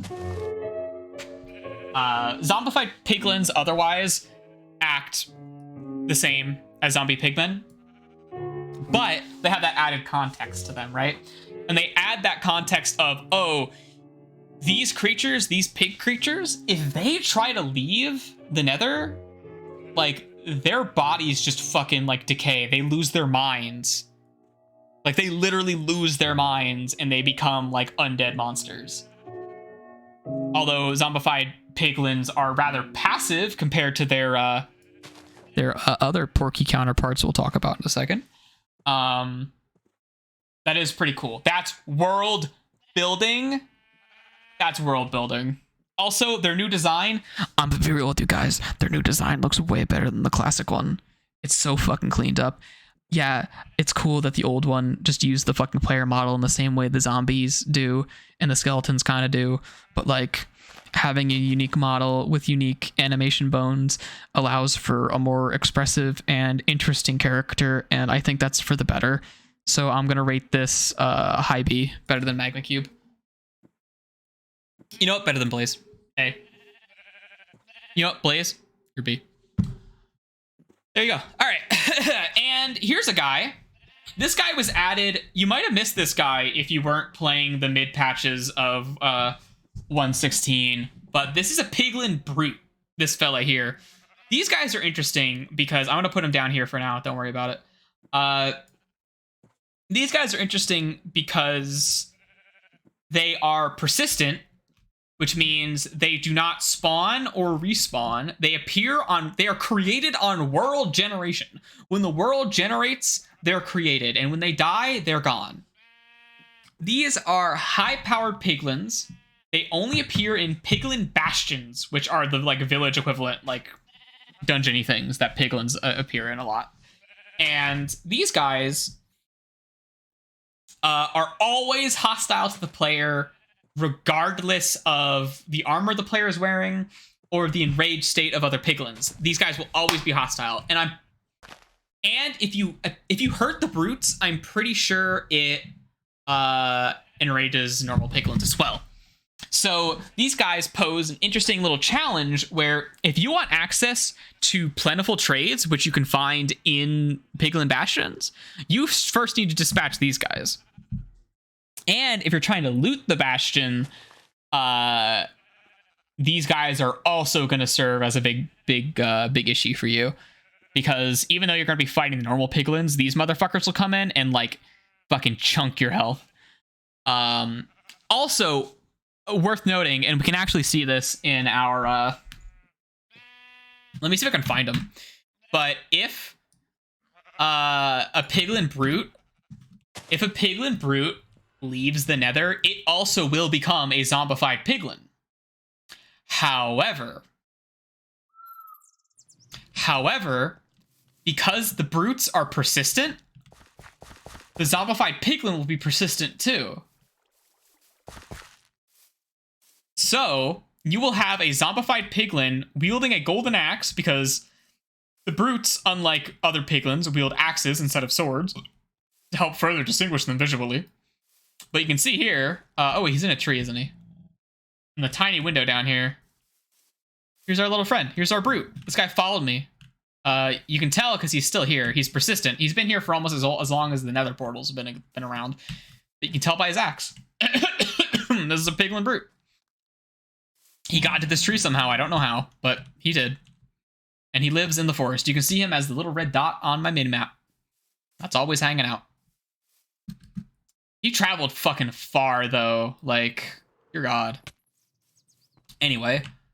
Okay. So, Piglin Brute, pretty cool. Although, the fact that you only get a finite amount of these guys per bastion kind of makes them feel a little like, you know? It makes them feel a little right? So I kind of want to, like, de-rank them because of that. Hold on. Let me make the fucking window a bit better for you guys. I need to expand the window. Oh, all right. And then we're going to grab the zombie giant. Get you back down to F. Okay. Also the game window. Let's bring the game window over here. Make it fucking visible, and then we'll get rid of you. Also, where's the chat on this screen, by the way? Oh shit. Was that GIF covering the chat? That's kind of funny. It wasn't covering the whole thing, though. Anyway. So we have the other two pigs. So hoglins are cool. They're a food source. They drop pork. They live in the nether.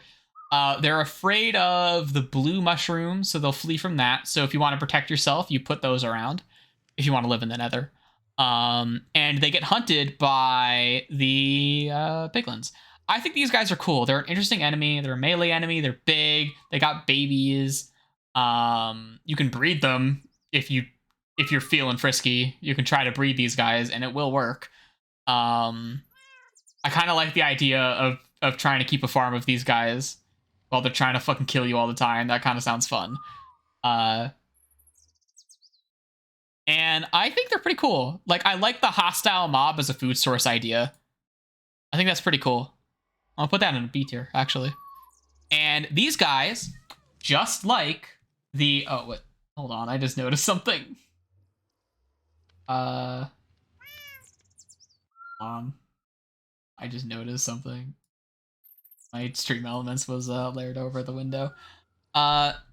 So these guys also become zombified if they leave the nether. However, zombified hoglins don't exist naturally. They don't exist in the nether. They only exist when they leave the nether and go to the overworld. And these mobs are interesting because they are hostile towards literally everything except for creepers, I think. I'm pretty sure these guys might even be hostile towards each other. They are like the most violent motherfucking mobs in the game. And they hurt and they have a lot of health. They're pretty fucking strong. Although they are really rare. I'll put them like here for novelty. Because you're never really going to see these guys. They're just like mechanically there so you can't breed hoglins in the overworld. You know, let's keep hoglins nether exclusive. But otherwise, yeah, there they are. You know what? Almost vanilla, guys. Let's talk about the Enderman. Okay. So when I did that that bit in the nether a few streams ago, where I killed the Ender Dragon and I ran around and I just like looked at shit and I gushed about how cool I think the end is and how much untapped potential there is in there. A lot of that was sort of predicated on how the Endermen and how they exist in every dimension, but the end is clearly like this nexus point for them. That might be their home or something like that. How that kind of like works together, right? To create this like really interesting like implied narrative there. I think that's very fucking cool, and I really want to see more of that. But yeah, the problem is there isn't a lot there, right, for the Enderman. Other than like, I don't know, Enderman kind of took a hit when Elytra came out, because Ender Pearls used to be like the primo transportation method. But nowadays, like, Elytra, bitch, like, why would you like Ender Pearl around? Ender Pearls are good utility items because they can get you out of like your redstone contraptions, without you having to like break blocks and shit. But you know, meh. So like, what do we do with that? I like where'd they go? Here they are. I like the Enderman. I think they're cool. I feel like we need an end update, and we need maybe a little love to the Enderman. Give them a little something. Give them like an extra little thing. Maybe maybe an Enderman variant or something. You know. I don't know. Also, you know what? I forget this. Actually, fuck Enderman. You don't know why? Because they steal my lawn. And okay, I forgot about this. I totally forgot about the Enderman. I have two different Endermen in my head. I have like the cool world building Enderman, and then I have the fucking Enderman that steal dirt and put it into a cave somewhere, or just like randomly disperse it around the world. I hate that shit so much. It makes everything look so fucking ugly. Like if you're ever in any spot for a long period of time, where there's a lot of players there, and just like Endermen are naturally spawning and like performing actions and shit, like go fuck yourself. Like just go fuck yourself. Like you're gonna have like a pitted, ugly ass fucking like world, because they're gonna constantly be stealing dirt blocks and grass blocks and fucking sand and gravel and fucking flowers and shit. The flowers don't really matter. Pumpkins too. There's gonna be stealing that shit, moving it all around. Which I think is cool. I think it's really cool that they can interact with the world like that. I was talking about how creepers are S tier up here, right? Because they interact with the world itself. They attack your world, the things you've made in it. And I think that's fucking cool. But Endermen do it. So the thing with the creepers are, a creeper will only go off, and the game is very carefully designed to make sure that this is the case, right? A creeper will only go off if a player is interacting with them, even indirectly. Like, yeah, a creeper can get shot by a skeleton, but the skeleton's only going to shoot if it has a player to aim at, right? Like, for instance, this motherfucker, hostile to everybody, not hostile towards creepers, right? Like, the fucking Wither will get to the Wither. Wither, not hostile towards creepers. Like, nothing attacks creepers. Like, even your fucking dog won't go after a creeper because it'll get itself blown up and it'll blow up other shit, right? So like one of the issues with the creeper is, yeah, you have to like work around it. Every mob has to work around the creeper. But like the Enderman griefs your world without you ever interacting with it. Ever. I think that's fucked up. Anyway, Enderman, low A tier. Low A tier. Sorry, buddy. All right, cats. Okay, cats are interesting. So, okay. They have two functions. Cats appear in villages. You can tame them with fish, whatever. They have two functions. One, creepers will evade them. They basically have this big aura around them that repels creepers. Creepers are afraid of them. Creepers will flee when they enter the radius of a cat, right? They enter the cat terror radius, they go away. That's kind of neat, right? I like that. There's another mob we'll get to next that does the same thing, but cats have an additional little like quirk where if you sleep next to a cat, near a cat, the cat will randomly give you an item from a special loot pool.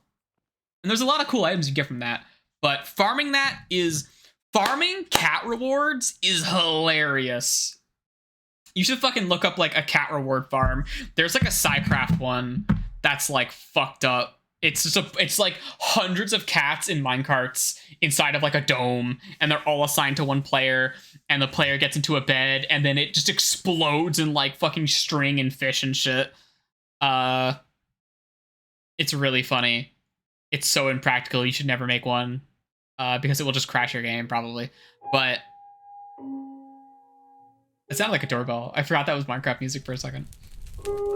Yeah, I kind of like cats. I like there's different kinds of cats. But that whole repels creeper thing, the thing about the repelling creepers thing is once you're established, and you've lit up your base, and you've lit up the area around your base, and you've lit up your secondary base, you've lit up your greater area, you've lit up the whole fucking world, you've lit up everything perfectly so you can do a passive mob farm. Like, there's no creepers. Yeah, you got a rare one every now and then, but it's not like you're gonna have a cat following you around. Because here's the thing with cats and dogs, they'll just get themselves killed. Like, you will get shot by a ghast, blown up by a creeper, or, well, less so in the cat's case, I guess. But, like, shot by a skeleton, hit by you, you will hit it with your sword, with your sweeping edge, and it will fucking die.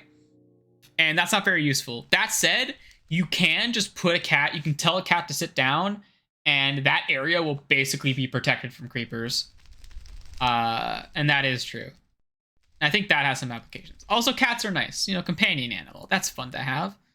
And I sorted dog kind of high because of that. But cats have much less of an application. I'm gonna put them here. Now, parrots, birds are kind of cool. They have the creeper attribute to it. They mimic other animals, so they'll make like other mob sounds and stuff, which is nice. Although I think they've reduced the frequency they imitate creepers, which I'm kind of disappointed in because I think that's really funny.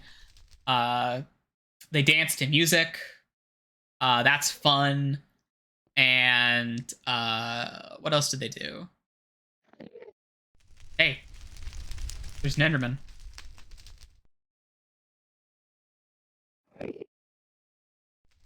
Hey, buddy. Got anything to say about that ranking? No? Oh, now he does. Oh, now he does. Oh, fuck.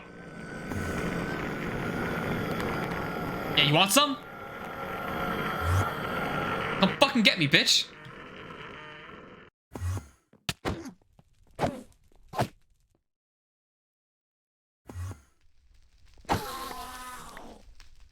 Got his ass.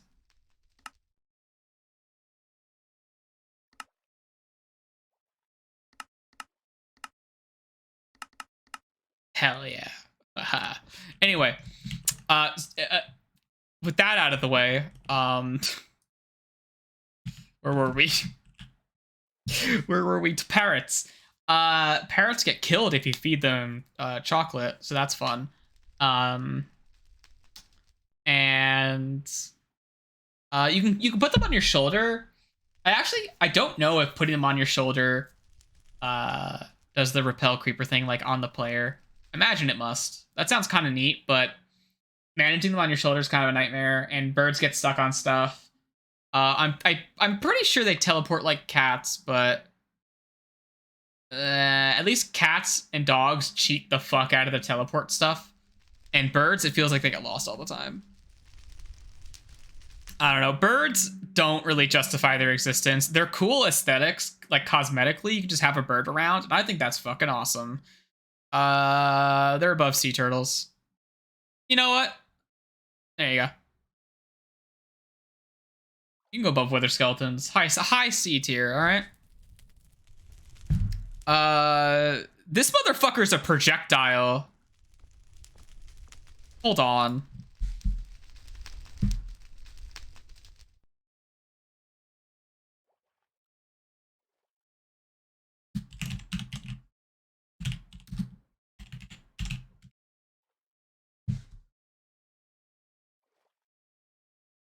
Anyway, so this guy is a projectile belonging to this guy.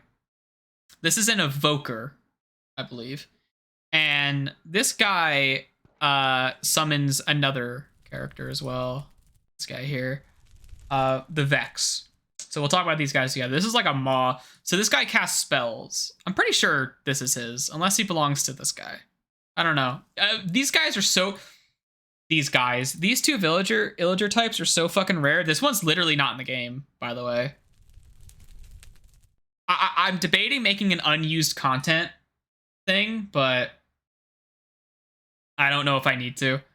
I realize that my zombie giant and zombie baby are desyncing from the list. I'll fix it when I need to fix it, but... The Evoker, I think it's cool, but it's also like, it only shows up in like, these two only show up in raids and in like woodland mansions. And I like the concept of raids, but you know what? Okay, we gotta talk about all the villagers actually. We should talk about the villagers as well. But let's talk about all the villagers. Let me get them all like sorted here. Which kind of counts? Yeah, it's in waves, it counts. Okay, and there's this guy. Okay, so evokers are mages, and I think that's very cool. They're mages. They summon little ghosty boys that like phase through walls and try to stab you. They summon little like the AoE guys that like munch and chomp at you, and I think that's cool. I never encounter them ever. I never see them. I imagine if I encountered them more, I would have more of an opinion on them. Like I feel like raids are kind of like a niche content thing. Like you have a good reason to do raids because you get like totems, you can get like Hero of the Village. There's a lot of stuff you can get there. There's a lot of like items that are renewable from Hero of the Village that aren't normally renewable. And maybe I should do more raid content, but I feel like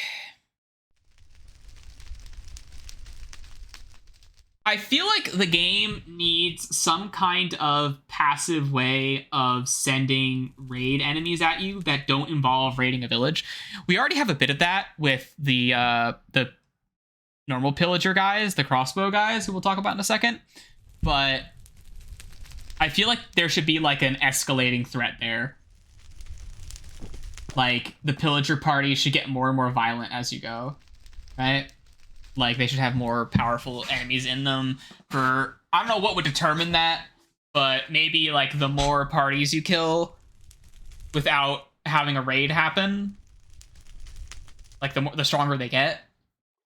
I don't know. I feel like that would be punishing. That sounds like it would be too punishing. I don't know how I would handle that. Like, I would say, like, oh, the further you are away from world spawn, maybe the higher the chance there is of that happening. But I don't like that idea either. I don't know how you would... You would have to, like, create a new structure in the game, kind of like the Woodland Mansion, but more accessible, I think. Similar to Pillager Outposts. Maybe make, like, a Pillager Town. Not like a mansion, but like a village. Like a Pillager Village, I think, is the idea there. So, where do I rank these guys? Honestly, I kind of want to count the Vex as a projectile as well, so I think I'm going to keep it down there. Because it's a summon. This guy... Underutilized, I want to say, like, C tier. I love the idea of a mage in Minecraft. Like a fucking wizard you gotta fight. I think that's really cool. But motherfucker never shows up. Motherfucker doesn't show up to class, so, like, who cares? Then they got this guy. This guy's unused content. Another one of those, like, zombie giant things. I think this guy might summon the creep things. I'm not. I might be confusing these things, but I think I want to put this guy in here. But then again, you can't actually interact with evokers. I'm pretty sure. I think it's called an evoker. Yeah, D. Fuck you. I don't care. D. D because I don't care. I've never encountered you, and I don't think I will. All right. Let's go witch. Witches. I think witches are cool. They spawn in witch huts. They're kind of independent of the other, like, pillager guys. And they got their own thing going on. They spawn like a normal hostile mob, which I think is neat. And the witch huts allow you to create like witch farms, which you can get like redstone, glowstone, fucking sticks and bottles and string and shit from, spider eyes, that kind of stuff. So they're very, very useful mobs, and I kind of want to put them in A. They're also interesting because they throw potions as a weapon, which makes them one of the most interesting enemy types. It makes them better than the Stray, because they actually inflict like potion debuffs. They use potions themselves and everything. I think they might even use potions on allies. They're really cool. Like, I think this is an amazing idea of an enemy. Although, you know, they are potentially really dangerous because potion effects ignore armor, which is very important to note. So you got to be careful about that. All right, we're still synced up here. Fucking Axe Boy Vindicators, they're called. These enemies are great. They are like the fucking they're like a lot like the brutes and the wither skeletons, but like really fucking souped up. I love these guys because they like break shield. They will fucking put your shield on cooldown if they hit you, I'm pretty sure. And they deal tons of damage. They are like one of the most damaging enemies in the game. And I think they're really fun to fight. They are a significant enemy. They only appear in raids, and I think they have a rare chance of appearing in like a pillager outpost or something. Or maybe just woodland mansions. Also, woodland mansions. I think woodland mansions should have pillager enemies respawn in them. I think they should have them respawn. I think that would make woodland mansions way more interesting, and it would give you more ways to interact with pillagers. Although that would open that up to like a farm, which maybe Mojang doesn't want to do. And maybe Mojang wants to reward people with like the ability to live in the mansion without having to worry about the fucking pillagers, but and then we got the crossbow guys. Fucking S tier. I love the crossbow guys. These guys are my favorite addition to the game in recent years. I'm considering these enemies as the guys that show up in woodland mansions, in outposts, but more specifically, also in raiding parties, but more specifically in scouting parties. So every now and then, a group of these enemies will spawn near you. They'll spawn near you, and they will like fucking stalk you. They are almost dead silent. And they will wander around nearby, and if they see you, they'll all go, and they'll start loading up their crossbows and aim them at you. And what's really interesting about these guys is these guys. I need to come up with a new filler word. What's really cool about the crossbowmen is that they don't like immediately start shooting. They actually have like an engagement distance, even though their range is effectively pretty long. They'll wait until you get just close enough, which makes them like really interesting as like ambush characters, even if you can see them like a mile away. But it opens up like this like I've had on my own streams. I played hardcore Minecraft a lot. I did a hardcore Minecraft playthrough. I killed the Ender Dragon. Options are still open to try to go for the Wither because I never actually died in that playthrough. But you can go check that out on the VOD channel. YouTube links all in the things. You can find them. You'll figure it out. It's on the Twitch thing. There's a command for it, I think. But also if you're watching this on YouTube, hey, there's a playlist. Sorry. But there are these guys create some of the most interesting situations in this game because you can just turn a corner and then like 5 of them will be there and they'll just be looking at you. They will just be fucking looking at you. Fucking weapons loaded, just waiting for you to make a move. And I think, like, I was talking about how the piglins make mobs feel more intelligent and makes the game feel more like it's alive and like they're not just Roombas, like the sheep, you know, like I was talking about before. And these guys are the biggest thing. The fact that they don't just like hold down W and hit left click a lot. The fact that that's not their attack strategy like it is with zombies and skeletons and shit like that makes it feel like there's strategy there. It makes it feel like there's an intelligence going on. I think that's really cool. That said, the banner thing, the ominous like banner thing and the raid stuff, I'm fine with it. It is kind of annoying. Like if you can't find a pillager outpost, the only way to get raids is to like get lucky or get unlucky and like run into these guys. But you can absolutely find pillager flag bearers that'll give you that raid debuff. You can find them in the towers, the outposts. That is a thing. So the other villagers, the actual like villagers. So let's talk about the wandering trader first, shall we? Let's talk about this guy first. How do I feel about you? I kind of hate him and his stupid fucking pack animals. He shows up all the time. He's never welcome. He can bring you a few cool things, but a lot of the stuff is like overpriced, only really useful if you have a narrow world border and you can't get a lot of things like certain saplings and stuff like that. And in that sense, I think he's useful, right? Like, I love this idea. It's the same like zombie villager idea. It's the zombie villager idea combined with a few other things where like occasionally the trader shows up and says hi, right? And he has a bunch of wares he's brought. He's brought wares from all over the world and things from land that you may never have been to. So like different flowers, different plants. Sometimes he's got maps to special areas or whatever. Or maybe that's only the cartographer, whatever. I think that's fucking cool. I think that's so cool. Problem is, he shows up all the time and then he sticks around for like a week. And he's got his pack animals with him and he fucking walks into your house and he's got 2 of these fucking alpacas. And he's just running around with them. And then he always gets to fucking disconnect from the alpacas. There's like leads littering the ground. Free leads. That's nice. I've never fucking crafted a lead in my life. Except for maybe on this stream when I try to put a leash on that duck. But yeah, it's...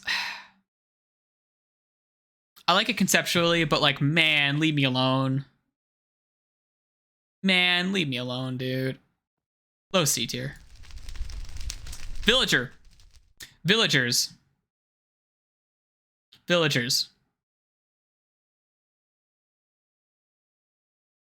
Villagers are... Okay. Villagers are the gateway to completely breaking the game. Once you master villagers, you have everything. Like, literally everything. They are the ultimate endgame post-scarcity, like, goal. And I think villagers are... They're kind of busted. They're a nightmare to work with. But at the same time, it presents a logistical challenge. Of course, the problem is once you've solved that logistical challenge, it becomes like an arduous like loot box bullshit thing where you have to keep re-rolling villagers over and over and over again. And that part sucks. So I want to put them in fucking God tier even, right? I want to do that. However, it comes with the price, right? Like the reason they haven't nerfed villagers into the ground is because the kind of bullshit people can pull with these dudes is the sort of thing only players like me are willing to do. Other players, like the average casual player, is not going to do this shit. They're not going to break the game. They're not going to have infinite diamond gear. They're not going to have infinite mending enchantments. They're not going to have perfect, maxed out, curated enchanted items. Every item in the game, hundreds and infinite amounts of them. And the best food, which by the way, I mentioned food sources. Better than cows. Sorry. So immediately better than cows. They're better than piglins. They're top 8 tier. They'd be higher if they weren't a pain in the ass. Because you can get golden carrots from these guys. Because they have all their different professions. One of them, the farmer, guaranteed golden carrot trade. Best food in the game. And because you're going to get to this point where like you're basically producing infinite emeralds. All you have to do is set up a couple farms, really. And then you can just set up a couple villagers. You do the thing where you turn them into zombie villagers. And you turn them back. You get really good trades. Best possible trades. Fucking like 1 emerald per fucking melon instant. And like 1 emerald per mending book. Like, it's fucking ridiculous. And yeah, it's busted. It's busted. I would love to see more villager stuff to like flesh them out a bit more, but where they are now, they're pretty good. If anything, I would like to see like maybe more professions, but I think what we really need out of villager professions is all of their workstations to actually do things. Like the fletching table, I think, is the last workstation that doesn't do anything, I think. The smithing table used to not do anything, but they gave it the ability to upgrade into netherite gear in 1.16, so now that does something. But the fletching table doesn't do anything. I would love to see an overhaul of like arrows and bows and stuff like that, and like arrow crafting based on the fletching table. I would love to see that. That would be so cool. I would go yay. I would be happy. Okay, we're getting into some other interesting mobs here. Iron Golem. We're talking about villagers. Let's talk about the Iron Golem. So the Iron Golem is your source of infinite iron. This is how you farm iron. A tier. Golems are also conceptually really cool. Even if you're not using them for an iron farm, they're a lot of fun to have around because they just fucking yeet mobs. You might remember if you've been around on the stream for a while when I did my server tour of our server's first world. I have an island on there, my village island, and I made it on a mushroom biome, which, as we've discussed previously, hostile mobs cannot spawn on the mushroom biome. So what ended up happening was, because the village was so huge and there were so many villagers, they would keep spawning iron golems because of how big the village was. There was a good chance that any random villager, because there was hundreds of them basically, hadn't seen a golem in a while, which meant for them, oh shit, there's no golems around here. I should make one. They do. They spawn an iron golem. And because of that, there was like a few hundred iron golems just wandering around. And that's fun, and I like that. Even if it is like totally fucking excessive. Also, you can build iron golems. By the way, snow golems aren't on here. That's fucked up. Oh, I'm gonna have those on next.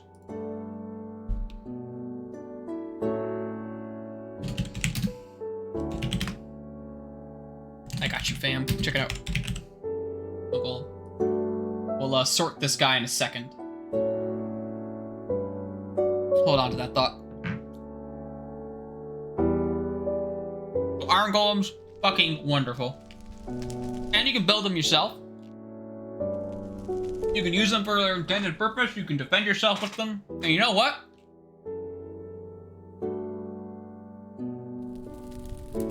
They're a little bit expensive, right? But if you have that iron golem farm set up, well, they're not expensive anymore because you have infinite amounts of iron. You can just make your own iron golems if you want. It's perfect. So, like, yeah.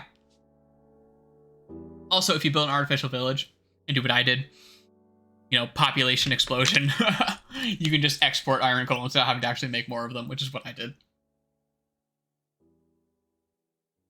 So the snow golem, which is not on this list for some reason, even though, like, whatever the fuck this is here.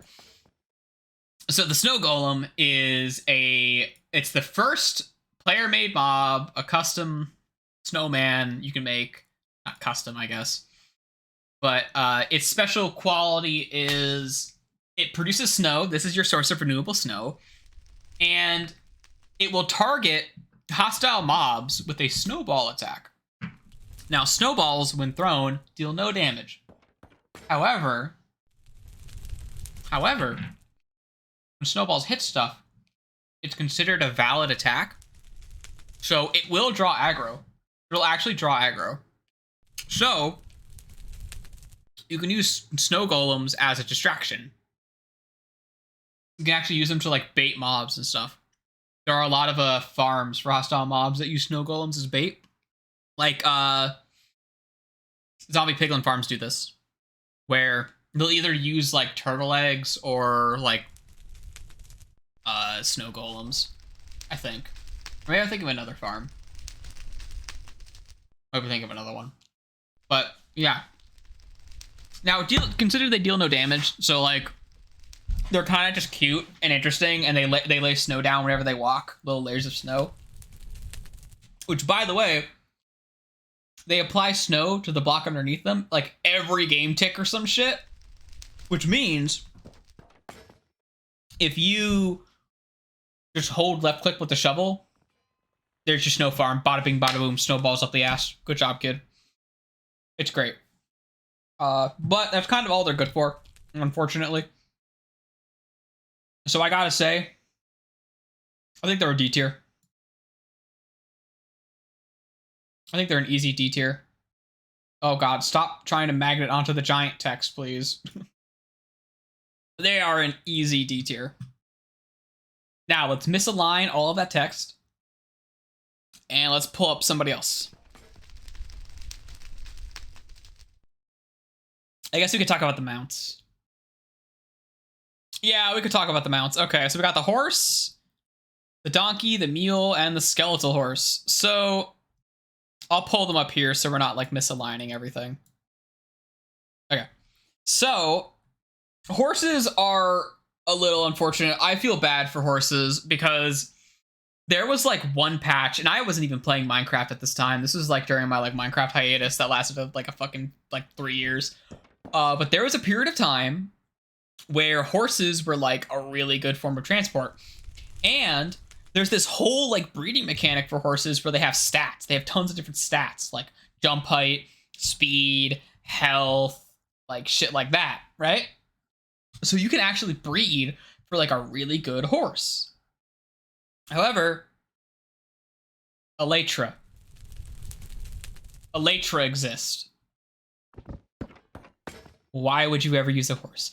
Horses are really fucking clunky, really clumsy, and they're kind of useful in a non-Elytra world, right? Like our current vanilla survival world has no Elytra because we don't have access to the end, right?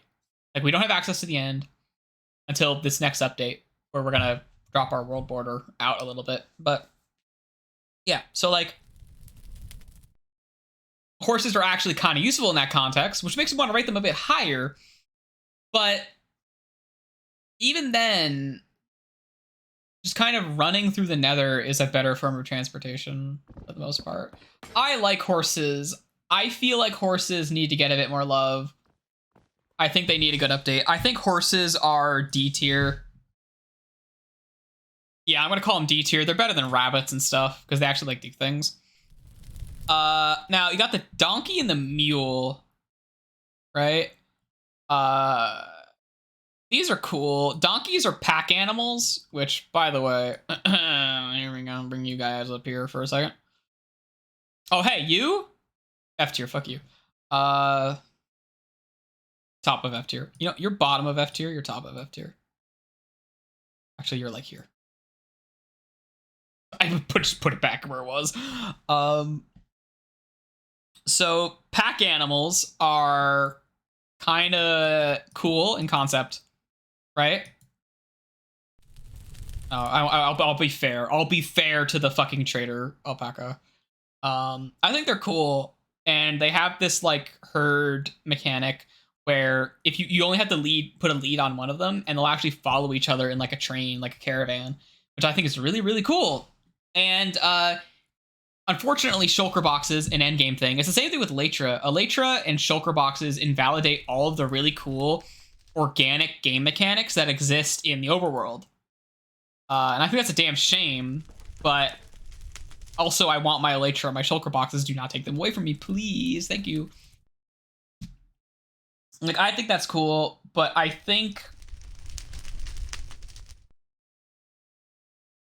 feel like if they added something where you could like assign a route to these guys, right?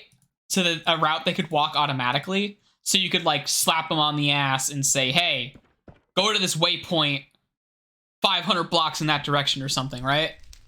So I don't have to take you there. I feel like if they did that, that would be like a lot better. But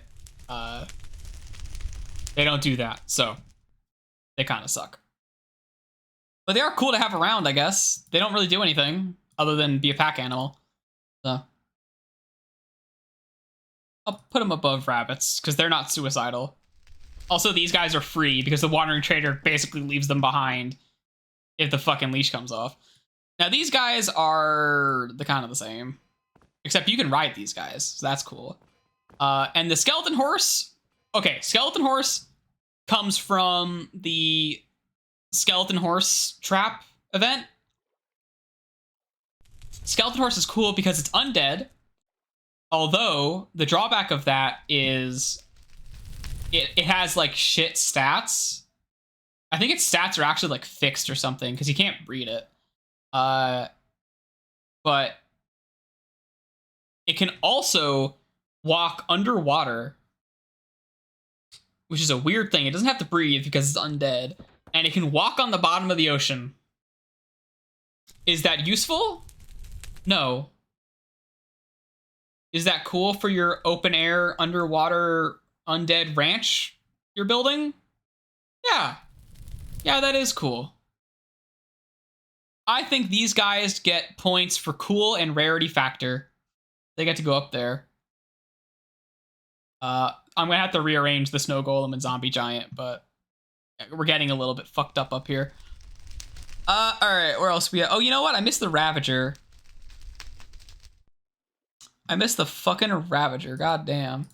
Okay, well, the Ravager is a part of the raiding party. It only appears in raids. It can break leaves. It's a mounted animal, so like other pillagers will ride it. I think this thing is cool. You can actually capture these guys and like use them for some weird exotic farms. They're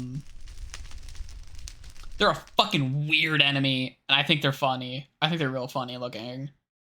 I'm gonna put them like here. They're kind of neat, and they're really intimidating the first time you see them in like a raid, when these fucking giant, weird elephant-looking things show up. But also, like, where do they come from? Are they magic golems? I wouldn't be surprised if these guys were like golems, right? But whatever. Okay, we got some boss monsters here. I'll sort these dudes like back here. Talk about them in a minute. Zombie horse. This is unused content.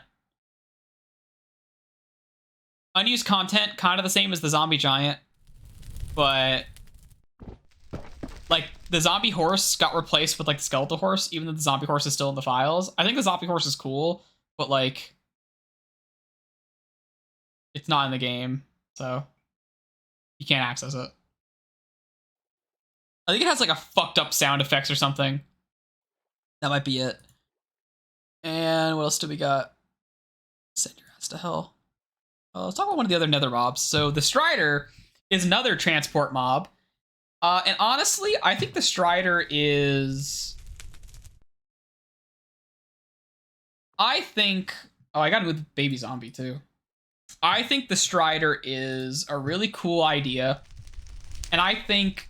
So Mojang made the Strider sort of as a response to like players asking for lava boats, right?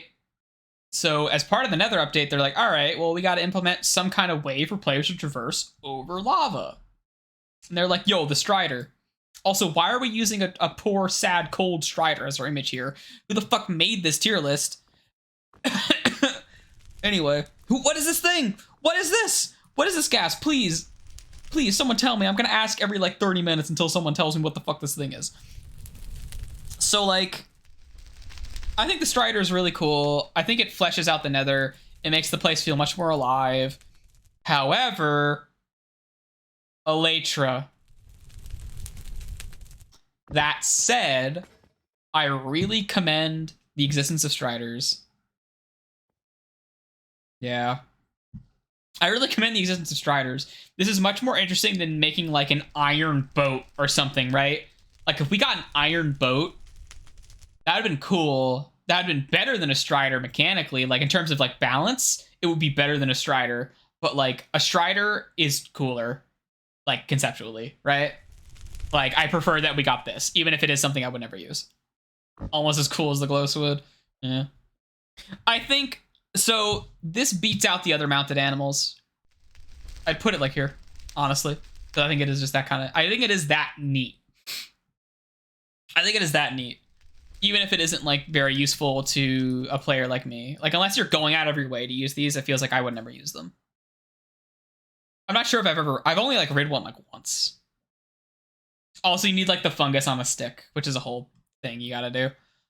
Fuck, okay. Dolphins. Dolphins are great, but they're random, right? Build anything cool in the last hour? I have been doing this tier list for the last hour. Don't you worry. We have gone full tier list mode. Because I realized a lot of the things I have to do next are really involved, and I feel like I kind of want to relax this stream. And I had this tier list thing, and I kind of expected this tier list to only last maybe 30 minutes. and I didn't realize that I would spend like 20 minutes on each mob as I explain every little detail as to why I'm putting them where I'm putting them. But yeah, I did not plan for this to be a tier list stream. I did not realize this was going to be a tier list stream when I decided to do the tier list. I thought this was going to be a little novelty I do after I raided that dungeon in the first like hour of the stream. I was like, oh, okay, I'm going to do the first hour, then I'm going to like, it'll be 30 minutes or an hour, and then I'll like do whatever this is. I'll do the tier list. That'll be like, I don't know, like 20 minutes or something, and then I'll go like build a factory. And we did build stuff this stream. We did. We built the money machine. We have a money machine now, but you know, also we built a bunch of Enderium stuff. We're getting our way to like a new bit of tech. We've actually started making some of it, but it's going to take a lot of infrastructure in order to actually like mass produce that stuff, which is kind of a slow build up. It's the kind of thing I want to do off stream. You can probably guess I like doing a lot of the factory designing off stream and then showing it off, but because the act of like actually designing a factory isn't this like punchy kind of like, oh, and then we do this and then we do this. It's a lot of like, I spend 3 hours like seeing how 2 blocks interact and not actually progressing, like I did with the campfires. Like this structure over here,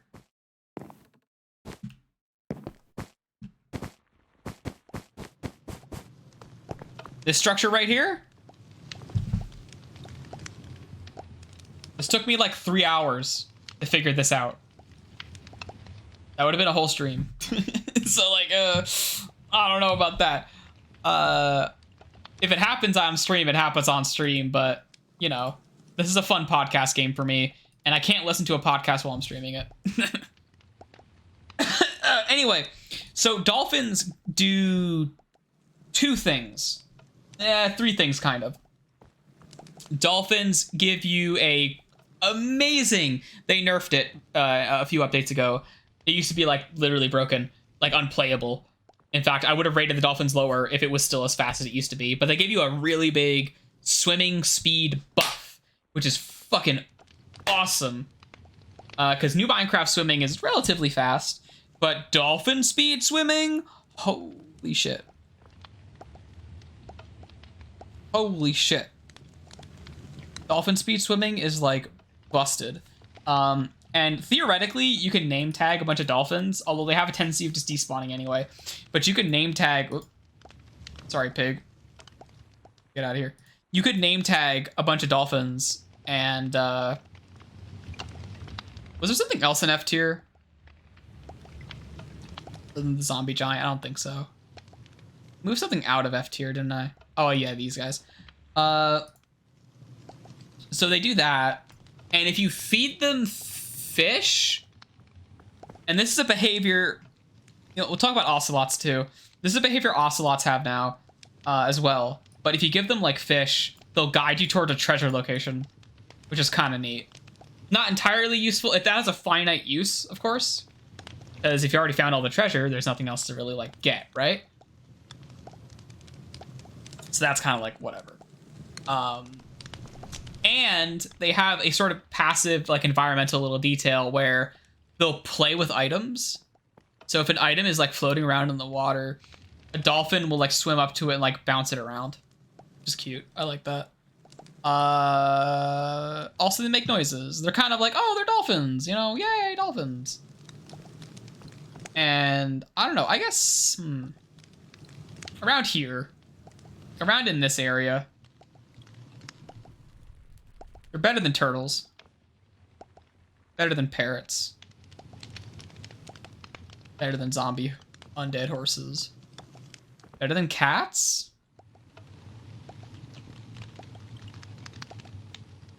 Better than chicken jockeys. They go here. Feels like they go here. Now, ocelots are dolphins but on land. And they don't give you a speed buff. They only do the treasure thing. So ocelots, back in the day, when they first introduced cats, ocelots were how you got cats, similar to with wolves. You tame an ocelot and it fucking transforms into a house cat. Real gamer hours. And it transforms into a house cat. Now, they don't do that anymore because now cats spawn passively around villages. So any amount of villagers that gather together and do villager stuff, cats will appear around that. So now ocelots are in the jungle as they've always been, but they feel like they're really rare now. Because even when I'm in jungles, I feel like I don't see them a lot. I see parrots way more often than I do see ocelots. But ocelots will, if you can get up to them, do the cat thing, give them the fish. Instead of turning into a cat, now they guide you to a treasure location. I'm pretty sure they guide you to a treasure location. I might be mistaken. It feels like there's only like one kind of treasure location in a dungeon, in a jungle rather, and it's the jungle temple. I might be mistaken there. Either way, they're a neat environmental detail, but because they don't turn into tamed cats, and I don't even have cats that high, but because they don't turn into tamed cats anymore, I gotta rate them pretty low. I rate them above rabbits. But yeah, rabbits give you rabbit's foot items and also rabbit leather, which you can turn into leather if you get enough of it. Rabbit's foots can give you like jump boosts, fucking whatever. Those aren't useful. I never mentioned those. Those aren't useful. Rabbits kind of suck. Foxes. Foxes, they like kill chickens and rabbits or whatever. That's kind of it. They like pick up sweet berries, I think. Okay, foxes do interesting stuff where they'll like steal items. And you can breed them to make a persistent fox. But you can never tame foxes. I think there is some kind... there's some kind of setup with foxes where you can make an automatic sweet berry farm.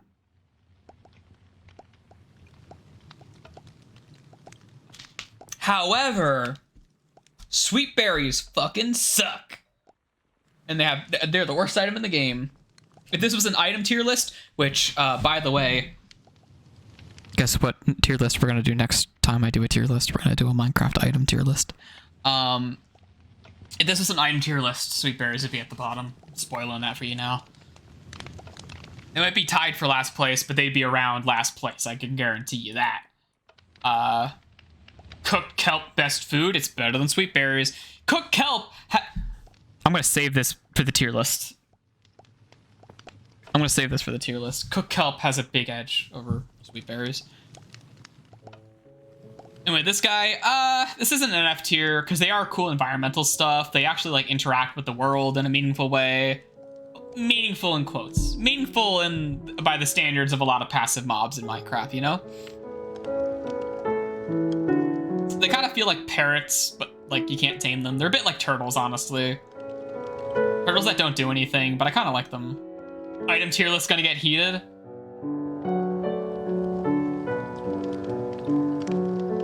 You know, we're almost done with this, but I want a sneak peek. Hold on. I want to sneak peek what that might look like. I really want to sneak peek what that might look. We're not gonna do it. We're not gonna do it, but I'm gonna fucking look it up. Oh, there you go. Minecraft.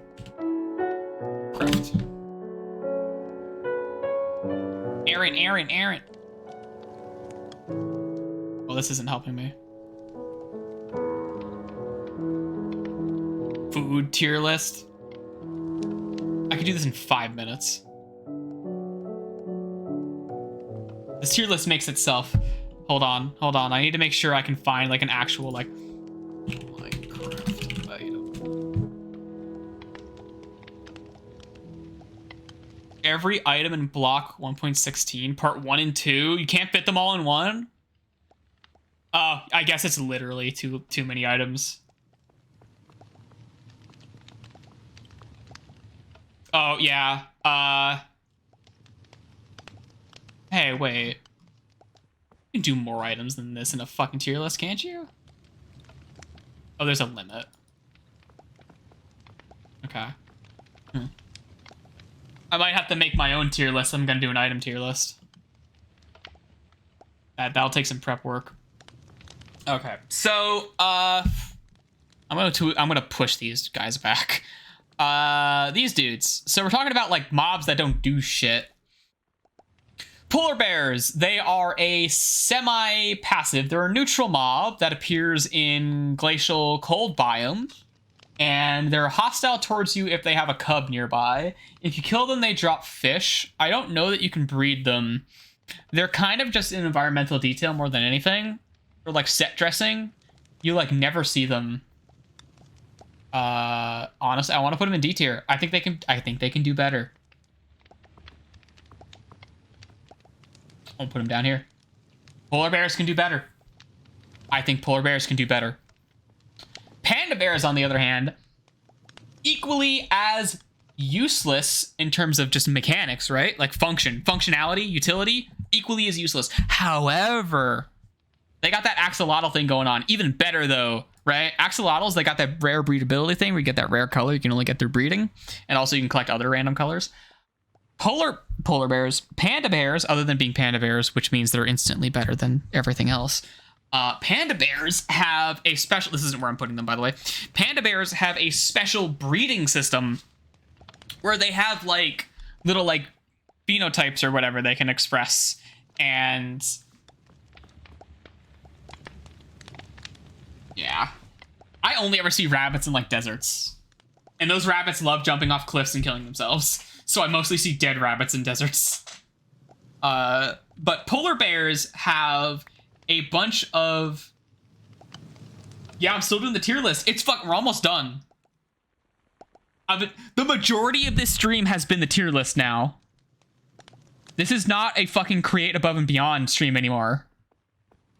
Yeah, I'm surprised there hasn't been penguins.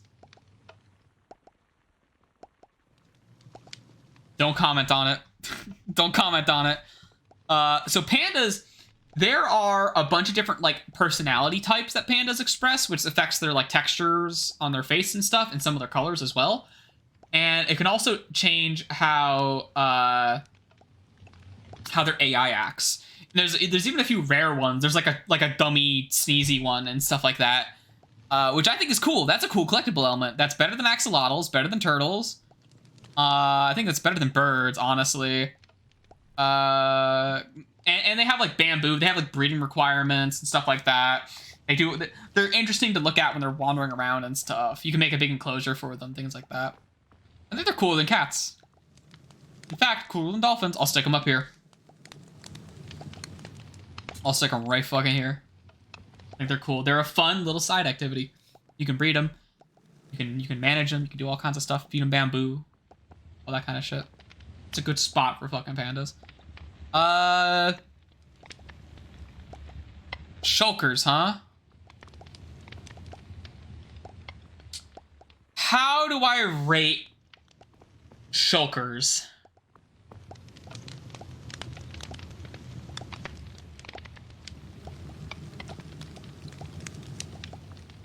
How do I rate shulker? Because shulker boxes are one of the best items in the game. And that's what shulkers, you know, their drops provide, right? The shells in order to make that item. However, shulkers as an enemy, I feel like, and this extends to my criticism of the end in general, but shulkers being the end's only unique enemy is really shitty. I think they're fine. I think shulkers are fine. I like them. I like this weird little, like, fucking, like, arthropod thing, right? This weird box thing, and they shoot their little fucking, like, their weird little, like, spermoid things that they breed with, which is weird, but also it inflicts you with inverted gravity and shit. Like, I think that's cool. It's an unconventional way of, like, an enemy fighting you. Like, they're trying to kill you with fall damage, and it's the end. So if you, like, accidentally, like, go up too high, you're either gonna fall into the void if you're a child, or you're gonna, like, fucking break your knees and die on the ground. So I think that's really cool. It also makes for an interesting way of traversing end cities and stuff like that as well, which I think is also cool. They teleport a lot like Enderman, which is a little annoying. That kind of goes into how they breed as well. Real gamer hours. And,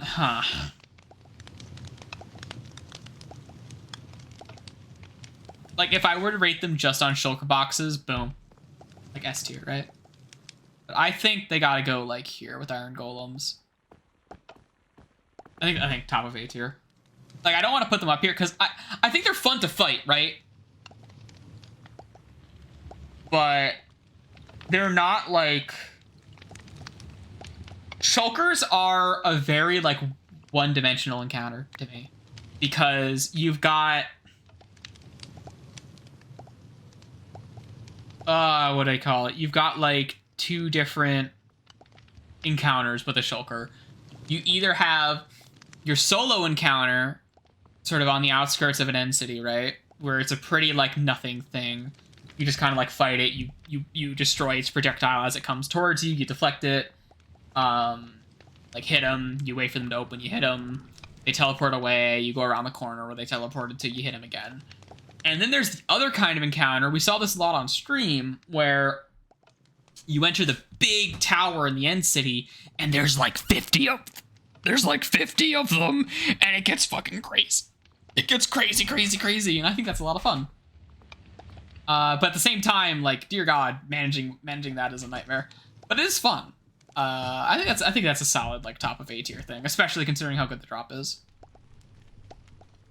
Okay.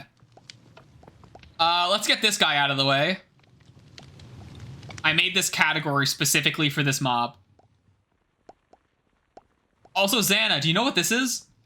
What is this?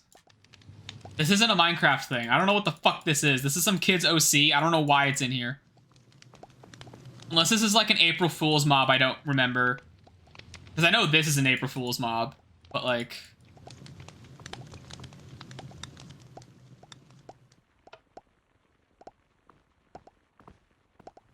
Anyway. Guardians. Guardians are a pain in my ass. Guardians are a pain in my ass. I love their projectile. They've got like... Okay. So Guardians have a same kind of attack as like Revenants from Doom 2. Where they look at you, and if you're in line of sight long enough, they fucking hurt you. And they deal like piercing damage too. So you need like protection armor to actually reduce damage that you're taking. And I think that's very cool. However, fuck, man. So I built a Guardian farm on our original server, on our server's original map, right? The original world. And Guardian farms are... Oh, we should turn this on. Oh, I've been picking up the gunpowder from here. Whoops. But...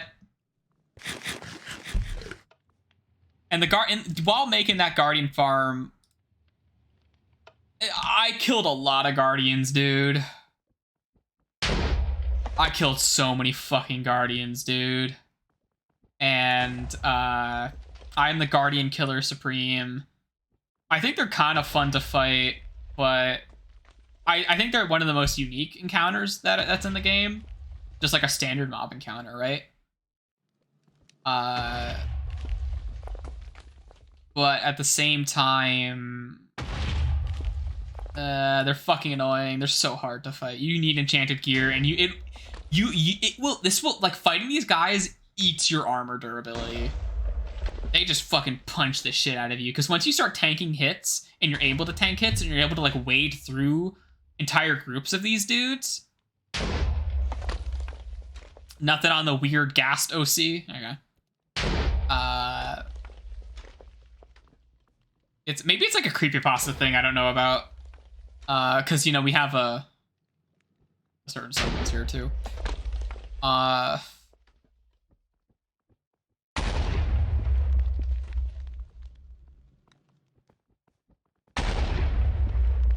also feel like it's a missed opportunity because this is like the only good... Okay. The Guardian, I feel like, is the only good underwater mob. Hostile mob. Because the other one's the fucking... The Drowned. And I don't like the Drowned at all, as you can see here. My F tier.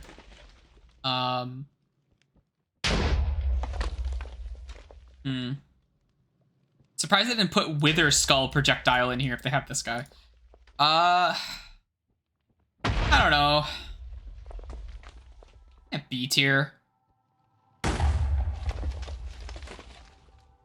They got good drops, good XP. I mean, I made a farm of them. I like their drops. I like how they spawn really fast. They die real good. I like that part. I think that's a good reason to stick them there. Okay. So now we're getting to the bosses. We have the bosses left. I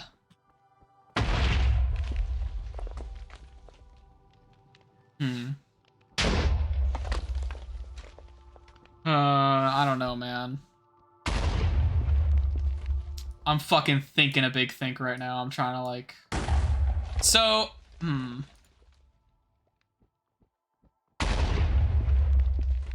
I need to deliberate about this.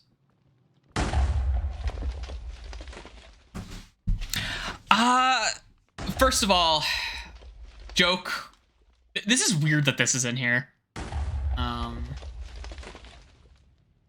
I'm not going to say this is some stupid kid's OC because I actually know where this is from. This is from one of the April Fool's things where they added like a friendly wither to the game that would like heal you or whatever. It was called like the lover or the hugger or something. I like the meme value, but like it's got that unused content thing going on, so I'm going to put it down here with its friends. You know?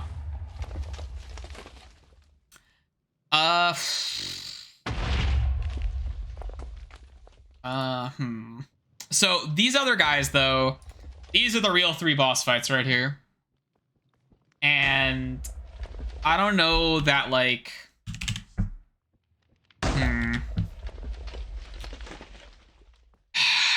Well, okay, let's talk about one I know my feelings on. The Elder Guardian, I think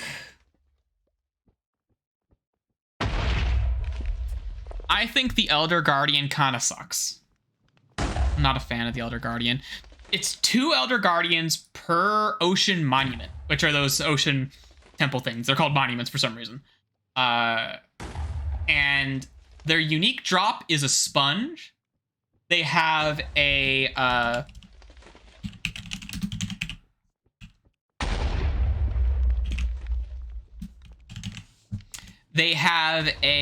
fucking, what do you call it? Sorry, the explosions are hypnotizing me. They have a debuff, which looks like a spoon for some reason. The mining fatigue debuff. I don't know why it looks like a spoon. Is there a reason it looks like a spoon? I feel like it shouldn't look like a fucking spoon. That doesn't really communicate what it is, but you can kill them, and then it lets you actually like break blocks in the monument, which lets you like loot the gold from it, and kill the guardians more effectively by building around them and stuff like that. And I think that's a cool idea, right? Because it basically says like, player, you're not allowed in here until you have good enchanted gear that can withstand all the fucking bastard little things, these little assholes. But at the same time, like, only 2 of these guys per ocean monument. Their special drop is a sponge, which is the only way to get sponges, by the way, is like through this, right? I'm thinking, man. This is the hard part, or like at the end. I don't like it. All right, I don't like them. I don't like them. Top of D tier. Top of D tier because it is a fight. It is interesting. It does have that cool effect on it when you show up. But like, you know. Other than that, I don't really like care for it. You know?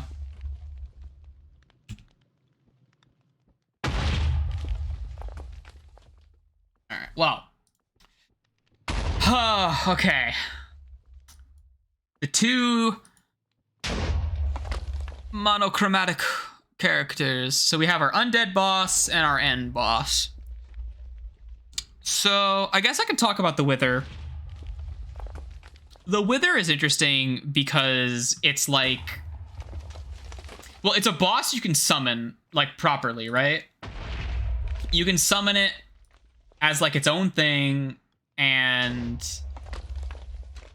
you can build your own arena for it if you want to, or you can suffocate it with bedrock, or you can capture it and use it to break blocks automatically. Or you can just die horribly and let it loose among the countryside to tear up the world. I think that's cool. So this guy, along with the Ender Dragon technically, but the Wither has one of those like rare qualities where, much like the Creeper and the Ghast and the Enderman, it can destroy the world. I think of all the mobs, the Wither is the single most potentially destructive, right? Because it is just constantly going to fire its skull projectiles at literally every mob in sight continuously. And it creates those Wither roses whenever it kills something, and it gains health whenever it kills something. It has health steal. It's also aligned with undead characters, so that's worth noting. It won't be hostile towards the undead and all that, but it'll kill everything else. The drop from it, the Nether Star, makes a beacon, and beacons are really fucking good. They're like an amazing endgame thing. Like if you're ever gonna do big building projects where you need to excavate areas, and even if it's not even like a big excavation, if you just have any building project and you need to be able to like break blocks at all, having a fully lit beacon that you fuel with your iron farm, by the way, having a fully lit beacon and also with emeralds from your villagers, you just fucking like insta-mine shit with haste 2. It's so good. Insta-mining stone. I dug a huge fucking hole in our server's original world, and I did all of that with insta-mining stone because of that haste 2 beacon. And also other stuff like regen, speed buff, stuff like that within the range. You can stack beacons as much as you want. Although keep in mind, it's very expensive. Now, that's cool and all. And I like the fight. I do like the fight. But getting to the fight, that brings us back to these assholes here, right? The Wither Skeletons. And the Wither Skeletons are nature's motherfuckers. They are like the bitch ass shitholes, and I hate them, and I want them to be. I minimized OBS somehow, and I minimized the browser somehow. I don't know how I did that, but actually farming Wither Skulls, because you need 3 Wither Skulls for every Wither, and that ends up becoming like the true limiting factor. We're full here. That becomes like the truest limiting factor is, can you get Wither Skulls? If you can't, go fuck yourself. Like you're fucked. Like, yeah, that's not gonna work. But because like the soul sand isn't a limiting factor, fighting the Wither isn't really that much of a limiting factor. All the obsidian and glass and shit you need to make beacons, even like the ore blocks you need to make beacons, none of those things are limiting factors, like at all. So, I don't know. It's fucked up. I don't know. How do I feel about the Wither? I guess I do want to rate it higher, like high, but I don't want it to be like in the dirt, you know?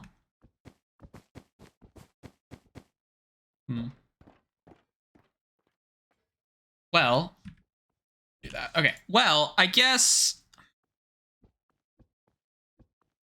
I'll put it above, right below Dolphin, and between Dombify and Hogland. Okay. I think that's pretty cool. Awesome. Yeah. And then we got the Ender Dragon. Whoa! Hey, you're not on this list. I was wondering when I was gonna get to call you a fucking bastard. I can't believe they missed one. Where'd you go?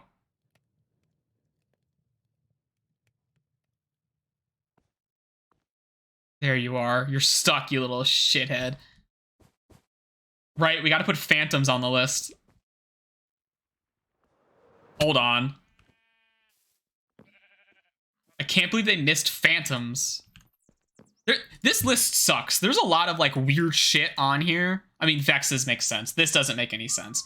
But like fucking zombie horses, the Hug Wither, like OC, and like there's no baby zombie, there's no snow golem, there's no zombie giant. Like you have these motherfuckers on here, but you don't have the zombie giant. Excuse me? Excuse me? Anyway. Let's find more scenery to look at. Zombie giant, yeah, the giant. It's unused content. It's still in the game. Like,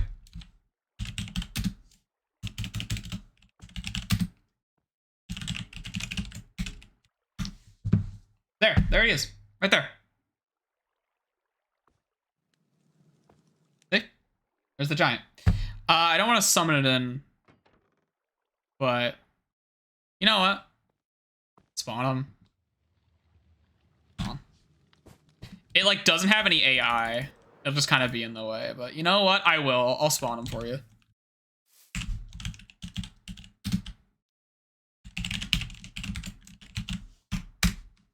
Here he is. This guy's been here for like a decade. He's got no AI. It's just a big zombie. He's got 50 health. That's as much as like a guardian. Minus the armor, I guess. But yeah. Here he is. There's your giant. Alright, we have to add the phantom in. Let's add the phantom in. Phantom. Equal sign. What's your phantom? Okay. Okay. So the phantoms, I like the phantoms conceptually, and there's some ideas that were originally intended for the phantom that I think would be really awesome if they were implemented, but I understand from a technical perspective why it doesn't function like this. Because the phantoms appear whenever you don't sleep for like 7,200 in-game ticks or something like that. I don't remember how much time that is, but however long that is. Can I zoom out? There we go. There we go. Now we can see everything. So let me position everybody where they're supposed to be. You're supposed to be here in A. Snow Golem, Zombie Giant, you're in F.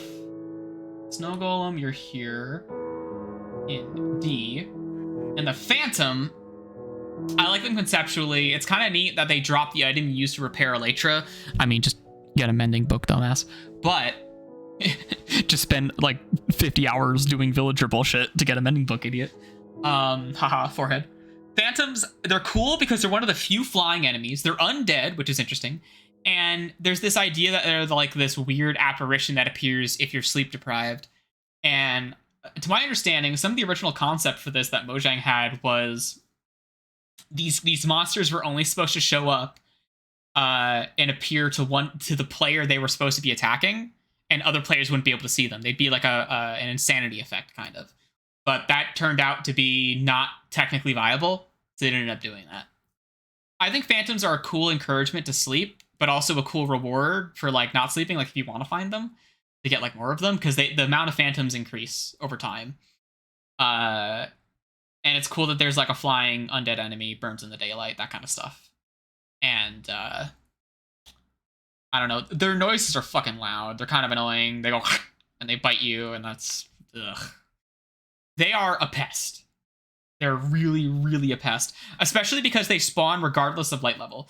Their actual spawn condition is it is nighttime, and B, your head, the player's head, is exposed to sky. So if you have a block above your head, phantoms can never appear. But if the sky is open, they can appear. Which makes sense because they come in, you know, from the sky, as it were. Anywho. So where do I want to put the phantom? Honestly, I kind of want to put the phantom in B or C. Maybe C. I like the phantom. I feel like the phantom kind of sucks, but I don't think the phantom's that bad. I think they're cool, right? Anywho. As for the dragon. The dragon. So, okay. Give real gamer hours. A few years ago, the old dragon, I probably would not have rated very high. However, the new dragon, the current year dragon, I think is a way more interesting fight. I think it's a pretty cool fight, actually. And I don't know, like, it's an enjoyable fight. It's got a rhythm to it. You've got all like there's new modifiers to the towers where there's cages on them, so you have to climb up there and break the cages to actually destroy the crystals. You can rematch it. You've got dragon breath that you can harvest from the fight, which gives you an incentive to refight the dragon. And refighting the dragon spawns more end gates, which gives you another incentive because it makes it easier to explore around the radius of the inner, like, outer end islands and stuff. And I think that's cool. Although I feel like the dragon needs more rewards for fighting it. Because right now, the only one is extra end gates, which is cool, and Dragon's Breath, which you don't even need to defeat it to get. Maybe that's enough, honestly, because the real reward is you fight it for the first time and you unlock the end game, right? You unlock the end. That's the actual reward for fighting the dragon. So maybe that is enough. Maybe that is enough. Although, if we ever get an end update, right? Like a dedicated end update, I think more dragon content. Not like more dragons necessarily, but just something, right? I don't know what exactly, but more encounters like the Ender Dragon to some extent. Because I think the Ender Dragon is a satisfying fight. Kind of like how I think the Wither is a satisfying fight, if you're geared for it, of course.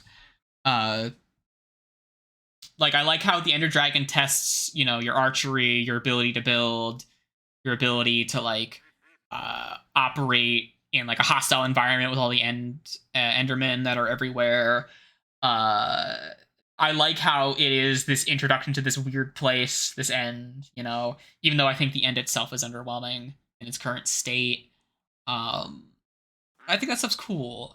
And you can get the dragon heads as drops from the, like, floating ships, which is weird, not from the dragon itself. But okay, whatever. And yeah, I don't know. I like the dragon. I like the dragon. I like the dragon.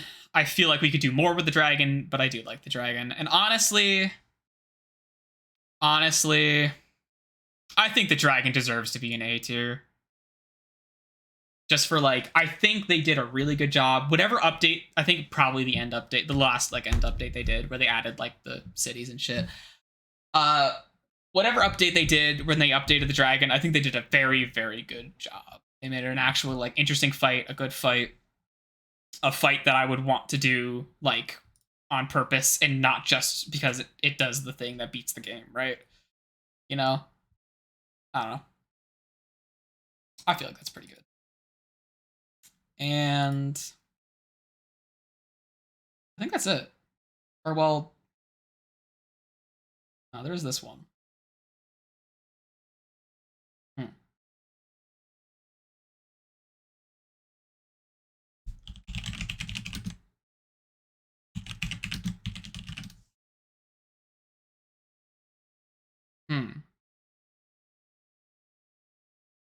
This guy, huh?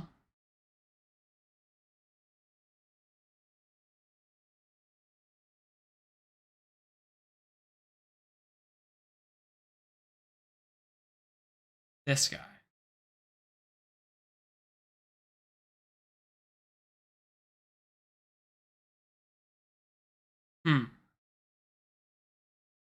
This guy.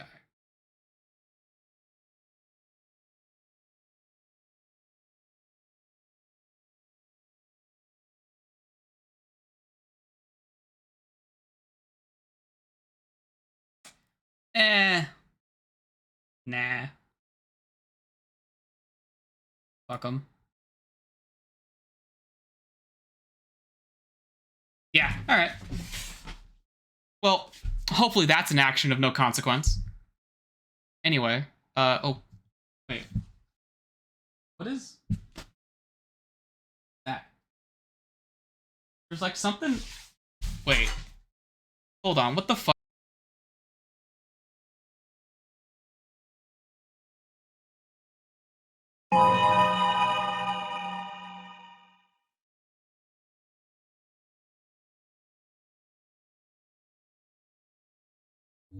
Your bones are scraped clean by the desolate wind. Your vault will now surely die, as you have.